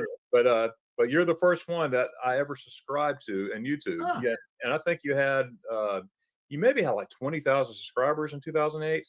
Yeah. Or maybe then I don't remember the exact. I don't remember. It wasn't over 1 million. It is now. Yeah. And you were my very first subscription to YouTube anywhere. Well, that's cool. So, anyways, it's so cool to have you here on my channel. Again, that was 2008. I've been with you ever since. Well, I watched your family grow up via the YouTube waves, and what a wonderful it is. I had a chance to meet you in person a couple times. You and your wife Jocelyn and your children, and it was just wonderful. And one of my favorite things I remember, I couldn't believe it. In 2019, you were so close to 500,000. So I was with you when you were watching your 500,000 subscribers. Oh yeah, I remember that was a fun day. Yeah, that one, and then later on, 1 million subscribers. I was in Germany on a train, going down a train, watching your millionth subscriber, the subscriber live stream. So, Cheers, brother. I bought the T-shirt. It's cool.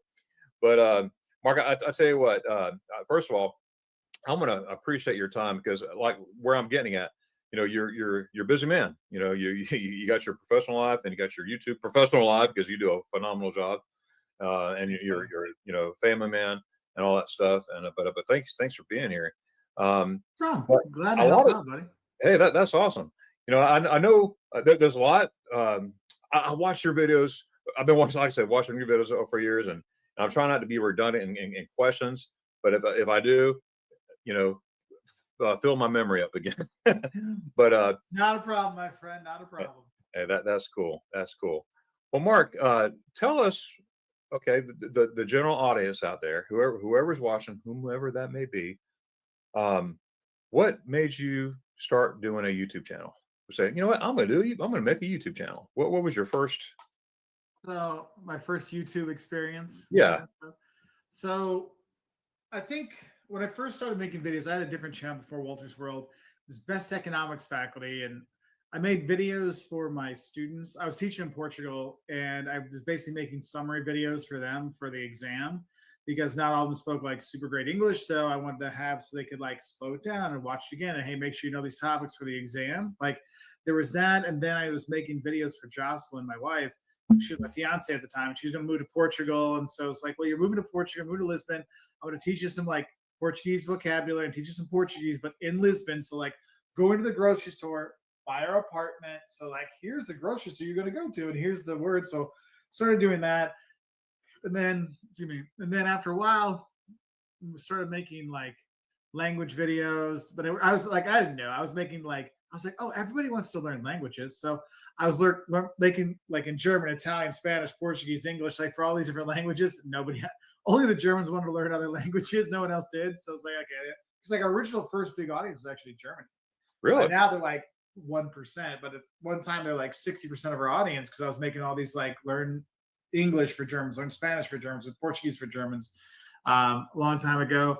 And then after a while, I went into the travel videos, and basically I started making the travel videos really because I got really tired of the really over the top, like today today will be like Instagram. We see the flowy hats and the floppy dress, and oh look, this place is amazing, but they just show like 30 seconds of like really quick cuts, so any place looks great. And I remember I got a guidebook, and the guidebook did a similar kind of thing, and it was like oversold this town, and the town was just garbage, and the town oh, European market, yeah, it's only on Saturdays. The rest of the week, it's a parking lot. The museum had nothing. And I'm like, this isn't right. I still remember thinking about my buddies who had like 10 days vacation. Maybe they get one trip to Europe in their life. I mean, nowadays people travel more, but back then, 20 years ago, it wasn't a thing.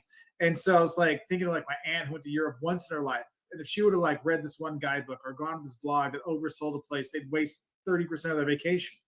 A 10-day vacation, you go to the place for 3 days because it sounds great on a blog or a book, then it sucks. It's like, that's not right. So that was really a big turning point for me where I'm like, no, we're going to focus on honest travel. So like, we really focus on loves, hates, do's, don'ts, like, and being honest about it. And sometimes people get upset with it, but it's like, look, this is my opinion, this is my thing. My job isn't to make you happy. My job is to get you prepared to travel. And that's one thing I've really gone for. And over the years, I mean, it's hurting that a lot of sponsors don't want to work with us because we tell the good and the bad, and they just want a commercial. I'm like, well, if you like, I'll work with you if it's a product I believe in. I'm not going to like promote a product I don't believe in, kind of stuff, Yeah. And so that's one of those things that it was the payoff is like I can go to bed at night knowing that I gave everybody the honest advice and everything was there and everything that I believed and everything from my experience. The downside of it is I don't make the kind of money that a lot of the YouTubers make because I don't get the brand deals and stuff. So. Right. And integrity goes a long way. It really does. It's easy to make a fast buck, just saying anything, just to say it, to get paid. And that's what the rage baiting people. Yeah, exactly. And that's why I have a lot of respect for you. Is over the years, I've noticed that too. I'm small potatoes. Okay. I just got over 3,000 subscribers. That's awesome, dude. Don't be like that small potato. No, dude, there's very few people that have 3,000 subscribers. You do an awesome job, dude.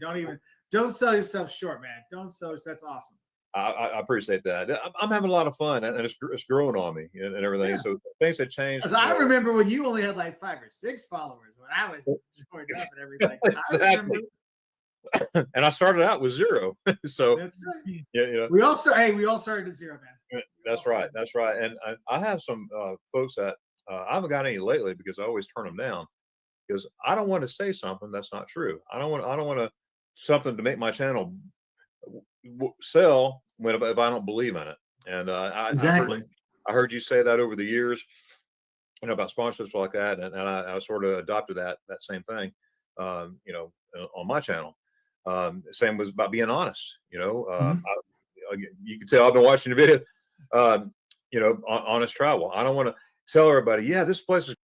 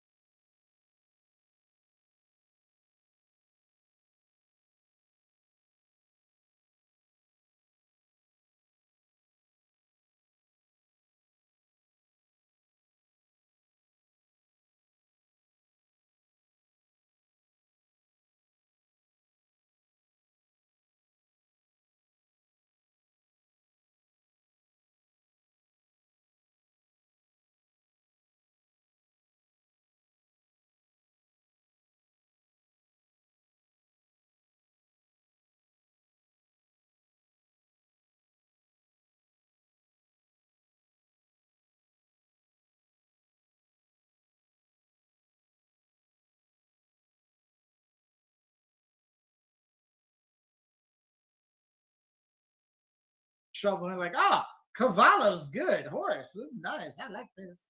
It's like, all right. But it's funny because I haven't talked about like weird foods I've had. I don't know, like What about when you went to Africa? You did the safari thing. Did you have some? I don't. they had that actually sorry when they had really good food. Like I'll be like one of my favorite foods I had. I don't know what I'm sad and write down what it was exactly. It was like because it just says like it's peanut butter banana, like a dessert. Like no, it's a peanut, but it's like peanuts and bananas, and it's made into like if you looked at it, you think it was like an Indian curry. Okay. But and it was just like this. I mean, it's a flavor I can't even describe. Was it spicy? It was unbelievable. No, it wasn't spicy at all. It was unbelievable. Like this is amazing. And like the food in Rwanda, it was like everything was very vegetarian. Not because like it was because I don't want to kill the cow because I can use the blood. She'll make food with blood. Oh. The poop they'll use for fertilizer, or they'll use it for fire, like for warmth and burn it. And the milk they make stuff with that. So it's like very interesting. Like, yeah, we're not vegetarian because we have something against eating animals. Just because I eat once, I eat the cow. If I keep the cow, I have food for years. I have all this other stuff out, and it's like, oh, okay. Let's see I don't know. Like off the top of my head, I'm like, I know I've had weird stuff, but I can't think off the top of my head. I have to come back. It'll pop in my head later. No, that's all right. That's all right. Let's go back to your content creating. Okay, when you're editing and everything. What's if you don't mind, what software do you use? So I used to use Vegas, Vegas Movie Maker for a long time. It was like, I mean, when I first started, I think like the first one I had was like 9, and they're like on like 25 now. So I used that one for. I probably did maybe 1,000 over 1,500 videos with Vegas Movie Maker. And then now I have editing teams. So I based on my editing now, I'll film everything on my own. I write all my scripts, do all those things. I'll film all the stuff, and then I will put it together in a document for a brief and be like, okay, here's like the 10 things that'll shock you about Germany. Here's the text I want to have. Here's the shots I want in there. Go put it in there for me. And so I send all that to it, and they put it together to make it look better. Because I mean, it would take me 6-7 hours to edit a video. Yeah. And I'm like, and there was just so much time, and for a long time I didn't want to give it away. It was like my baby. I didn't want to give away in my videos. And then eventually I let people like cut down the talking parts to get rid of my mess ups, and then I would put the B-roll over top. And then it took a couple more years for me to be like, you know what, like maybe I'll let them do that. And then I mean, it's never been like, because it's like it's like 90% of what I wanted. But you know what? That's good. Like it's YouTube. It's online. Like am I getting the main points across when you do that? And so once I started having editors help me, it really freed up a lot of time. And the thing is, instead of like having that and then focusing on more Walter's World, then I started doing like the East channel, the Professor Walters channel, the Toy channel, like all these other things I've got going on. So it freed up so much time. I started doing other things, and that's been very nice. And the people I hire, I have like 3, 4, 5 editors that are out there that I know, like, hey, I'm helping them pay their bills, feed their families. So it's like a whole little thing. So it's nice. Like during COVID, I didn't stop having them edit. Like I kept having them edit my blog. People helping with the blogs and stuff. I kept paying them. Like, look, you guys still need to pay your bills. So I was still paying all them, even though we went from like almost 5 million views a month to under 1 million views. I mean, it was like, and we've never gotten back to where we were before COVID. There's so much more competition now, but it's just interesting how things have changed. Oh yes, definitely. Your audience. You mentioned like we got percentages and everything. These past couple years, I've been paying attention to my analytics and everything, trying to figure out this thing, the monster called the algorithm. Yeah. Hey, you figured it out. You let me know, please. Right. What's your okay? I know you said you used to be Germany because of the language and everything. What's your highest percentage country? So in Walter's World, it's like 45-47% US. Okay. And then it's like US, and then it drops down to like 10%, like Canada, UK, Netherlands, Germany. Those are the ones that are usually like in the top. In Australia, though, those are the ones like usually the top 5. Unless there's like a video from a country that really goes off, like occasionally like the Finns will get a hold of our videos and like they really like them and they'll watch them. So then Finland will pop up and be like, oh, for that month they were 10%. And then it goes and disappears again. So there'll be like occasionally like other countries will pop up based on what we posted out there if they go viral or whatever. Right. Well, that's one thing you never know. You get some videos that, like me personally, yeah, this is a good one, and now for me, like 400 views, and you get one where I don't think this is going to do very well, and I got like 20,000 views. I know. Don't know. There's some like I have one probably the one I'm most proud of. It was like what you should know before you go on an African safari. Now, right there, it's not going to get a lot of views because not a lot of people go on an African safari. Right. But I was so proud of that video. I'm like, this is one, and I edited that one myself and did all the stuff. I'm like, this is like, and it did nothing. Like, and you're just like, ugh. And then they're like, oh, do shorts, they'll do really well. And I'm like, I was doing shorts on our main channel and they did nothing. I had another channel I started that just did the shorts, they did okay. Yep. And then I'm like, I'm just gonna put those back on the main channel because you're having all the different channels just got too much. And so I kind of let that one kind of go off on its own. And I'm gonna do something else with it. But I was like, the channel that has like 1/100th of the following got better views on the shorts than our main channel, because our main channel, the algorithm will tell you, it's like, no, if it's Jones in Europe, we're gonna show it to people. Anything else, forget it. So, right. I remember that time when you were in Safari, and I was getting the, Jocelyn would put on there, there's a lion outside my tent. Yeah. I was like, what in the world? Oh yeah, there's a cheetah that landed on the outside. And it's like we're like we all of us like bolted up in the middle of the night.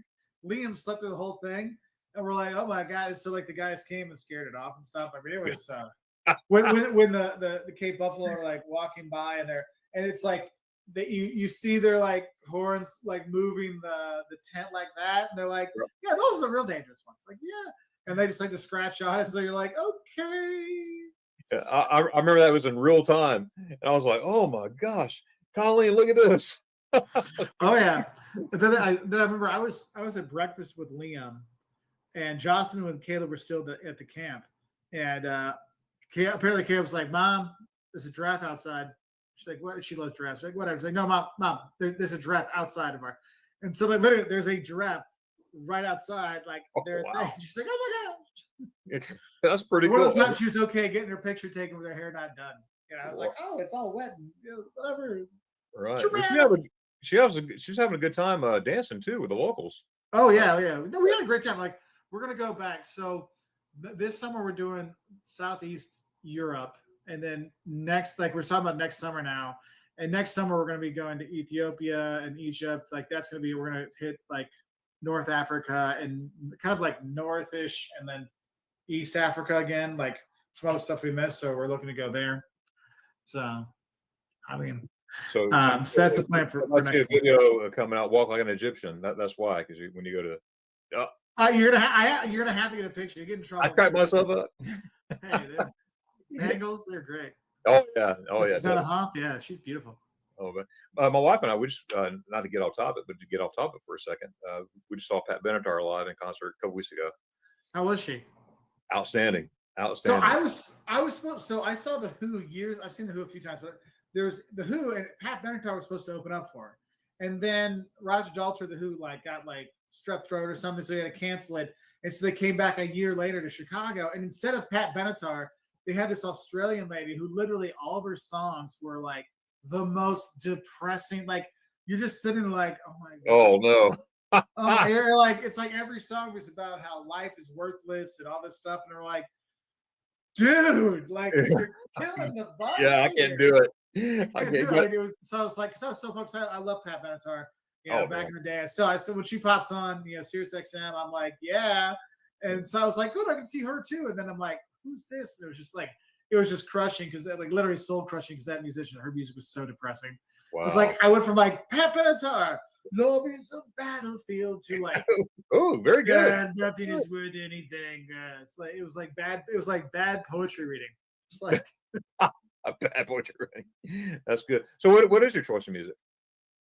I'll listen to really anything. It's got a good beat. Like I go to the gym, and people pick different music out, so they'll have anything from like Christian rock to country to like 80s rock to rap to whatever country. I'm cool with whatever. As long as it has a good beat, I'm cool with it.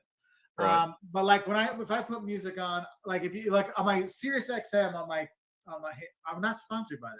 Oh, there you go.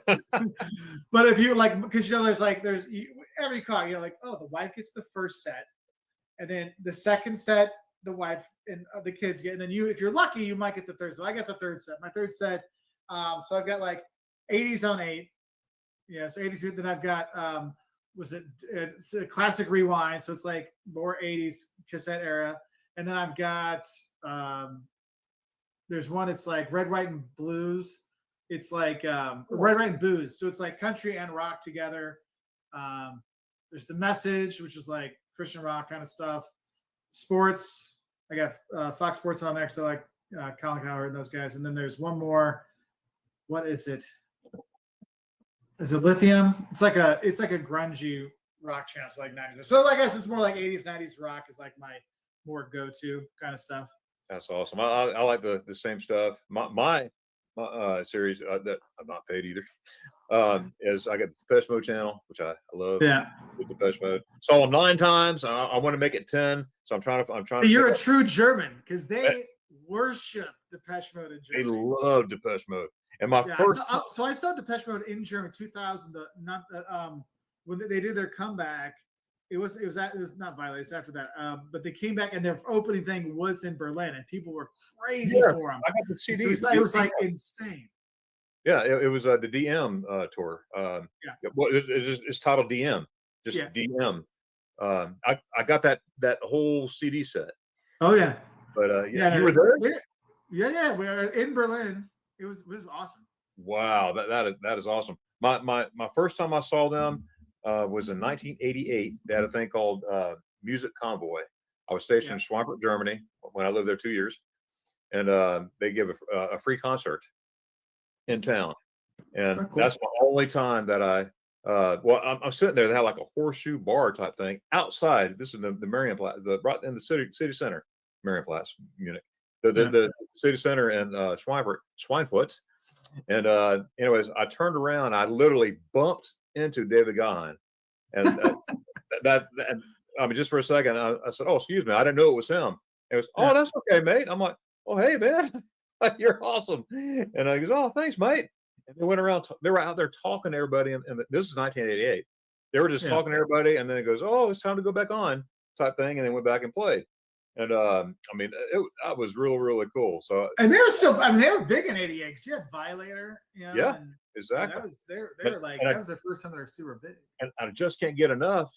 I came out in '81 and everything. I was in middle school, and I remember that. And but anyways, long story short, I saw them 9 times, 8 times altogether.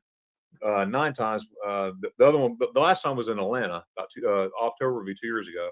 That's the first time I saw him without Fletcher. Because he passed away, Andy Fletcher. But I want number 10 to be in Germany, and I even go to Britain too. Whatever. But I want you got to do a journey. Like you can get it like Berlin. At least back in the day, they were like super Psycho fans. So everybody, every song, everything. Feel sorry for the opening act because when we went. Literally, the opening act, who actually Depeche Mode used to open for when they first became big, so it was like them paying the guy back. Like, guy was maybe 30 seconds into his first song, and everyone's got their tickets. Depeche Mode. Oh no! Depeche Mode. The poor guy. No. He climbed up into the rigging, got caught in the rigging. They had to like get him. I was just like, I felt so bad for the guy, and everyone's like Depeche Mode the whole time. It was like, oh, dude. Wow. Yeah. I love music. I really do. I love to get 80s rock, all that stuff. Now, let's get to Germany a little bit more. You lived in different places in Germany. I know you went to Berlin. You lived in Berlin. You went to school there, and you were also a professor there, correct?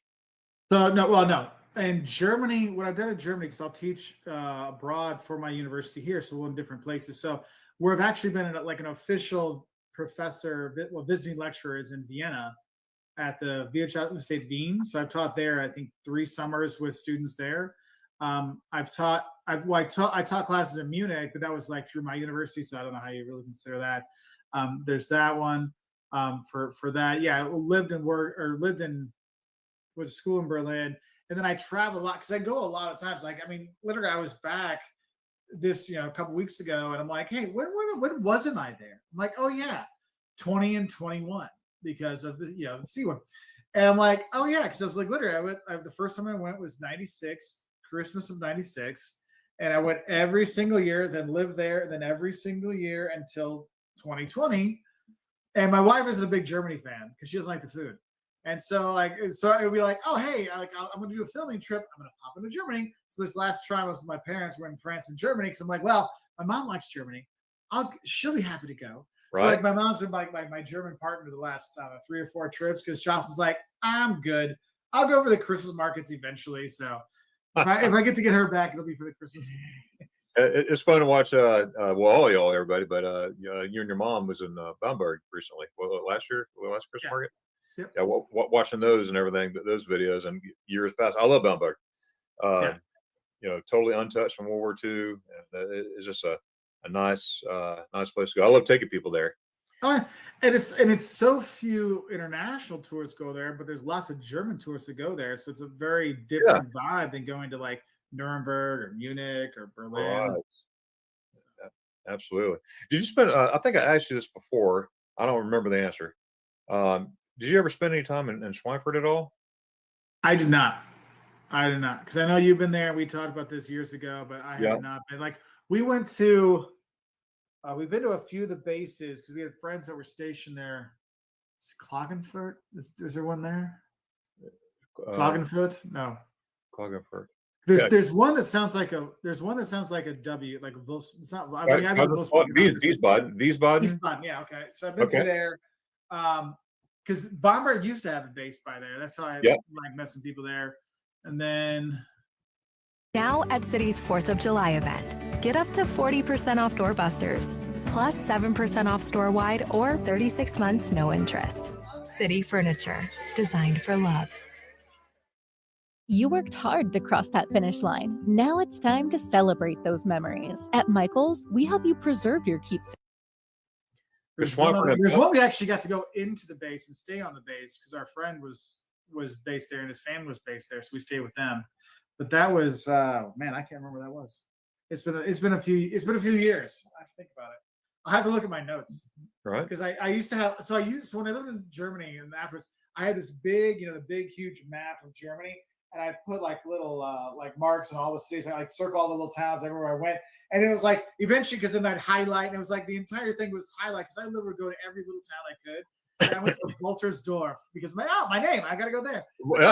There's a place happened at Apple Festival. Let's go. Oh, that place happened Bratwurst, but let's go. And so I was like trying to get to every little tiny town. It's like that's so cool. Like, it's like, oh, let's do it. I'm like, oh. Yeah, I'm in Tampa. Well, I should go to Land O'Lakes. Why not? I heard there's a Greek town nearby. Let's go to, where's the Tarpon Spring.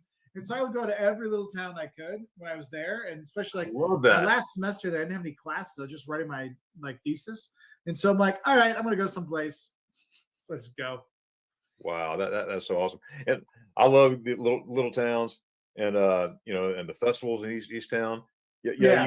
You got the big touristy ones, Oktoberfest. I've been there many times. Man, that's a lot of minis. That is a lot of minis. But I love going to the small ones where the culture's there and it's just totally different. And that's how you meet the locals. Germans, like the festivals are when Germans open up. Like that's why I love going to Christmas markets because everyone's there having their Glühwein and chatting and they're with their friends chatting. And it's a lot easier to kind of integrate into their conversations where if you're like on a normal day, you're not Germans aren't going to talk to you in small talk like at a restaurant. Yeah.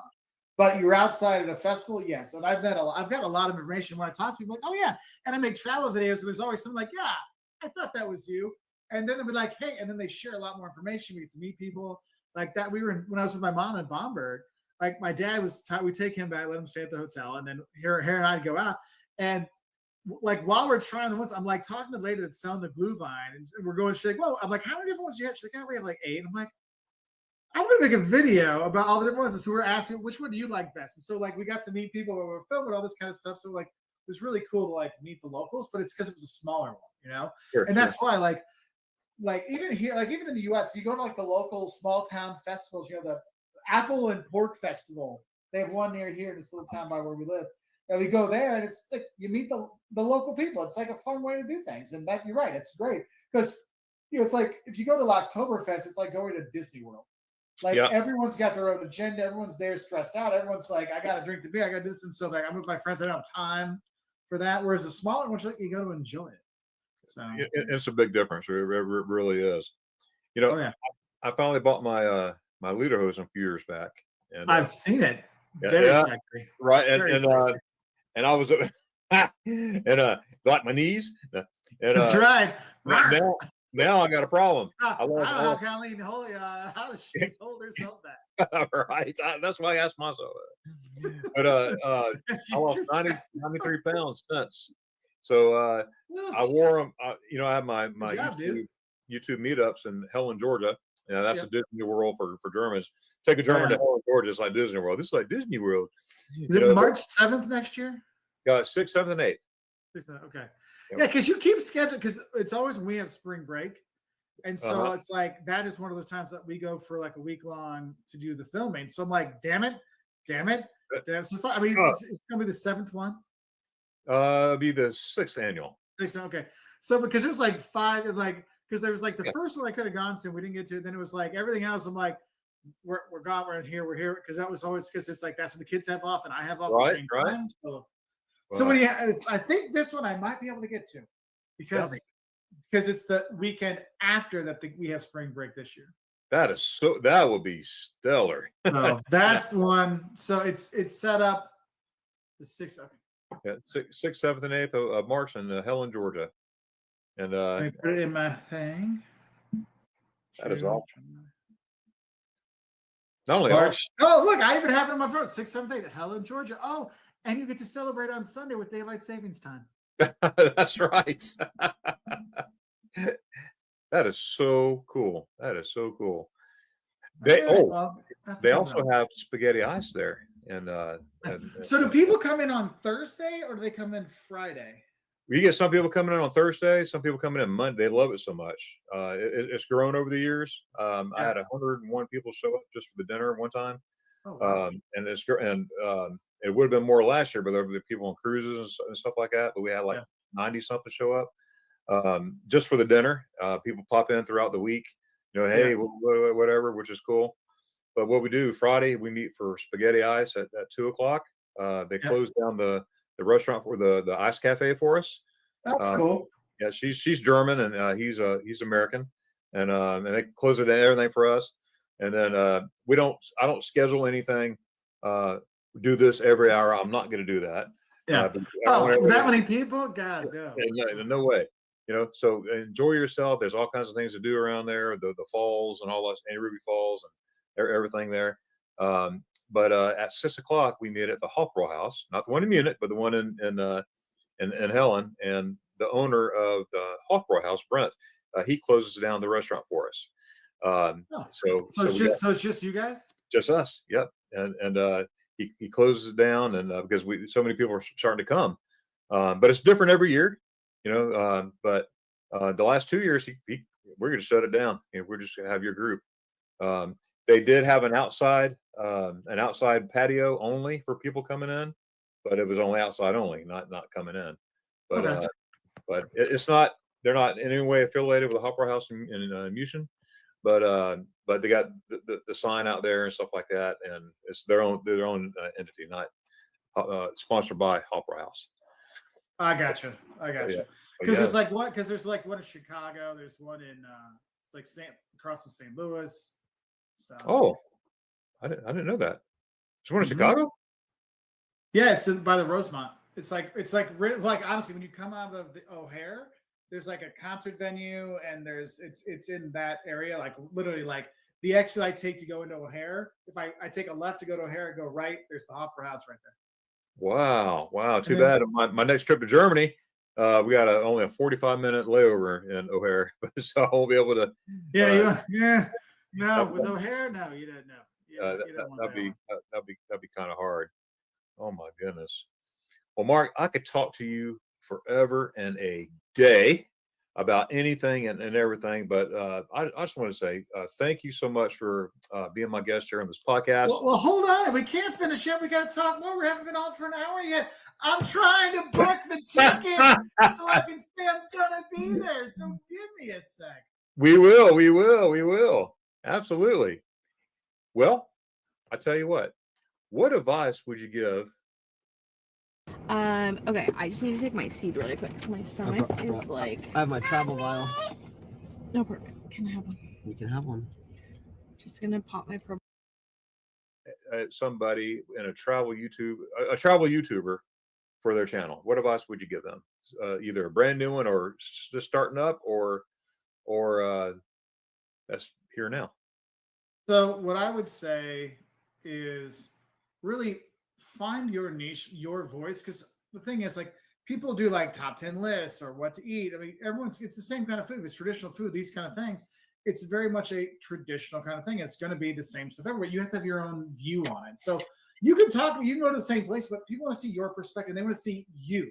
That's why it's YouTube. So make sure there's you in it, because a lot of people don't do that. They just go, oh, well, I'm just going to talk about this and people like it because I'm in it. No, you got to have something you're going to be talking about, like share your experiences, and that's going to help. And go and explore and go find new places. And that's going to make things a lot easier for you. Also, I want to tell people is like, it takes time. It takes a lot of time to grow your audience. I mean, a lot of people think that social media is like super fast. It's like, oh yeah, I just, you go and you get big and it'll be like, I'll get millions of followers, like millions of views, like my first great video. No, it takes years of time to do it. So do it as something that's like a fun thing, and don't be fake. Because like when you see YouTubers like burning out, it's because they've been faking it for so long that it's too hard to fake it. It's like, be your own person. If you're you never get burned out. Because I love travel, I love teaching, I love the toys that, like, the channels I have are all things I love. So it's not me doing something I don't like have super passionate for. It's something I enjoy. And so therefore I'm good to go. And that's one thing I think people need to realize. You got to forget that you got to find something that's really, really for you to make it better. So just a little advice there. That's awesome. And that's the thing. I fell into the I don't want to say trap. That's a wrong word. Okay. Yeah, I love taking people to Germany, and showing what I love. And and I love doing that. I like going to some places where I've been. But now at this point, it's like, okay, I take people back to the same places.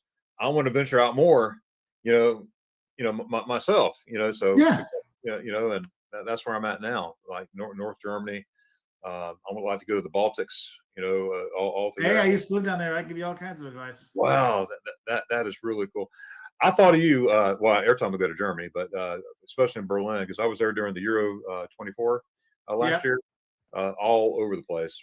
I was in Munich during the year, at Berlin. I was Nuremberg. They had all the stuff, all the parties, and everything. That was an experience and a half. And that's awesome. And I was talking to some Dutch people because Billy, he's got his German jersey on. I bought him the German Euro 24 shirt. From the Munich, right there in Orlando Strasse in Munich. Nice. The main store there, the official store. That's what we're Bayern Munich. Yeah. He's a Bayern Munich fan, so we're going to games. And but anyways, I got that shirt. But we ran into these two Dutch guys. Okay, now Germans were ready to lose. The Netherlands, they were doing well. The Orangemen, they were so they were doing really well. And they were talking to Billy, saying, "Yeah, Billy, this is it." And Billy stood, and they tried to convince Billy that the Netherlands, that's the rest one. So who do you think is going to win? And he goes, Germany. And they're like, Billy. You've lied to them. You've done all these kind of things. I got that all on video, and it's it's funny. It is fun. I got another question for you. Do you recognize anybody behind us in the scenery up there? In the scenery, I recognize Miss Jocelyn. Yeah. Do you see you? I see me. Yes. Oh, okay. Yeah, I forgot when that was taken. Let's see. Look, based on the gray, that's probably and her hair, that's probably 23. Yeah, you surprised me on that one. I'm trying to get back where I was. Where was I? There we go. Oh my goodness. There we go. There we go. All right. Good. Yeah. You got me on that one. Hey, guess what? What's that? I got my tickets. I'll be there. To Helen. Yep, I just got the tickets. No way. Just No bought them. way. I will be there. Do you see this heart smiling? Can you see through the camera? Oh my goodness, that is Just wonderful. bought my ticket. I only got one. I'll see if Josh, because I know Jocelyn's schedule, but I got mine. So now I can get my upgrades. So if I don't, I'm gonna get the group. They don't get the upgrades. I'm like, ha ha. Wow, that would be wonderful, man. You just made my day, sir. That really did. Glad I could, man. Man, that is awesome. Oh my goodness. Have you ever wondered how buying Israeli goods helps Israel during turbulent times with attacks from extremists and anti-Israel movements? The answer is simple. By supporting family businesses, you provide stability on the home front for the defenders and citizens of the Holy Land. When our men are drafted into the army, they leave their jobs, their families, everything to fulfill their duty. Their wives and kids are left to run businesses alone. Right now, hundreds of Israeli businesses are struggling to sell their products freely due to boycotts from the anti-Israel movement. To counter this, we've created a special surprise box filled with amazing. Well, a lot of people. Helen, Georgia. Yeah. You by chance have any videos on Helen, Georgia? Yes, I do. Yes, I do. Oh, yes, well, I'll have some videos to watch too, so I can help there you. Go. And also our friend Eric B. Of course, he's there every year. He has videos of Helen, Georgia, and a lot of people in the group that got their own videos of Helen, Georgia as well, and stuff like that. So, man, I'm so excited. I don't know if I should scream or just say thanks, Mark. Hey, well, I'll be there. God willing. That's awesome. Yeah, we tickets are booked. Tickets are booked. Well, so I got to make sure I'm there for Friday spaghetti ice it too. So I will put that in my phone. That is too. But now I have to wait. It's Eastern time, so therefore I have to go. So I have to make it a 2 p.m. spaghetti ice. Where's the place? Das Ice. Das ice cream, but it's not EIS. It's just Das and then ICE. Yeah. So okay. Yeah. Let me get the right time because it's. Boom. All right. Absolutely. There we go. You're gonna have that. Set up, buddy. All right. Well, thanks so much for being here, Mark. Let me ask you one more question. You sort of answered it already. So here it is, summertime, 2025. Don't give any dates or anything. So tell us. I think you did already, but tell us where you plan on going in the future. So far in our summer travels, I've been to France and Germany. Okay. We're going to be in Poland, Slovakia, Hungary, Romania, Bulgaria, North Macedonia, Albania, and Kosovo. If we have time, and France, we'll be in France too. But there's a couple extra days in there, and I don't know if we're going to be able to get up to Montenegro and Bosnia for just a quick little visit for that. Then we've got Banff in Canada, going to Calgary and Banff. Got some trips to Florida. Well, Jocelyn has trips to Florida. I don't. The boys have trips. Caleb's actually flying to Florida like tomorrow. He's going to Epic Universe. All right, buddies. Then what else we have? Oh, and then we've got to move Caleb down to Georgia for school. Georgia. Yeah. You mean? But he's down south. He's not at UGA. He's down south somewhere. But I won't say where. Yeah, exactly. Well, that's wonderful. I can't believe it. How time flies. My wife and I, we're about to have our 18th anniversary Tuesday. Oh, congratulations, my friend. Thank you. It's the best thing ever happened to me. You better remind yourself that every day. Every single day. They're Colleen and the kids are out and about right now, but she. Tell them I said hey. She's my everything. I will please tell Jocelyn I said hi too. So I will. That'd be cool. All right, we're gonna go in and close. Like I said, I could be here. I could talk your ear off. Okay, starting to fall off there. But here goes. But anyways, I'm gonna ask you to help me say goodbye by saying Dankeschön, tschüss. Okay. Okay. In an animated way that we do. All right. On a count of 3. You ready? All right. 1, 2, 3. Dankeschön. Oh, yes, sir, Mark. Dankeschön, tschüss. Thanks a lot, Mark. You have been No awesome. problem, my brother. Good to see you, man. Good to see you, sir. All right. Bye-bye. Bye. Yay.